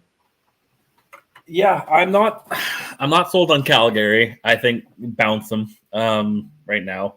18-0. Sorry, Ryan, ain't happening. 0-18 is more likely. I think it's going to happen, but more likely. Edmonton, I'm not sold on them either. I wonder if maybe this is one more washed year. Is the idea Bethel Thompson comes in to mentor Trey Ford a little bit, and they still don't overly care, but they got a guy with a recognizable name for jersey and ticket sales. I don't know. I'm still not sold on them, but give me, and this is going to be close, okay? Like, this is going to be like what 2019 was, I think, in the West, where it's going to be like 13, 12, 11 wins. But give me BC 1, Winnipeg 2, and Saskatchewan 3. And it's all going to come down to, like, Bombers win 2 out of the 3 head-to-head with Saskatchewan or something, and that's all the difference was. Adam? The West is going to be wild again this year. You know what? Calgary there has improved their D. Edmonton, they got a better quarterback, I guess. And plus they got Jason Shivers calling the, which is a lot better than Chris Jones calling a defense.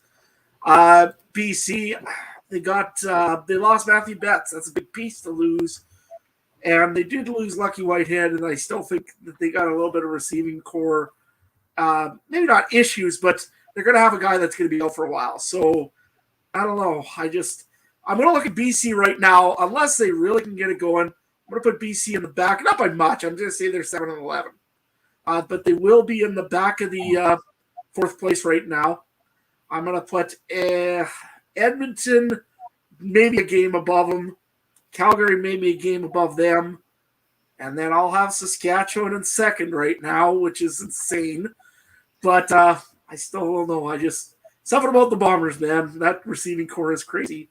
And I hate to do it, but I'm going to go with them with 1. You think BC fell off that much, huh? I'm not sold on their receiving core yet, and I'm not sold on the defensive line. That's fair. You lose 18 sacks. That's a lot of loss. Yeah. I mean, Nathan Cherry is good. I mean, We heard about Ryder Varga there from Bob, but I don't know.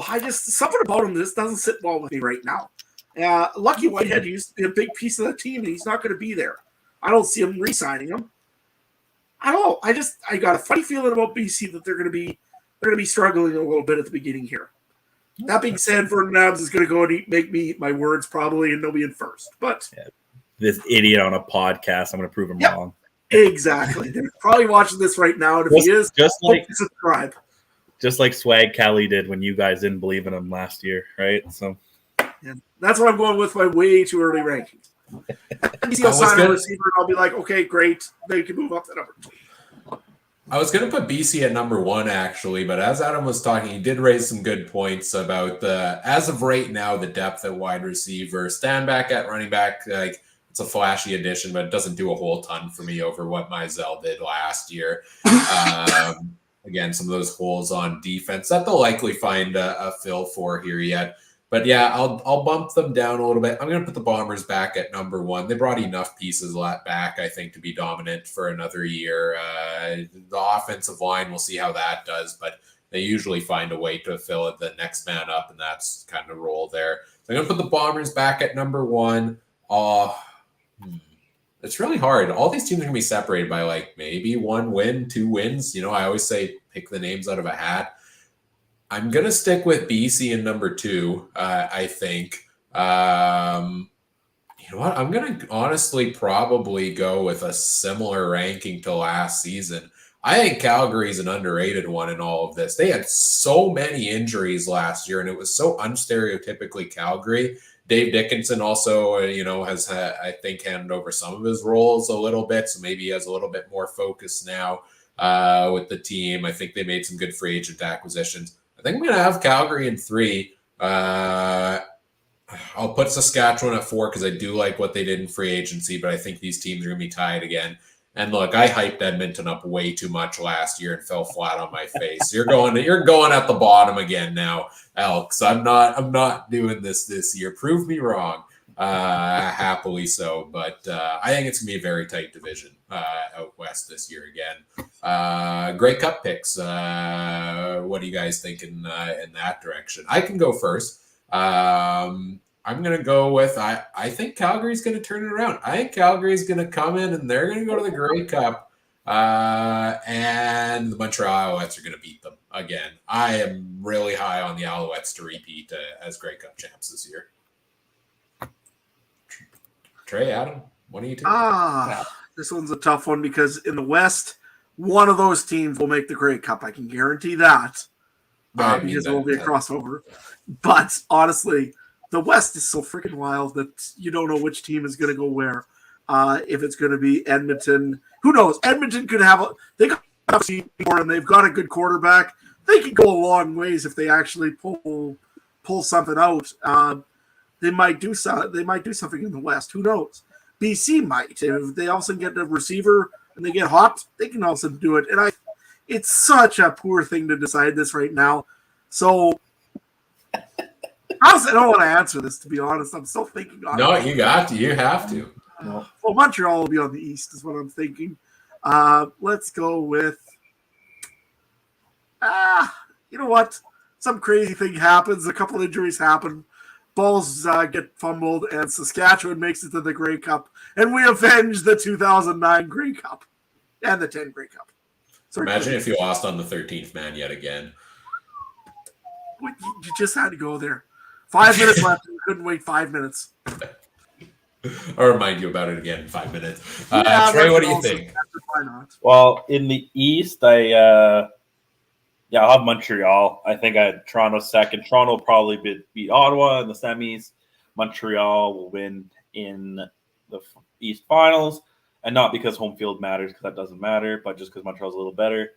And then the West, I'm gonna say this: if I had Saskatchewan being third, I think it's their year to run the tables.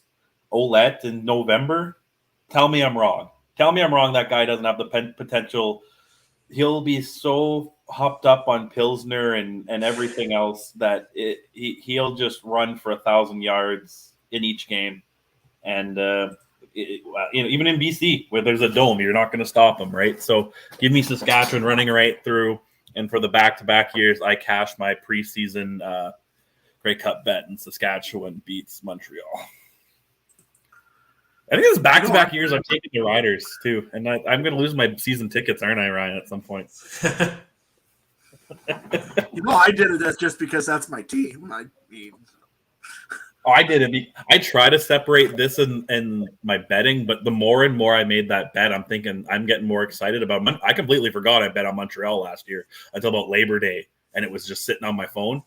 But this one, I'm getting more and more excited, and I don't want to get too hyped up, but they're that team where I think they're maybe still a couple pieces away. But we saw Montreal add those pieces in September, right? We saw other teams add these pieces at the trade deadline or the NFL cuts.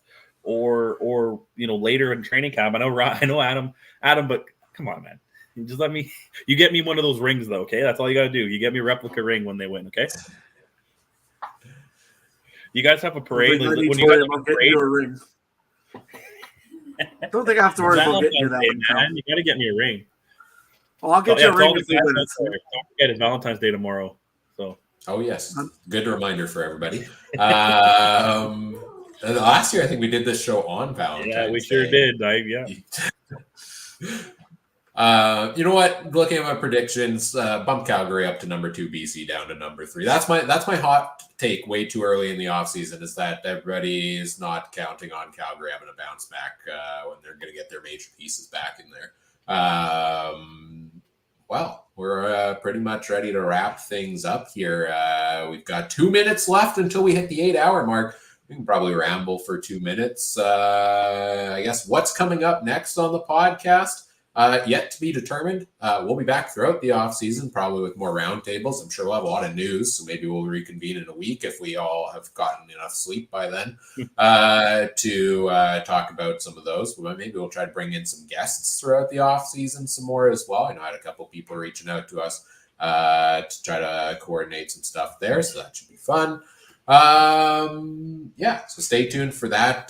Subscribe on the YouTube channel, youtube.com/@CFCountdownPod. You'll get notified whenever we do go live or schedule recording. We've been mostly recording things throughout the off season. Doing the late night live shows has been a little tricky lately, but we'll probably bring those back once the season starts. You've seen it go across the ticker. You can see it on the screen there now as well. Follow us on X. Follow us on Facebook at CF Countdown Pod on all of those. And join the Discord community. There's a link in the video description if you want to join us there. We'll continue the discussion there throughout the coming weeks as all the news comes out there as well. Adam, you've made it through 8 hours here pretty much today. How are you feeling at the end of this, and where can people find everything else you've got going on? I don't smoke cigarettes, but maybe I need to start having to after all this. You can find me at Adam Stewart 1. Be talking a little bit about free agency as well. We'll be talking more about senior hockey. It's a big thing going on right now in Saskatchewan here. I can almost see AJ Ouellette showing up to a hockey game in the middle of Saskatchewan. To be honest with you, be pretty cool. Follow me at Adam Stewart 1. Calving season's coming. You can see that as well. Probably won't take a video of the cow actually calving because I'll get banned off of everything. But with that being said, Trey, where can people find you? Well, I got to ask, when I was on the AFN the other day, I said a Saskatchewan senior hockey game is probably straight out of Shoresy. Am I pretty close? Exactly. It's not not even. It's exactly Shoresy. Minus the first guy. So I didn't lie to any of the fine folks at the AFN. That's great. If you want to check out my interview there, that was on Saturday. Go to Alternative Football Network. I had a good chat there explaining everything Canadian football to our new American associates. It was supposed to be a 45-minute interview. We get to about 40 minutes, and then the question is explain the rule differences. And I was like, okay, this episode's going to be a little bit longer. That's okay. I had no problem. But you don't realize how many, to us, that we don't realize the differences all the time, right? So, until we explain them. But it was fun. yeah, if you want to check out my other stuff, go to Twitter at Trey Harness Link. Very excited. Hit 25,000 viewers on my horse show. Almost 250 on my new UFC show, which is 250 more than I thought would be, too. But that's also 25,000 more I'd have on my horse show. So, yeah, get a little sentimental here. It's weird that these people, we've had almost, 30 to 40 people watching constantly today, if not more. So we appreciate the fans. If you watch just this, if you watch all our stuff, if you watch Adam's farming stuff, if you watch Mike's hockey stuff, we truly do appreciate it. Yes. And everyone loves Ryan's fantasy stuff, right? That's the real reason most people here, yeah. Yes, absolutely. We've been fun fact. It looks like you have an 8-hour streaming limit on Facebook. So I guess goodbye to everybody who's tuning in there, because I just got the warning that that's gone. YouTube exclusive content now only. Yeah, like when McAfee gets off of ESPN, right? Now things get wild. But no, everybody tuning in throughout the day, thank you so much for joining us. As of right now, this is our second most viewed video of all time on the YouTube page. That's not counting the other platforms as well. Only last year's show beat that, and a lot of those views came in after the fact. So I'm hopeful this will smash the record in the long run. I know it's a Tuesday. It's a busy day. Many people are at work, so we appreciate you taking time to join us throughout. All the fun comments in the comments section throughout the day, joining us as well. Thank you to all of our guests, 10 plus guests joining us throughout the day here. There's no way we make it through 8 hours without all of them and all of their input as well. Thanks to our friends over at the Canadian Football Podcast Network, at the Alternative Football Network, for helping us promote the show, bring Trey on the other day on the show, and sharing the links on social media as well. And thanks Adam, Trey, and Mike for helping make my vision for this thing come to life. It's been a lot of fun. I enjoy planning this every single year, and hopefully we can do this again next year and maybe have a bit more activity on that day in particular. How did you do this with just you and Mike?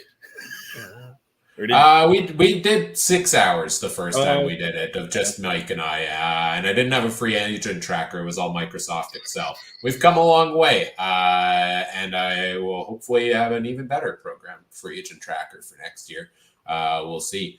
We mentioned all the things. It's been a long day. Go back, tune in to any parts you missed if you want after the fact, and stay tuned for more content to come from us. Whatever platform you viewed or listened to this on, we appreciate if you do all the fun things, such as like, comment, subscribe, rate, review, share the show with your friends. Help us grow the show. Just sharing the link out there for more people to tune in helps us grow it and make this even bigger. So we really appreciate everybody's support today and throughout the years here as we enter our 10th year here on the Canadian Football Countdown. Happy Free Agent Frenzy Day, everybody. On behalf of Trey, Adam, Mike, and all of our special guests today, I'm Ryan saying thanks for tuning in.